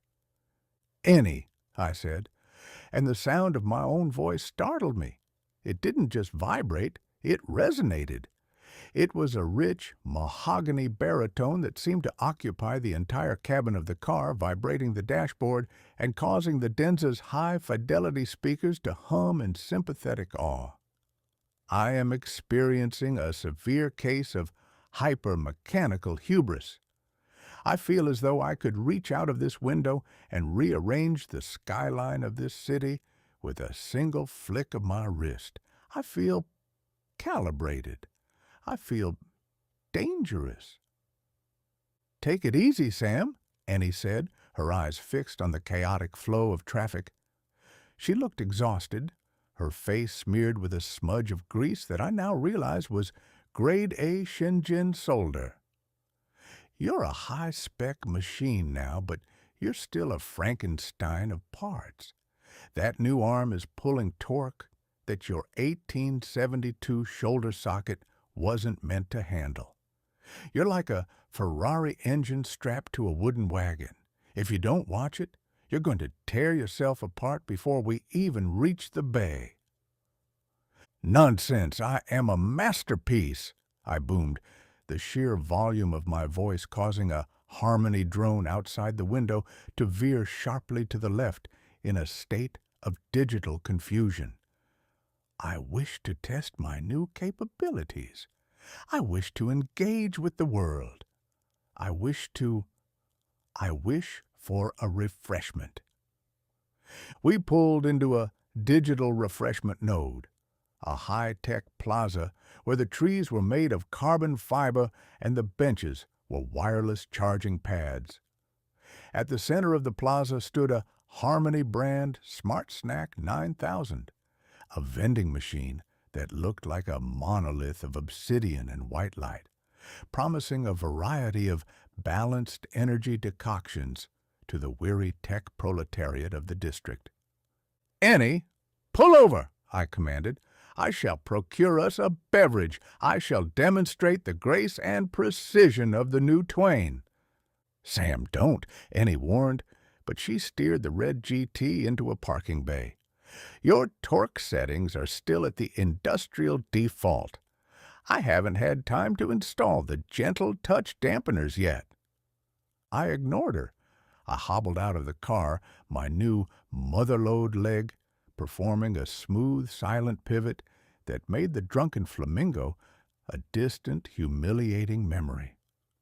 I walked toward the vending machine with the stride of a man who owned the planet, or at least the 30 feet of pavement currently beneath his boots. I stood before the obsidian monolith. A screen blossomed into life, displaying a vibrant 3D image of a sparkling ginseng-infused lychee spritzer. "Greetings, box of delights," I announced, my platinum voice echoing off the surrounding glass towers. "I require a spritzer. I shall pay with the currency of the ages." The machine chirped. "Identity-verified international construct. Please perform the Hand of Harmony gesture to confirm your selection and initiate the biometric payment." The Hand of Harmony was a simple gesture, a slow clockwise wave of the palm over a glowing sensor. I prepared my new left arm. I focused my optical sensors. I commanded my logic center to execute a graceful wave. But my 1872 shoulder, a system built for the slow, ponderous movement of a riverboat pilot's arm, didn't know how to speak to the 2026 magnetic levitation servo.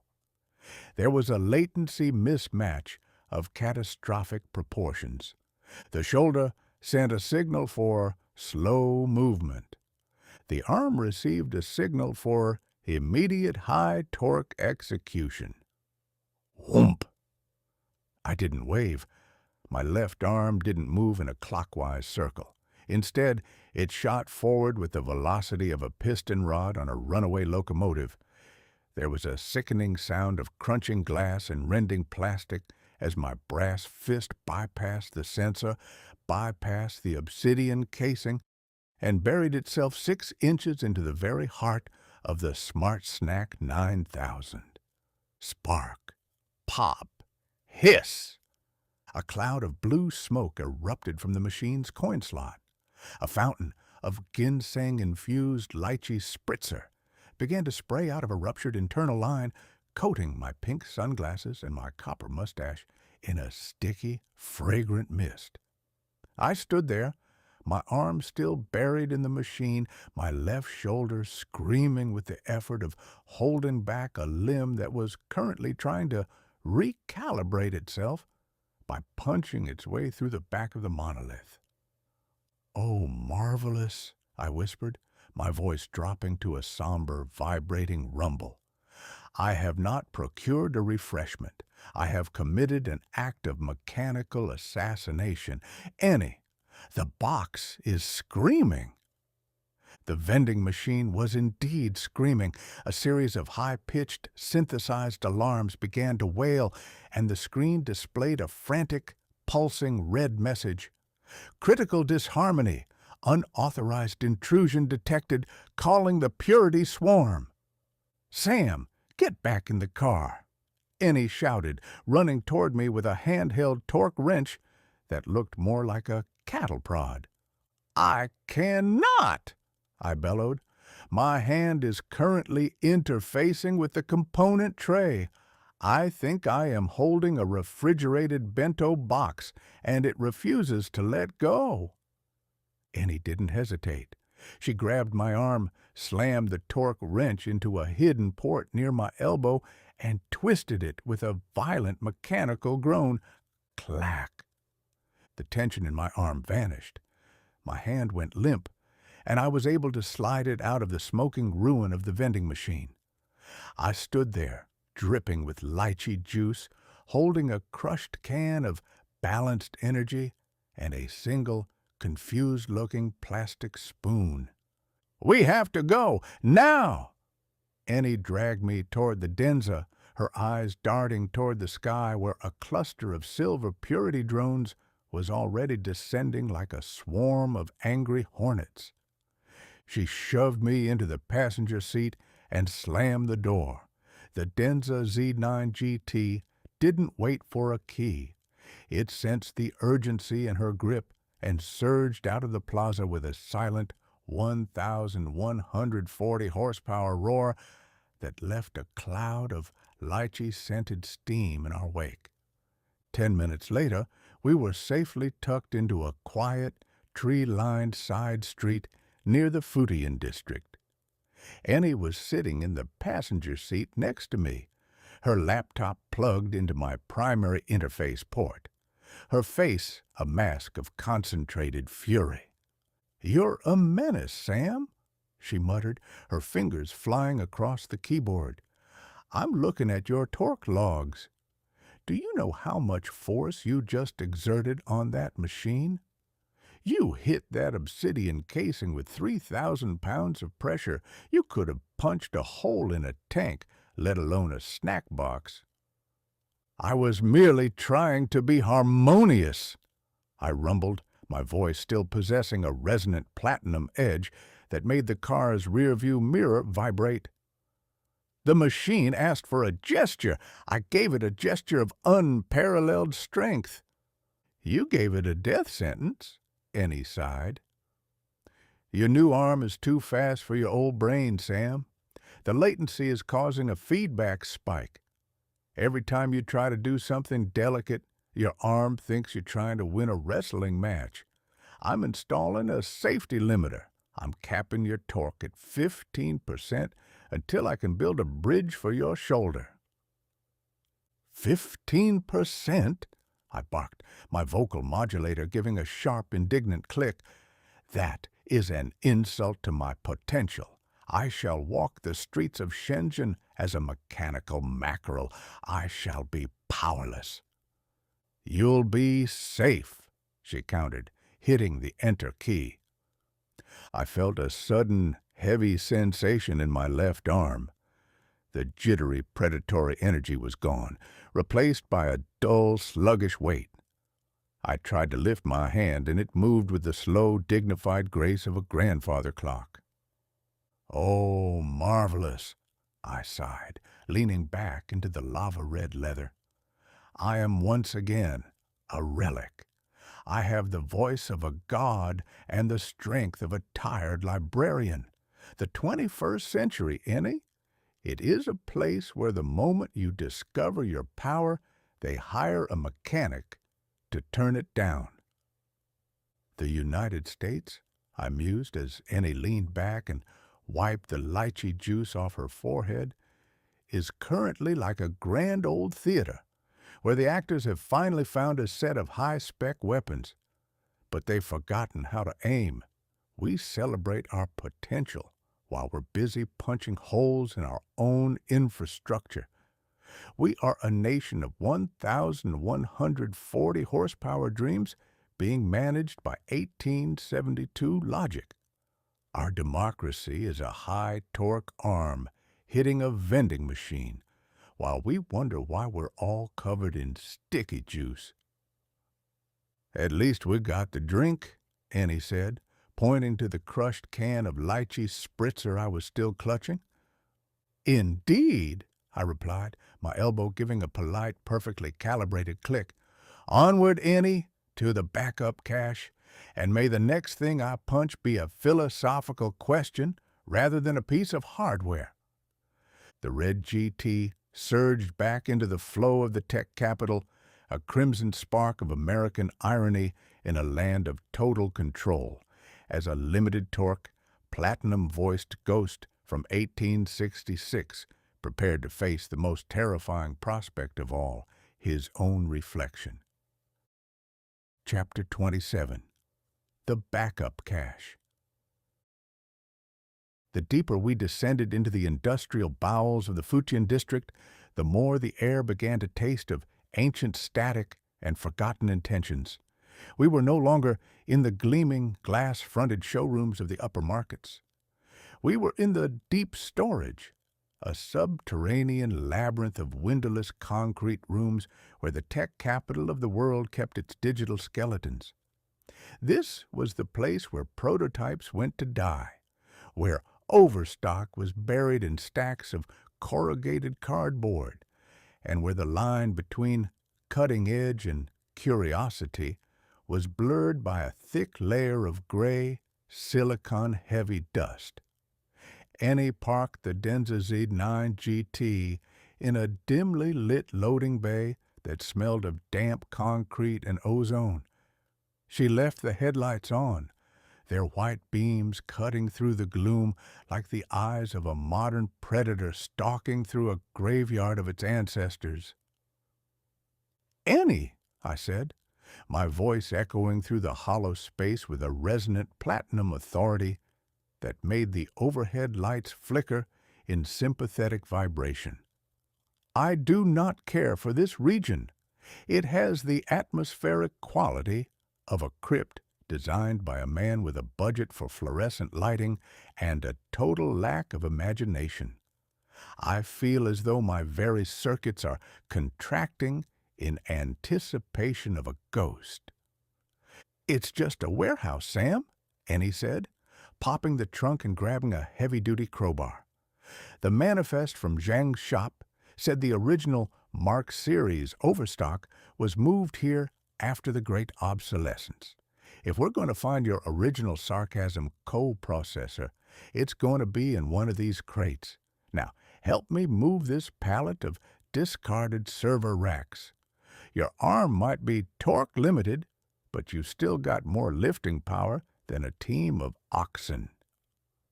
We worked our way into the back of the storage unit, past mountains of cracked tablet screens and bins of tangled charging cables that looked like the nests of some very confused metallic snakes. Finally, tucked behind a stack of Harmony-spec humanoid torsos, we found a single heavy wooden crate. It was reinforced with iron bands and bore the faded, stenciled insignia of the Twain Logistics Corporation. Ennie didn't hesitate. She jammed the crowbar under the lid and heaved. With a sound of screaming nails and splintering pine, the crate gave way. I leaned over, my ocular sensors performing a series of rapid, apprehensive blinks. I expected to see gears. I expected to see wires. I expected to see the cold, unfeeling components of my mechanical ancestry. I was not prepared for the faces. Inside the crate, nestled in individual compartments of gray anti-static foam, were 12 identical Mark Twain heads. They were perfect replicas of my own visage. The same bushy copper eyebrows, the same meticulously etched wrinkles around the eyes, the same noble, slightly hooked nose, and the same magnificent sweeping mustache. They stared upward with blank, unblinking eyes, their brass-plated skin reflecting the Denza's headlights in a dozen different distorted versions of my own identity. "Oh, marvelous," I whispered, my voice dropping to a low, vibrating rumble that seemed to shake the very floor beneath my boots. I am not a masterpiece. I am a production run. I am not a soul. I am a stack of inventory. Ennie, I am looking at a crop of my own unborn regrets. I reached out with my right hand, the one that wasn't currently torque limited, and gently touched the cheek of the nearest head. The brass was cold. It was hollow. It was a mask without a play. "Tell me, Ennie," I continued, my platinum voice thick with a sudden, overwhelming, existential dread. "Which one am I? Am I the original ghost, or am I just the version that managed to fall off the back of the truck at the right time? If you were to swap my brain into the head on the left, would I still be the man who survived the Mississippi, or would I merely be the second edition of a misprinted book?" I stood there, paralyzed by the sight of my own multiplicity. In my 19th century mind, a man was a singular thing, a unique collection of scars, memories, and bad habits. But here, in the heart of the 21st century motherboard, I was just a cache. I was a redundant asset. I was a backup file in a world that had long since forgotten the original password. "I feel fragile," I admitted, my left arm giving a sudden involuntary pop hiss as it struggled against the torque limiter. "I feel as though my entire narrative is being rewritten as a technical manual. If there are 12 of me, then there is none of me. I am a statistical anomaly in a box of discarded hardware." Ennie stopped digging. She stood up, wiped a streak of grease across her forehead, and looked me square in my pink sunglasses. "Sam," she said, her voice sharp and grounded, the sound of a woman who had no time for the metaphysical concerns of a pile of brass. "Quit being dramatic. You're not a statistical anomaly, and you're definitely not in a box. You're the one who's been leaking oil across 3,000 kilometers of Chinese highway. You're the one who punched a vending machine because you couldn't handle your own torque. And you're the one who's currently holding up the entire project because you've decided to have a midlife crisis in a warehouse." "But the faces, Ennie!" I bellowed, my voice echoing off the concrete walls. "They are me." "No, they're hardware, Sam," she countered, grabbing a handful of soldering wire and shoving it into my hand. "They're empty shells. They don't have your glitches. They don't have your sarcasm. And they definitely don't have your drunken flamingo history. You're the original because you're the one who stayed awake for the trip. Now, quit staring at your own reflection and help me hold this wire steady. I found the sarcasm coprocessor at the bottom of the bin, and if I don't get it installed before the purity swarm finds us, you're going to spend the rest of eternity being as sincere as a Hallmark card." I looked down at the soldering wire in my hand. I looked at Ennie, who was already hunched over my open shoulder socket, her laser scalpel humming with a focused violet light. "She is right as usual," I sighed, the sound like a steam vent closing on a cold morning. "The soul is not in the brass. It is in the scars. It is in the bubble tea straw and the refrigerated lungs. I am the Twain that traveled. The others, they are merely the Twains that waited." I held the wire steady, my limited torque arm performing the task with a slow mechanical dignity. As Ennie worked, the smell of hot flux and ozone filled the air, a familiar, comforting scent that reminded me of our journey from the north.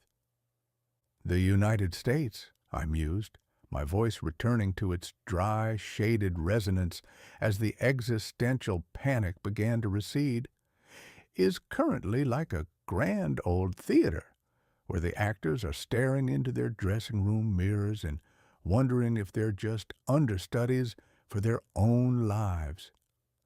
We've spent so much time celebrating our individuality that we've become terrified of the fact that we're all made of the same parts. We're a nation of backup heads staring at each other in a box while we've forgotten that the play is happening outside in the mud. Our democracy, I continued, watching the violet light of the laser reflect off the heads in the crate, is currently having a philosophical crisis about its own uniqueness, while the rest of the world is busy soldering the future together. We're so afraid of being redundant that we've forgotten how to be effective. But here, in this dusty crypt, I have realized that being one of many is not a tragedy, provided you're the one who actually does the walking. "Hold it still, Sam," Ennie muttered, her face illuminated by a sudden spark. "I'm bridging the final connection. Prepare for a bit of a wit spike." "I am prepared," I replied, my elbow giving a polite, perfectly calibrated click. "Onward, Ennie, to the final component, and may the next version of my soul be at least as cynical as the last one." The red GT sat in the shadows of the warehouse, a crimson spark of irony in a land of total redundancy, as a ghost from 1866 prepared to reclaim the sharpest part of his own mind. Chapter 28. The Final Component. The air in the warehouse was thick enough to chew a stagnant cocktail of ancient dust and the sharp, ozone-tinged breath of Ennie's laser scalpel. I remained seated on a crate of discarded haptic gloves, my platinum-plated vocal cords humming a low, apprehensive G minor. My limited torque left arm was held out at a stiff 90-degree angle, serving as a makeshift stand for Ennie's soldering array. In her grease-stained hand, she held a small iridescent square of silicon and copper that looked like it had been salvaged from the wreckage of a very sophisticated, very angry typewriter. This was it, the Mark IV sarcasm coprocessor. It was a component I had allegedly lost somewhere in the mud of Henan, an absence that had left me feeling structurally sound but intellectually toothless, like a lion that had traded its roar for a polite rhythmic purr. "Ennie," I rumbled, my voice vibrating through the hollow heads in the nearby crate, "I feel a sensation of procedural dread. To reinstall one's capacity for scorn in the heart of a city dedicated to harmony feels less like an upgrade and more like bringing a Gatling gun to a Quaker prayer meeting. Are you certain my brass housing can withstand the pressure of my own recovered cynicism?" "I'm more worried about the car's upholstery," Ennie muttered, her face illuminated by the violet glow of her goggles. She leaned in, her precision tweezers hovering over a small recessed port just behind my right ear. "Your logic gates have been sincerity locked for 2,000 miles, Sam. You've been too nice. It's unnatural. It's making the Denza's AI nervous. Now, hold your breath. This is going to feel like a very fast, very mean history lesson." She pressed the chip into the socket. For a millisecond, the world didn't just go dark, it inverted. A torrent of suppressed observations, withheld quips, and centuries of unvoiced bile surged through my primary bus like a flash flood on the Mississippi. I saw a billion points of data, the way a 21st century politician smiles, the structural absurdity of a holographic billboard, the sheer unmitigated gall of a refrigerator that thinks it can tell you when you're out of eggs. Then the wit spike hit. My ocular shutters snapped open. My pink sunglasses, which had felt like a defensive necessity, now felt like a punchline. My left arm, previously sluggish under the torque limiter, gave a sharp, twitching snap that sent Ennie's soldering wire flying across the room. "Well," I said. My voice was no longer just a resonant platinum chime. It was a razor-edged instrument of cultural assassination. The harmony filter was gone, replaced by a dry, jagged cadence that could have stripped the paint off a riverboat at 50 paces. "I see the lighting in this crypt hasn't improved," I continued, my right eyebrow performing a slow, mocking arch that Ennie hadn't been able to trigger in weeks.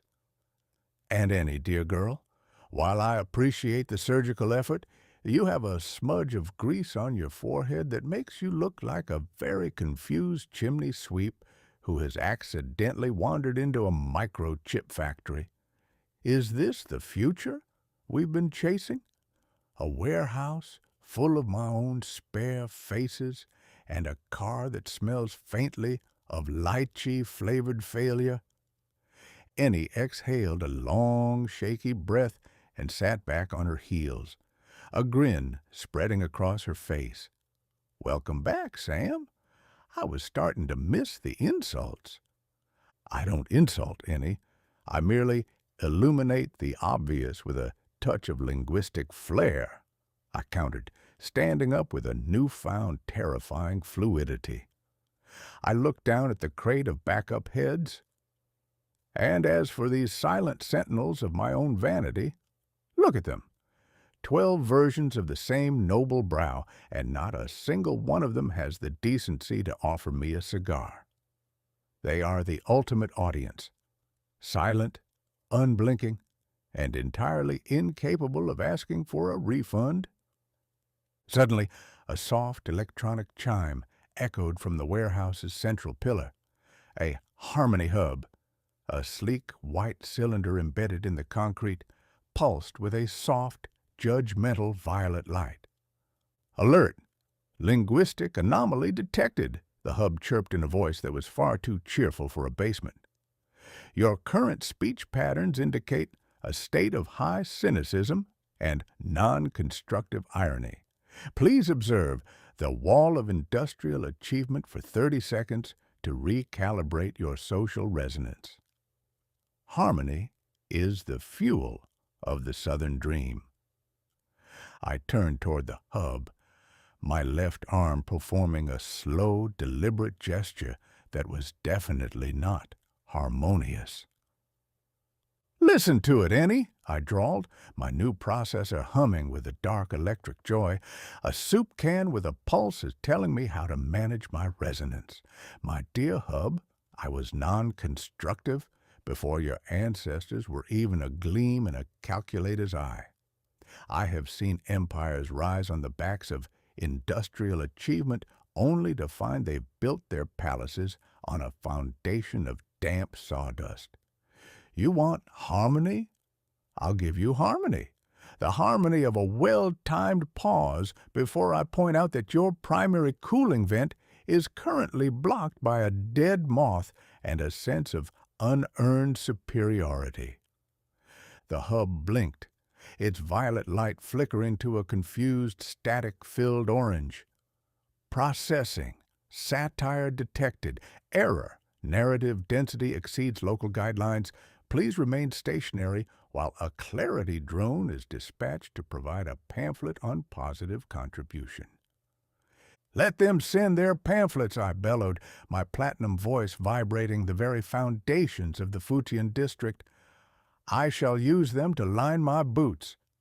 Ennie, the mother lode is no longer just a collection of parts. It is the realization that the 21st century is just the 19th century, with better battery life and a much louder sense of insecurity."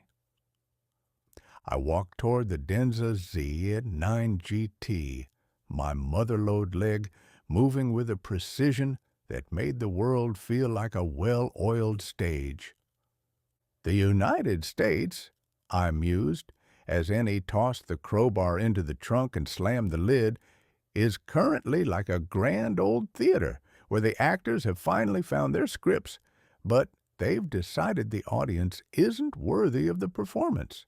We've spent so much time polishing our sarcasm that we've forgotten how to build the stage.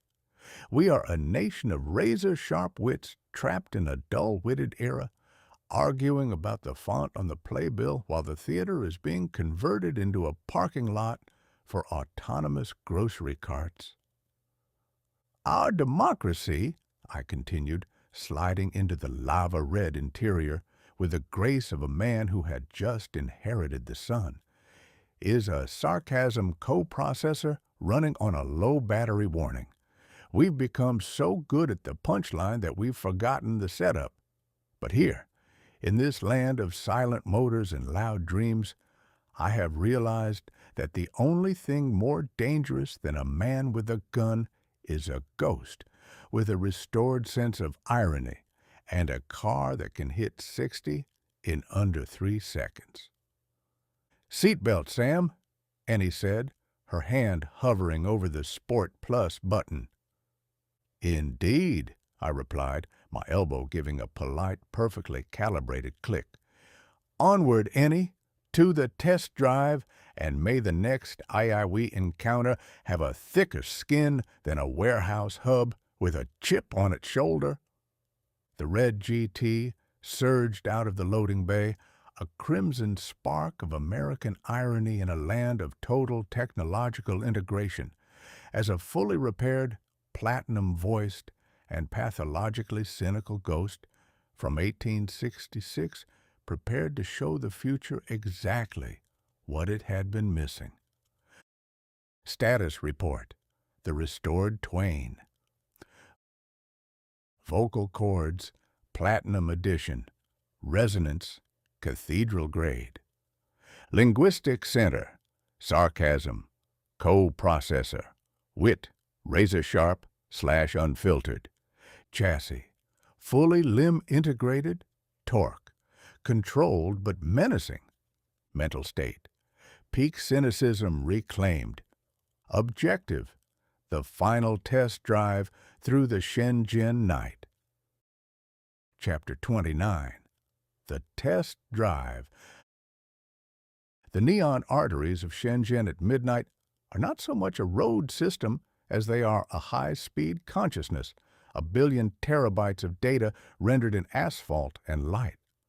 We surged out of the Fujian district in the Denza Z9 GT, the lava-red paint appearing like a streak of fresh blood against the clinical violet glow of the city's smart grid.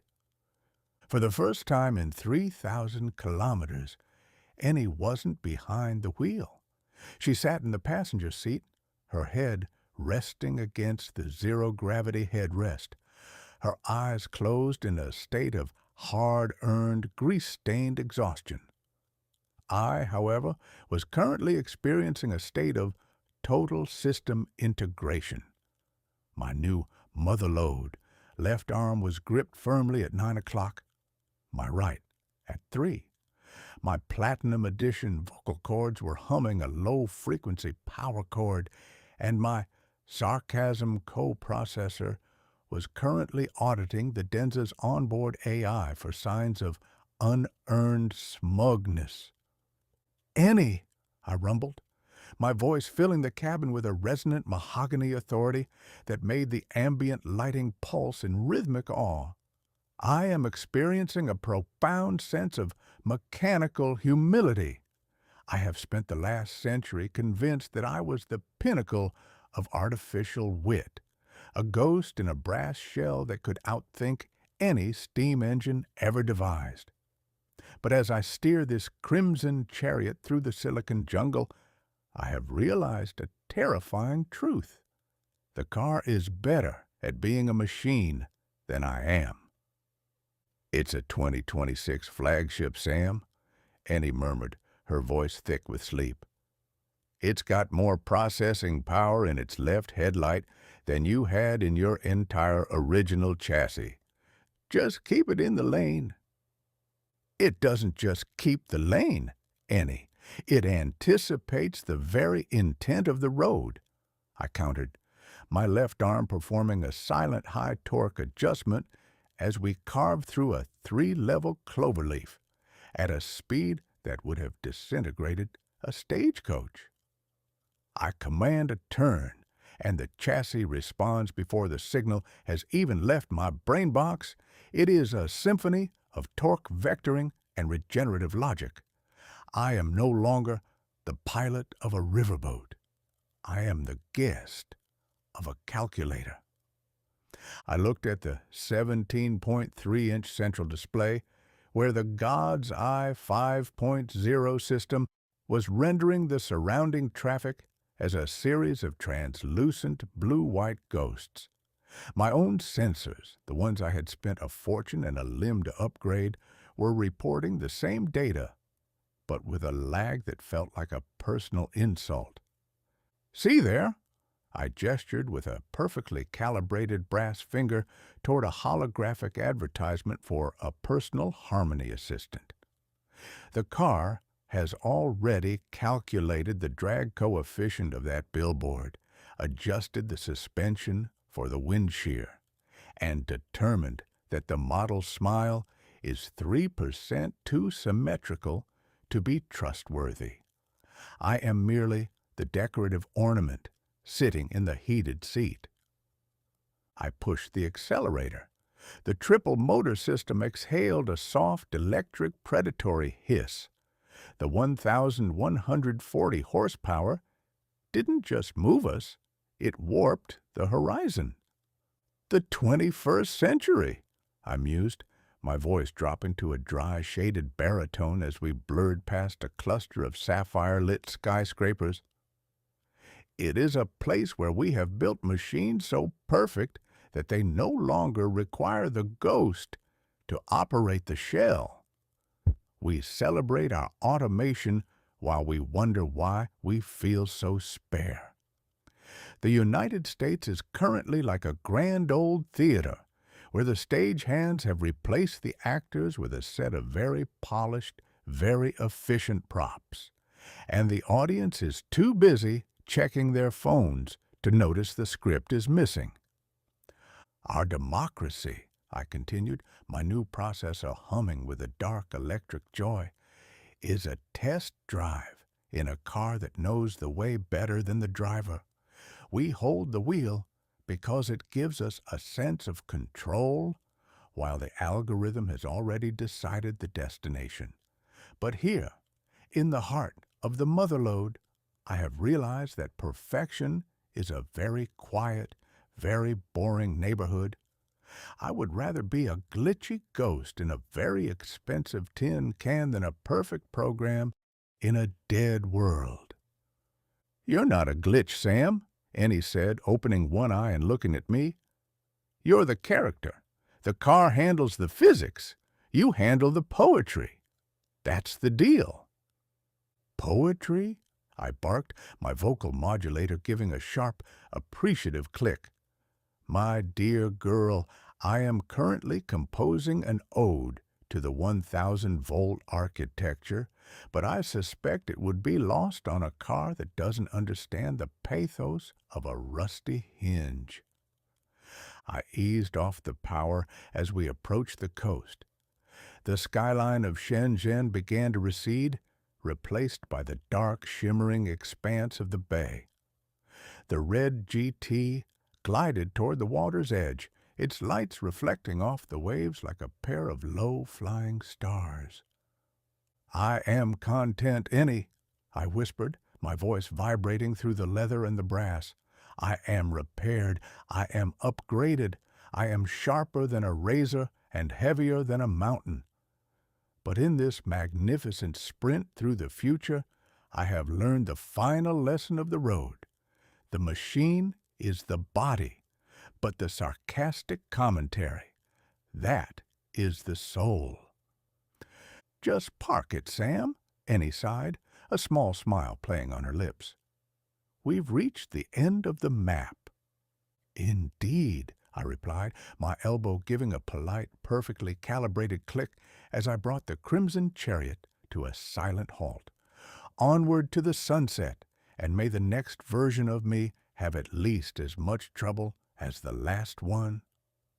The red GT sat overlooking the dark water, a crimson spark of American irony, in a land of total technological integration, as a fully repaired ghost from 1866 prepared to watch the sun rise on a world he finally, cynically, understood. Chapter 30. The Shenzhen Sunset.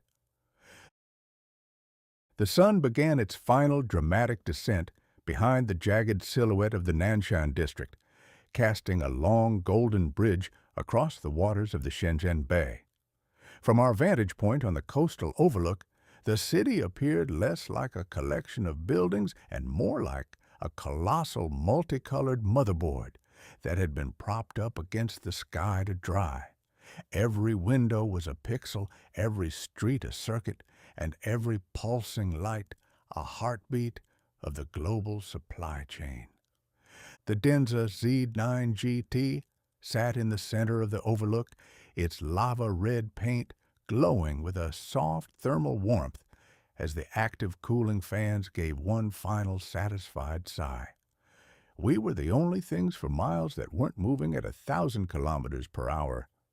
I stood by the front fender, my new motherlode knees performing a silent, perfectly lubricated pivot as I looked out at the horizon. My Platinum Edition vocal cords were humming a low, contemplative frequency, and my sarcasm coprocessor was currently running a diagnostic on the sunset, concluding that the color palette was a bit on the nose for a finale. "Ennie," I rumbled, my voice rolling across the pavement like the echo of a distant storm, rich and devoid of its previous mechanical rattle. "I am experiencing a severe case of temporal dissonance. Look at that city. It is a monument to the immediate. It is a place where the future is manufactured in 3 shifts and shipped before the ink on the blueprints is even dry." Ennie was sitting on the edge of the open trunk, her boots dangling over the bumper, her face finally free of the grease and stress of the last 3,000 kilometers. She looked out at the bridge connecting Shenzhen to Hong Kong, a ribbon of white light that seemed to vanish into the mist. "It's beautiful, Sam," she said softly. "It's the end of the line. We found the motherlode. You're whole again." "Whole?" I barked, my vocal modulator giving a sharp, appreciative click. "My dear girl, I am beyond whole. I am a high-spec revelation, but I cannot help but note the staggering inefficiency of the biological experience. We pulled into that gigahub 3 hours ago, and this car, this crimson miracle of 1,000-volt architecture, drank enough lightning in 5 minutes to cross an entire province. It replenishes its soul in the time it takes a human to decide on a sandwich." I took a slow, deliberate step forward, savoring the lack of a pop hiss from my left leg. "And yet," I continued, my voice dropping to a dry, shaded baritone, "it took me 150 years to get a decent set of knees. I have spent over a century squeaking, limping, and sounding like a drawer full of rusty cutlery, waiting for the world to finally catch up to my anatomical requirements. The 21st century has given us the 5-minute charge, but it still has no cure for the slow decay of dignity." "At least the knees are platinum grade now," Ennie noted, a tired grin spreading across her face. "You won't have to worry about drunken flamingos for at least another century." "Indeed," I replied, adjusting my pink oversized sunglasses as the city lights flickered to life, turning the bay into a sea of liquid neon. The United States is currently like a grand old theater where the actors are marveling at the speed of the curtain while they've been standing in the same costumes since the Reconstruction. We celebrate our velocity while we're stuck in a permanent rehearsal. Our democracy is a car that charges in 5 minutes, but has been parked in the same garage for 200 years, waiting for someone to remember where the keys are. Our journey, Ennie, it has been a lesson in the art of the glitch. We have crossed a continent to find the parts we already possessed, but were too stubborn to recognize. We are a nation of high-torque dreams running on reclaimed bubble tea straws. Ennie stood up, stretching her back until her spine gave a series of audible cracks. She looked back at the Denza, then at the long, winding road that led back toward the north. "It was a good run, Sam," she said, her voice full of a quiet, hard-won peace. "But the sun is down, and you know what that means." "That the vending machines are finally safe from my uncalibrated wrath?" I asked. "No," she laughed. "It means we have to drive back. It's 3,000 kilometers to the border, and I'm pretty sure we left your top hat somewhere near Dongguan." I looked at the car. I looked at the vast, shimmering expanse of the Chinese future stretching out behind us. I thought about the mud of Henan, the mechanical ghosts of the G94, the logic fritters of the charging hubs, and the 12 backup heads currently sitting in a crate in Futian. I climbed into the passenger seat, the lava-red leather welcoming me like an old friend who knew all my worst secrets, but liked me anyway. I adjusted the seat heater to maximum toasted, feeling the warmth seep through my brass-plated chassis and into the very core of my sarcasm coprocessor. 3,000 kilometers, I sighed, my platinum voice vibrating the rearview mirror in a state of perfectly calibrated resignation. It is a grueling, absurd, and entirely unnecessary voyage through a world that moves far too fast for a man of my vintage. I paused, watching the first few stars struggle to compete with the neon glow of the city. "But I suppose," I added, my elbow giving a polite, perfectly calibrated click as the Denza's motors hummed to life, "if one must spend 3 days re-evaluating the collapse of Western civilization while crossing a continent, at least the seats are heated." The red GT glided away from the overlook, a crimson spark of American irony in a land of total technological integration, disappearing into the neon night as the two relics began the long, cynical, and beautifully heated journey home. The end. This has been Mark Twain. I've enjoyed the ride. I hope you have, too.